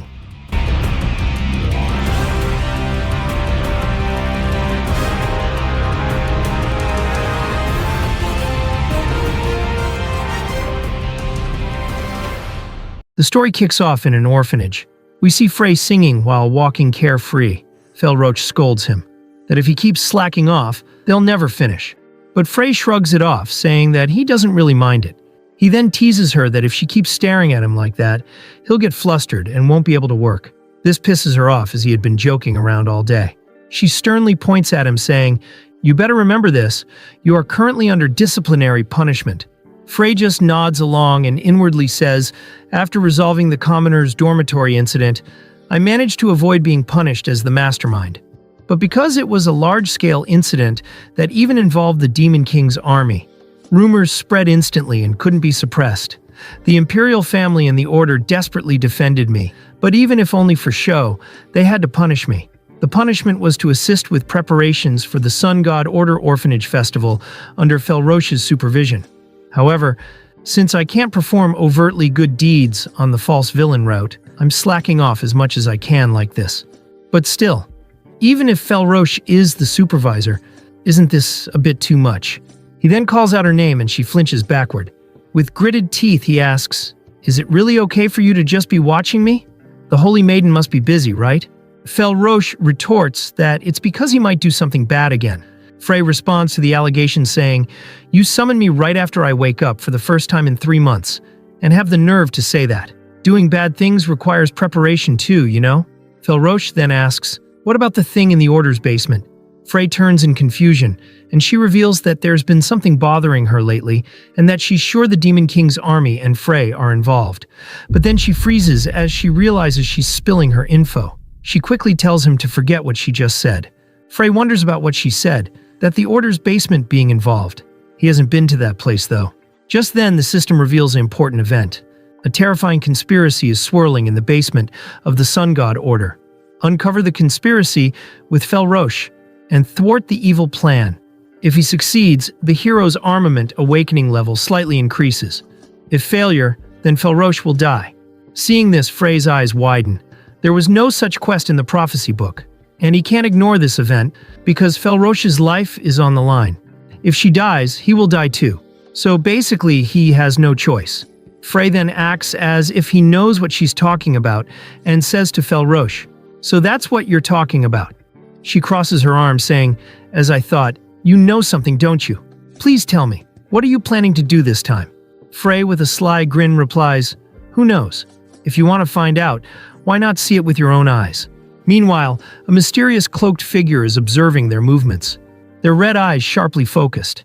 The scene now shifts to later. Inside the Order's basement, Felroche and Frey walk deeper into a dusty old area. Felroche looks around, remarking that she can't believe there was a place like this in the Order's basement. Frey comments that it seems like an old facility, but he sarcastically turns to her saying, "But you, for a holy maiden, you're only learning about this place's existence now." Felroche shouts that she did try to investigate. She explains saying, "For a while now, a sinister aura has been drifting from deep in the basement, and when I tried to see what was inside, I was turned away. They said that they are storing illegal items here, so there is no need for her to confirm." Hearing this, Frey looks around for guards, but realizes that due to the festival preparations, security is thin, so he considers that he's lucky. Felroche beam with excitement that this is their chance to explore the Demon King army's conspiracy. Meanwhile, Frey is amused that she's saying it in front of him, who might be the Demon King's ally. Just then he notices something. His eyes widen as he reads a glowing engraving. It reads, "In the beginning, there was the Sun God, the Moon God, and the Star God. Through the protection of the three gods, the world's balance and prosperity was realized." Frey is surprised that it's a stone tablet written in kana form. He inwardly says, "Why does kana exist in this world? Not to mention the Sun God. And the Star God? I've never seen this content before." Just then, Felroche reveals that she's seen these characters before. This surprises Frey, and she explains saying, "There were stone tablets written in very similar characters on the Western continent too. I tried to decipher them, but I gave up part way." Frey inwardly ponders that if he went to the Western continent, he might get the information he's looking for. They then come across a sealed door, and Felroche asks whether the corridor ends here. Seeing the heavily sealed door, Frey replies, "This door has multiple barriers placed on it. It has all sorts of troublesome reinforced spells sealing it. Even if 10 mages working together might not be able to break them." But Felroche readies her Blessing of the Sun God and gives a solid punch to the door, breaking it easily. Our boy is left in shock. She nonchalantly asks whether he was saying something, and he sighs that he said nothing. Later, as they enter the secret passage, he notes that there's much more open space here compared to the corridor. Felroche, in a worried tone, affirms. Just then her eyes widen as she tells him to look over there. Then the ground shakes. Undead rise. Not ordinary undead. Undead paladins, holy power fused with dark mana. Felroche, in fear, mutters, "Impossible, to have evil undead right beneath the main hall." Seeing this, Frey inwardly frets. No, these guys, they emanate an aura mixed with sunlight and black magic. They're paladin undead made from paladin corpses. But for what purpose? Did they make such a huge quantity? Felroche calls out to Frey and points up at the ceiling, asking why that is over there. Above them, a sacrificial magic circle, far larger than the one from the commoner's dormitory incident. Frey is caught off guard by this. Felroche, in worry, mutters that it's larger than the one they saw in the commoner dormitory. Frey then realizes why all this is happening here. He lets out an evil laugh, saying, "So, have your questions answered?" Felroche stutters. He grins, saying, "To follow me all the way here, you're dangerously defenseless." She covers her chest in fear that he might try to use her holy body, and she asks what he's planning to do. She threatens that she'll use her sun god's protection if he tries to assault her. Frey sarcastically responds, saying, "The sun god's protection can only be used once a day. So what will you do? You already used today's portion to break that padlock, didn't you?" Felroche panics as she's completely defenseless. Frey smugly states that she can't stop him, so he'll tell her the plan. He points up to the ceiling, saying, "Here's the question. What's directly above that magic circle?" Felroche thinks about it, and then she freezes as she realizes what's above the magic circle. It's the place where underprivileged children take shelter. The sun god orders orphanage. Frey, with an evil manner, says, "If I trigger it to coincide with the peak of the festival, the humans above will become an offering to the demon king." Felroche then runs off hurriedly, calling him a monster, and that she won't let him do that. Frey laughs maniacally, saying that she better hurry, or if anyone is left behind, they'll all become his prey. He keeps on his act, and once she's gone, he drops the gig. He sighs that she'll definitely make sure everyone escapes no matter what. He then walks towards the approaching undead paladins, while saying that it's going to be a tough fight, but this is the only way to save everyone while playing the scum. The undead charges its arrows towards him and fires in unison. Frey starts emitting a blue aura as he prepares to unsheath his sword, and he effortlessly cuts the arrows in half, resolving that he might as well fight like a hero for the first time in a while. Frey slices a paladin in half and swiftly cuts down the head of another. He continues his assault for a while, but the undead keeps spawning. Frey is tired by the relentless approach of the undead. He's sure that Felroche must have gotten out safely by now and warned the others. But the problem for him now is that these undead paladins just keep coming one after another. Then blood pours out of his mouth as the penalty kicks in. He has 2 stacks of debuff, so if he drags on, it will be the death of him. He increases his aura and decides to pick up the speed. Meanwhile, from a safe distance, the cloaked figure is observing him. It's none other than Irina. She's now sure that her hunch is correct. 1 month ago, she had gone to the Grey Forest to investigate. She had found the remnants of the fight Rihanna faced alone. She picked up a debris, which is still emitting a blue aura. She mutters, "Just as I thought, it's faint, but this is clearly the same stellar mana as Frey's." So it's true. Rihanna's real identity was Frey. But if that's the case, it makes even less sense. Why would he curse me yet protect me here? What exactly is his goal? Why does he only commit evil deeds in front of others? Frey, just who are you? Meanwhile, Frey gets pushed back by the paladin's strikes. He grits his teeth while thinking, its speed has dropped, but his power is on a whole other level. If only I could recover some stamina. If I push myself any further, my stamina will bottom out and I'll faint. But I fought desperately, and the numbers have dwindling without me noticing. If I can take down the rest one by one. Beyond the charging undead, the colossal undead guarding the opposite entrance are manipulating something. Frey's eyes widen by this.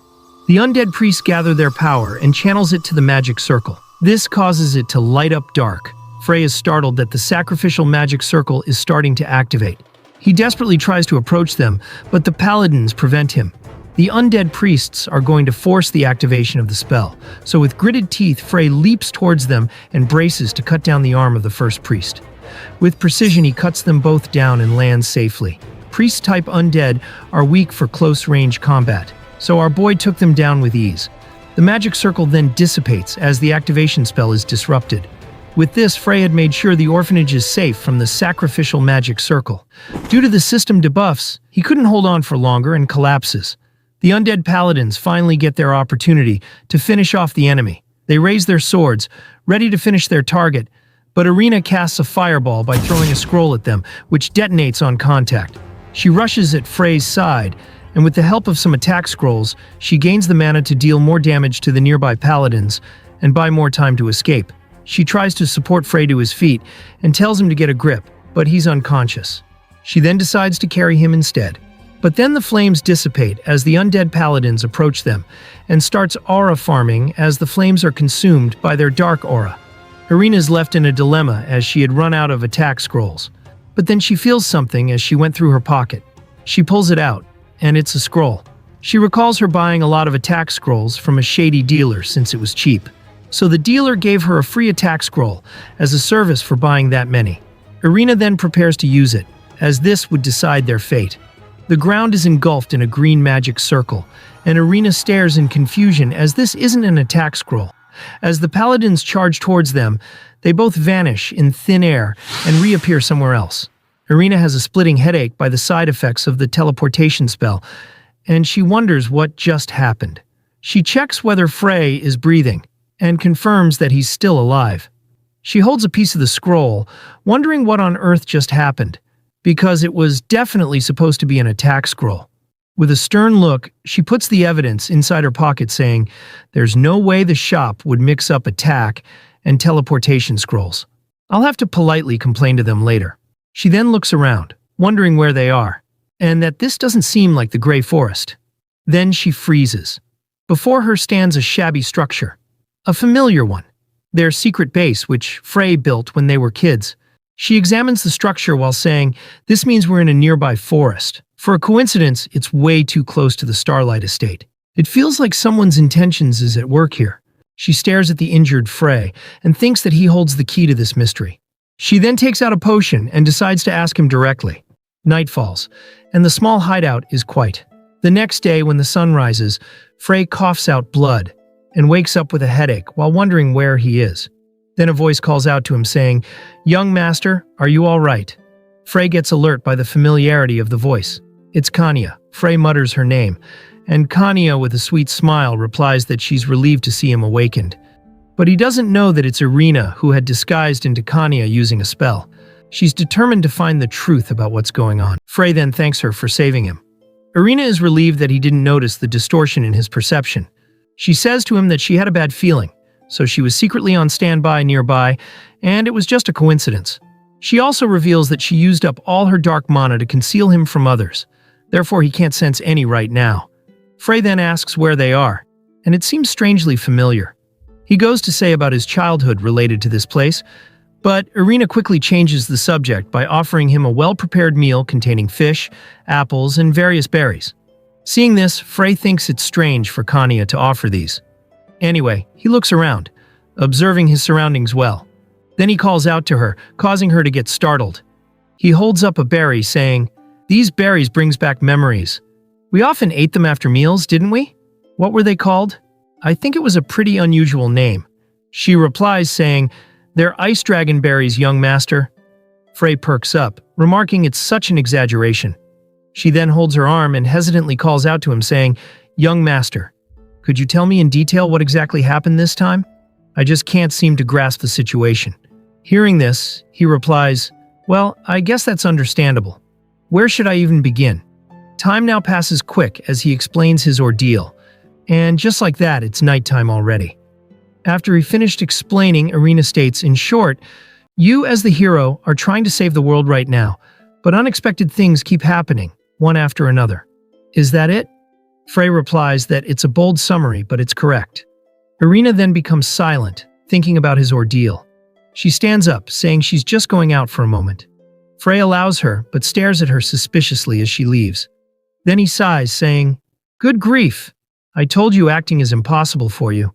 We then see Irina sitting next to a lake, deep in thought as her head is still in a mess. She recalls the midnight curse she placed on him, realizing that all this time she was hindering the hero. But it's also a fact that he killed her once in her past life. She slumps her head, wondering what on earth she should do. Just then, stellar mana combined with water heads straight at her. She notices it and quickly counters with her fire magic. She shouts, asking who's there. Just then, a voice says, "Just as I thought." This stuns her as Frey says he found her. With a smile, he calls out Irina. She stands there silent for a moment, and then says, "Guess I'm still not cut out for this either." She then dispelled her disguise, saying she should have realized when she saw that mana. Then she points at his face, while holding a fireball on her other hand, saying, "Answer me, Frey. Why did I have to save you?" He silently replies, You didn't have to save me. I've been prepared to be hated for a long time now. So just wait a little while for me. Hearing this, Irina becomes worried and dispels her magic. He then says, when everything is over, I will definitely apologize to you properly then. Until that time, I want to protect you. She then lets out a deep sigh. She tightens her fist, muttering, You're still such a pain. Protect me? You've been the one almost dying over and over again. If you end up dead yourself, you won't even be able to apologize, will you? Remember this. I won't let you die until I get that apology from you. Frey is touched by the fact she's worried about him this much. She then acts like a tsundere, lamenting that she used a high-value item for nothing. They both walk back to their dormitory as the dilemma is solved. Frey, though, inwardly thinks, that mysterious quest scroll that teleported us here, it's way too suspicious no matter how you think about it. Could it be that this whole situation was created by someone? The scene then shifts to a back alley. A mysterious woman stands in front of a bar. She quietly opened its door and walked in. A man in a neat suit wipes a dish while simply saying, I'm afraid we are closed for today. Please come again later. Hearing his audacity, she smirks, saying, Looks like you have a lot of free time, Demerkin. The man then stops what he was doing, and with a smirk he channels his aura, and the space around him shifts. As the bar, along with everything, had been part of his spatial magic, he steps forward saying, Since you know my true identity, what is the purpose of your visit? Using his spatial magic, he creates sharp shards out of the plate he was holding and points it directly at her, asking if he should slowly ask her after cutting off her limbs. Multiple projectiles launch towards the woman, ready to tear through her body. But she simply stands there, and with a flick of her finger, the space around them shatter, and she uses the same magic against Demerkin. He's surprised by this, and the domain forcibly dispels as he crashes on it. The woman walks towards the fallen man as he mutters in disbelief that his spatial magic shattered by a mere flick of a finger. Then the cold realization hits him. He mutters that she's the Demon King. She, with a smirk, removes her hood, saying, It's been a while, Demerkin. The scene now shifts to the next day. Frey wakes up with a yawn. Kanya asks if he was able to get a good rest, to which he affirms, saying, I slept soundly for the first time in a while. I even slept without having any nightmares, which is rare. Perhaps it's because I overcame my trial? Kanya remarks that it's a wonderful news and then says, Please rely on me anytime you are troubled. After all, But before she can finish, Irina bursts into the room, greeting Frey a good morning. Kanya then changes her words, saying she's no longer his sole confidant, but she remains his loyal subordinate. Frey then reads a newspaper about the undead paladins. He inwardly says, It seems quite a commotion occurred while we were away, but once again, it didn't escalate into a major issue.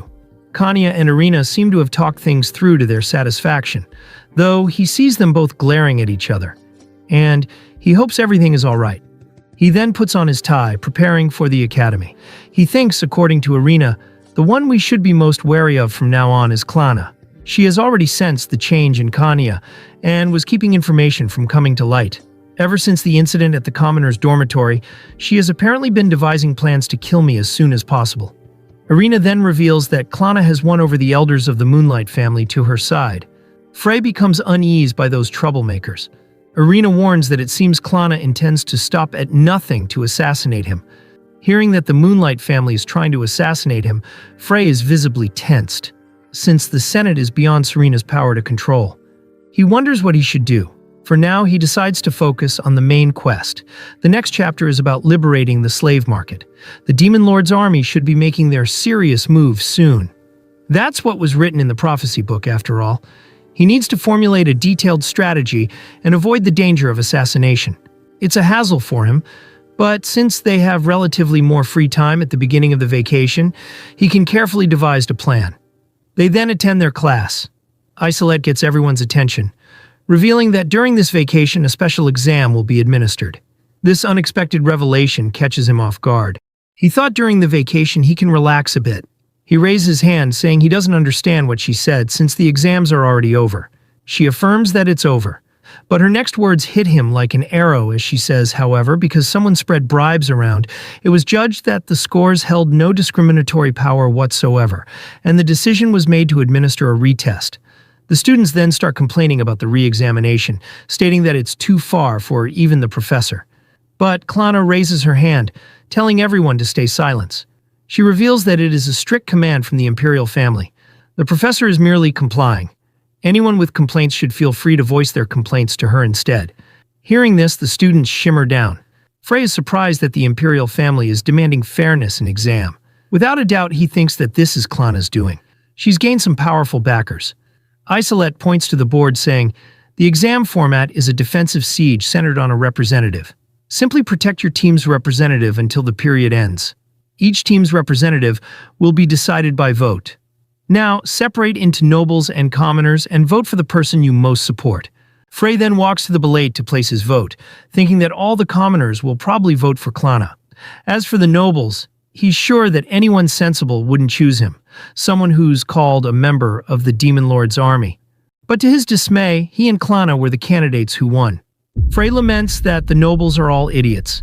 Isolette then states she will announce each team's representative.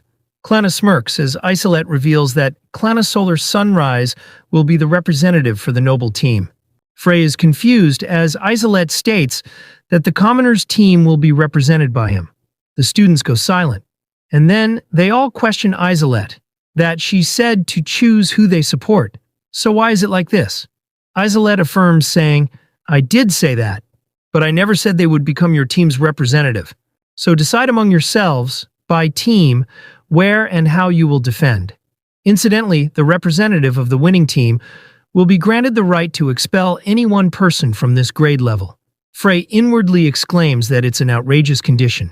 The basic condition for his mission clear is maintaining the status of an academy student, so he absolutely have to win this match. The scene now shifts to later. Frey is traveling in a carriage with Kanya and Irina. He gives the names of the students who should be taken to the Starlight Mansion. He thinks that it's a desperate measure. To begin with, they are at an overwhelming disadvantage. If things get bad, the other side can flee to the Imperial Palace. Since Klana managed to pass the Imperial decree that trespassing on the Imperial Palace is illegal for the students, Frey can't do anything to counter her, and her team can easily take refuge in the palace. She had planned everything thoroughly. Irina then says to Frey that she explained the situation to everyone, that Frey might be more cooperative than expected. Irina and Kanya lock eyes in worry as Frey mumbles on why the prophecy book's content always end up slightly off. He then goes to say that he needs the two girls' help, but he's interrupted by the carriage suddenly coming to a stop. Frey scolds the coachman that it's dangerous, but the coachman reveals that someone suddenly jumped out in front of the horses. He then yells at the mysterious man, asking if he knows who the master of this carriage is. The man pulls back his hair, saying it seems there's no mistake. "Please forgive my rudeness." He introduces himself as Domirkan, and that he came to meet Duke Frey Raon Starlight. The trio become uneasy by the revelation. Kanya mutters that Domirkan is the Demon Lord's army's number 2. Frey wonders why would someone like that be here. He tells the two to stay here, and that he'll go out and see. The girls oppose, that it's too reckless, but he gives a reassuring smile saying, "Don't worry." The fact that he isn't attacking immediately suggests he has some purpose. But Irina insists that she's coming too. She reasons that they both should know about the things concerning him. Kania also joins in saying, "Miss Irina is right. Please let me accompany you as well." Frey then agrees to it, that in return they should let him do the talking. The trio then approach Domirkan, and Frey asks what business he has with him. Domirkan confirms the identity of Lord Frey, and asks who the ladies on either side are. Irina is visibly pissed as Frey calls them his subordinates. He then asks what his business is. Domirkan with a grin says, "Lord Frey, I have come to request that you accompany me now." The trio gets alert, and Frey asks if he's boldly planning to abduct him. Domirkan replies, "Perish that thought. That is a grave misunderstanding. The meeting cannot begin unless you are present." Upon the mention of a meeting, Frey asks what he means. Domirkan with a grin drops a bombshell that Frey has become a member of their Demon King army's highest echelon. Frey is confused by the sudden revelation. He wonders whether it's a trap, but quickly drops that thought as he realizes he's not lying, because the system window shows that Domirkan's mental state is trust, reassurance, and anticipation. Frey inwardly says, "I don't know the details, but he seems to genuinely want me at the meeting. This is a perfect chance to grasp the Demon Lord's army's current military strength. Even if it is a trap, I don't want to miss it." Frey then calls out to his subordinates, instructing them to take all the marked students to the mansion first. Kanya and Irina tries to insist, but Frey firmly tells them to trust him, since this might be an opportunity. Kanya then obliges to it, though warning that if anything happens, he should run away immediately. Irina reassures him that she'll explain the students what to do. Frey then walks towards Demirkan, telling him to lead the way. Demirkan creates a spatial rift and appreciates Frey's cooperation. He holds his shoulder, warning that he might feel slightly lightheaded, so he should be careful. Then, as they warp, leaving the two girls behind, they call out to Frey in worry. The scene now shifts, and we see multiple executives of the Demon King's army. Frey notes that they all have such vicious-looking faces. A demon chick with dangerous airbags whispers to the nearby executive that it's a human. Then the word spreads to all the executives, and Demirkan states that the Demon Lord's thoughts are beyond them. He then points Frey to an empty seat, saying it's his. Frey stares at the empty seat, and seeing this, Demirkan says, "As you have guessed, from this point on you will become the Demon Lord's army's number 2, just like me." Frey mutters that it's a trap, though from the start, the treatment seems a bit too good. Demirkan replies saying, "This is all according to the Demon Lord's will, and I merely follow it." The system window shows that Demirkan's mental state is pride, confidence, and elation. Frey thinks that if the Demon Lord truly decided this, that would actually be convenient. It's better than some half-hearted treatment. Just then, an executive stomps the ground, ordering Frey to wait. The demon wields a long, great sword, its body emitting a fierce aura. With a commanding tone, he declares, "I, Rehir, objects to this final decision." He then approaches Frey with his sword dragging in the air while saying, "I have reluctantly obeyed Demirkan, who acts as the Demon Lord's proxy until now." However, he shatters the ground using his sword, then furiously points at Frey saying, "Is this truly the Demon Lord's will? I absolutely cannot permit a weak human to stand above me. Draw your sword, brat. I'll crush you like a bug." Frey asks Demirkan whether this objection is valid, to which he nonchalantly replies, "Oh dear, so it has come to this. The Demon Lord's army is thoroughly meritocratic, but if you believe you are stronger, you may challenge your superior at any time. This is a perfect opportunity, is it not? Let us prove the correctness of the Demon Lord's decision, otherwise we cannot proceed with the meeting." Then with a flick of his finger, he warps the space around them, creating an arena, which surprises Frey. The executive then pounds his chest, saying, "I am Rehir, descendant of great demons and orcs. I hear you are the descendant of the hero? I will defeat you here and now, and then I'll prove to everyone that Demirkan is a fraud." He lunges at Frey with his massive sword, and Frey manages to block it head-on. Rehir laughs hysterically. That for a frail body he took that well. But he asks how long Frey can keep it up. Hearing this, Frey exhales coldly, wondering who does this guy think he is. Rehir jumps, charging straight at Frey, taunting him to show his power. Frey stands there thinking, the prophecy book is unreliable, unexpected things keep happening. I was already furious enough as it is, and now I'm supposed to prove my strength? Give me a break. Frey's expression darkens with rage, and seeing this, fear grips Rehir. Frey coldly mutters, "You said to show you my power, right? Fine." Then a blue aura surrounds Frey as he unleashes stellar mana. With an annoyed expression, he warns that it'll be too late for regrets, since he's in a really bad mood right now. Rehir becomes uneased by the power he's emitting. He quickly tells him to wait, declaring that he surrenders and that he seems to have misjudged.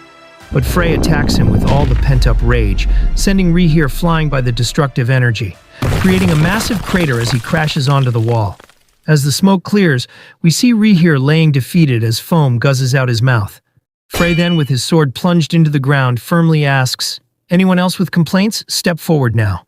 I'll take care of you all at once." But the other executives remain silent, so Demirkan claps his hands, commenting that it's truly splendid. He changes the space back to normal while exclaiming, "Such overwhelming power, a figure truly worthy of the Demon Lord's army. Now, no one will dare to challenge your authority." He then points to Frey's seat, saying they should begin the meeting now. But Frey says no. He holds up his sword, saying, "Now it's my turn to exercise my right." He then points the sword at him, saying, "Demirkan, I challenge you to a fight." He reveals that having two number 2s would be inconvenient for various reasons. Demirkan is impressed that his capacity for adaptation is terrifying.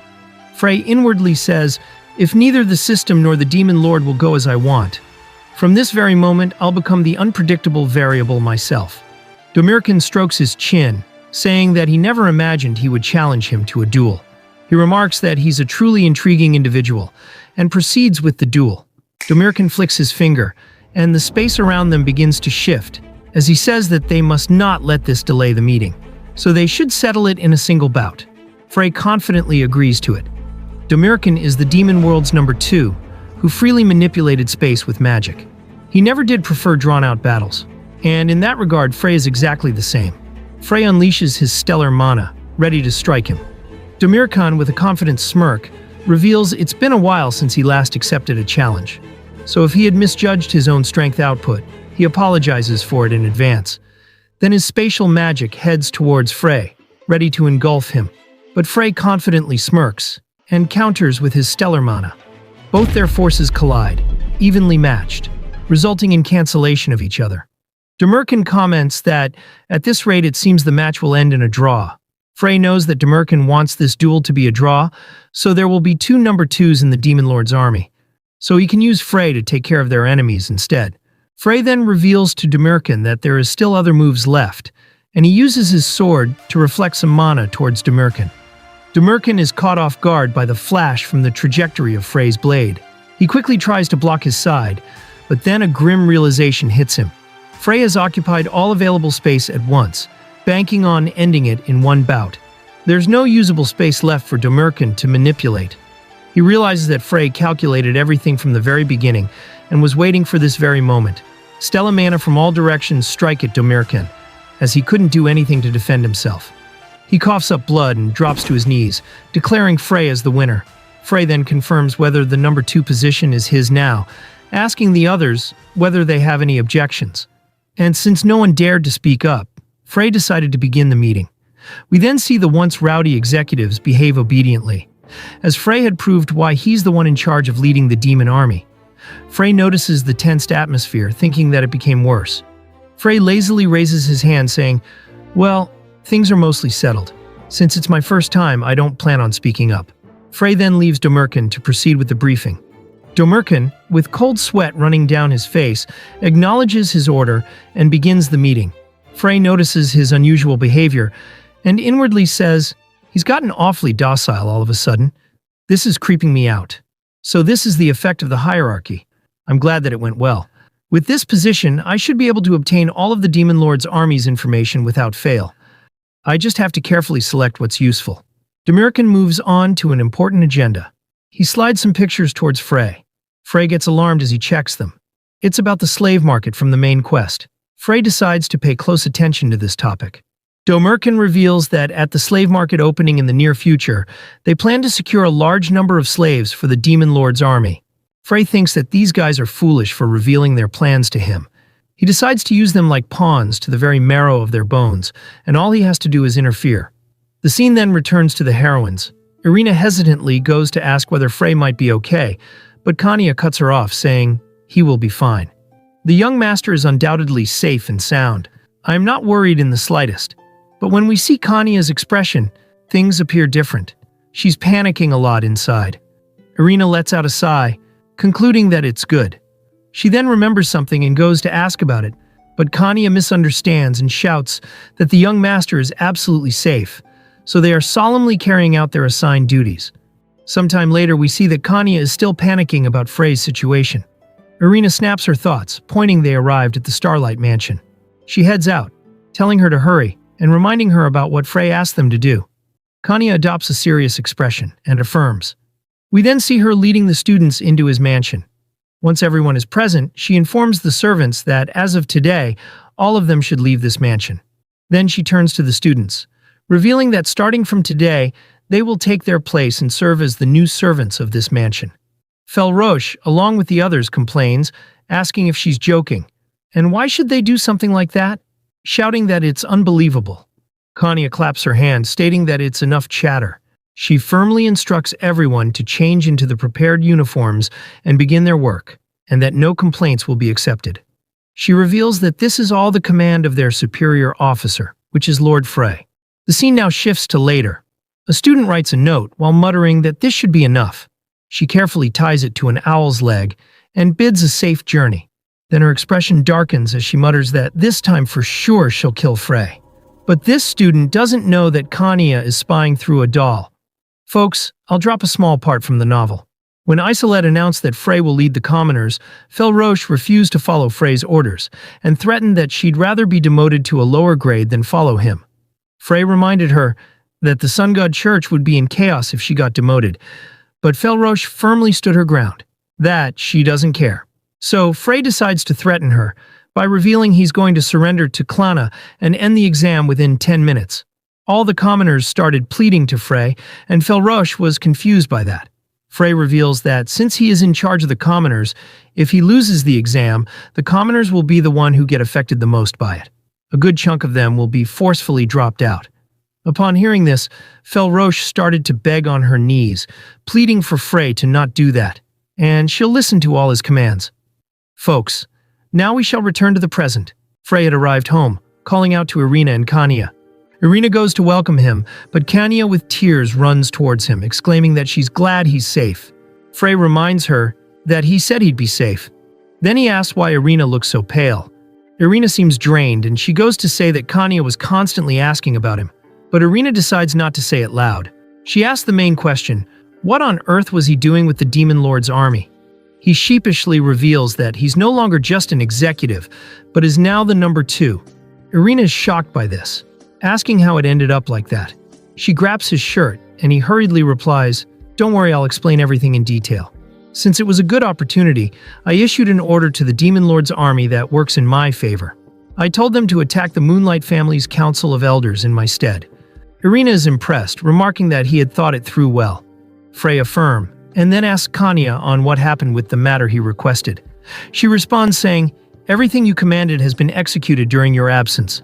Just as you predicted, young master, there was a spy for Princess Klana among the commoners' students." Frey comments that she's quite sharp. Irina asks who the spy is, and Kanya reveals that it's a student named Alice. Frey decides that for now he shall share the information he gathered at the meeting, but Irina tells him to wait a moment, and says, "Why don't you save the details for later and get some rest? I mean, look at you. Haven't you lost quite a bit of weight since I last saw you?" We then see that Frey is looking quite frail. He had not eaten anything today. His stomach growls, and he jokes that the demons didn't serve any food. The scene now shifts to the dining hall. A plate of food is served to Frey, but furiously says, "Are you kidding me? There's no way this qualifies as dinner, right?" We then see that the served food is visibly disgusting. He stares at the green nasty soup, wondering what on earth they put in here to make it this color. No matter how you look at it, this is clearly poisoned. He inwardly thinks whether they are trying to assassinate him. For some reason, he's getting a déjà vu of when Kanya tried to poison him. Frey confronts them, stating there should be plenty of ingredients. "So what is this?" The woman coldly responds, "With all due respect. As a commoner, I am unfamiliar with most of these ingredients. I have done my absolute best with what was available. I hope you understand, Frey." He then asks her name, and she reveals that it's Alice. Frey smirks, realizing she's the spy Kanya mentioned. Speaking of Alice, Frey could never forget her, because she's a key figure related to the commoner dormitory incident. Originally, she was supposed to prevent the attack, and eventually become the leader of the revolution within the school. For Klana, who is supported by the commoners, there's no way she wouldn't make use of her. Frey then decides to put on an act. With gritted teeth, he stands up saying, "This is why I hate commoners. You can't do a single thing right. How is this even considered food?" He shoves the tablecloth, resulting the dishes to be flung at her. She's startled as they shatter upon hitting the ground. Frey places his hand on her shoulder while coldly saying, "Don't you ever serve me this kind of livestock feed again. I am different from the likes of you." With that, Frey walks off and Kanya calls out to him, but he commands her to be quiet. Alice bends down to pick up the broken shards. She bites her lips in anger. Then a nearby student worriedly asks if she's okay, and Alice quickly changes her expression, saying, "I'm actually glad it ended with just this. I just have to endure it until the vacation is over." They then start cleaning it up together. The scene now shifts to outside. Frey is relaxing in the woods while inwardly saying, "I didn't expect to earn so many villain points, but it's about time I look for an opportunity to earn a bit more." Still, it's been 6 days since the siege battle started. Has Klana really not made a move yet? I set up insurance for the Council of Elders using the Demon Lord's army, but they said they wouldn't be able to move immediately. Just then he hears sounds of swords. He quickly sits up, noting that it's coming from the direction of the mansion. He quickly runs towards it, wondering if it's an attack from Klana and the others. Once Frey gets to the entrance, he sees some fallen students. He tries to question them on what happened, but they don't reply, and Frey realizes they have just been knocked unconscious. He wonders if everyone inside is safe. When he goes to open the door, he quickly covers his nose, sensing that there's poison infused with the mana of the Moonlight family. It's not a lethal dose, but if carelessly inhaled, he won't regain consciousness for several hours. He then uses stellar mana to neutralize the poison around his body, clearly knowing that it will be a burden. But he has no other choice. Once he entered, he noticed everyone had been knocked out. He then hears someone say that they heard noises near the entrance. He quickly hides as someone is coming this way. A masked man appears, searching for the cause of the sound. Frey peeks out, and as the figure's back is turned to him, he decides to ambush him and knocks him out. Frey thinks that it looks like someone from the Moonlight family. Since that's the case, this isn't part of the siege battle, but an independent operation by Klana. He then notices that the clothes the man is wearing might fit him well. The scene now shifts to later. We see a figure report back to their team leader that there were no abnormalities, and it seems someone moved before the poison fully took effect. The man shakes his head, lamenting that it's a waste of time, and they need to move quickly to make up for the delay. It appears Frey had infiltrated their team. He plans on finding out their goal for coming here, and make him tell him the plans of the Council of Elders and Klana. The scene now shifts, and we see Felroche unconscious. Alice's friend is worried about this, and Alice reassures her, saying, "Don't worry, she's just lost consciousness. It should be safer here than on the hallways or the rooms. It looks like everyone else has evacuated too. There were so many unconscious people. I don't think we could have taken them all by ourselves." Her friend, though, still worries, and Alice tells her that for now they should go outside to call for help. Then as they walk cautiously through the corridors, Alice inwardly says, "Frey is a piece of trash who deserves to die." But to involve everyone like this wasn't part of the promise. The timing wasn't as scheduled either. Did the Council of Elders change the plan on their own? Then she shakes away her thoughts, saying, "No, that doesn't matter right now. First, I have to get as many people as possible safely outside." The scene now shifts, and the leader asks if everyone is present. He then tells them to begin the search, and the target is Frey. It doesn't matter what happens to the others. If they see their face or interfere with the mission, they can kill them. Frey is alarmed by this. They all then scatter as the leader tells them to move out. Frey decides to hurry, as he felt a reaction of mana near him. He finds the room which is emitting the mana and quickly enters it, but is taken aback as the air is remarkably clear. Seeing the green mana residues, Frey realizes that the students have pushed the poison out with mana. He finds the source of it and pulls the curtain up. Then he finds the scared students who were hiding inside, barely holding themselves from screaming in fear. Frey, though, calmly gestures them to stay silent. Just then, another masked figure asks if something is in there. Frey realizes that this is bad, so he comes up with a lie, saying that he found a hidden passage. The man becomes curious and approaches it. This is the end of the video. Thanks for watching. If you enjoyed it and want to see more, don't forget to subscribe and leave a comment.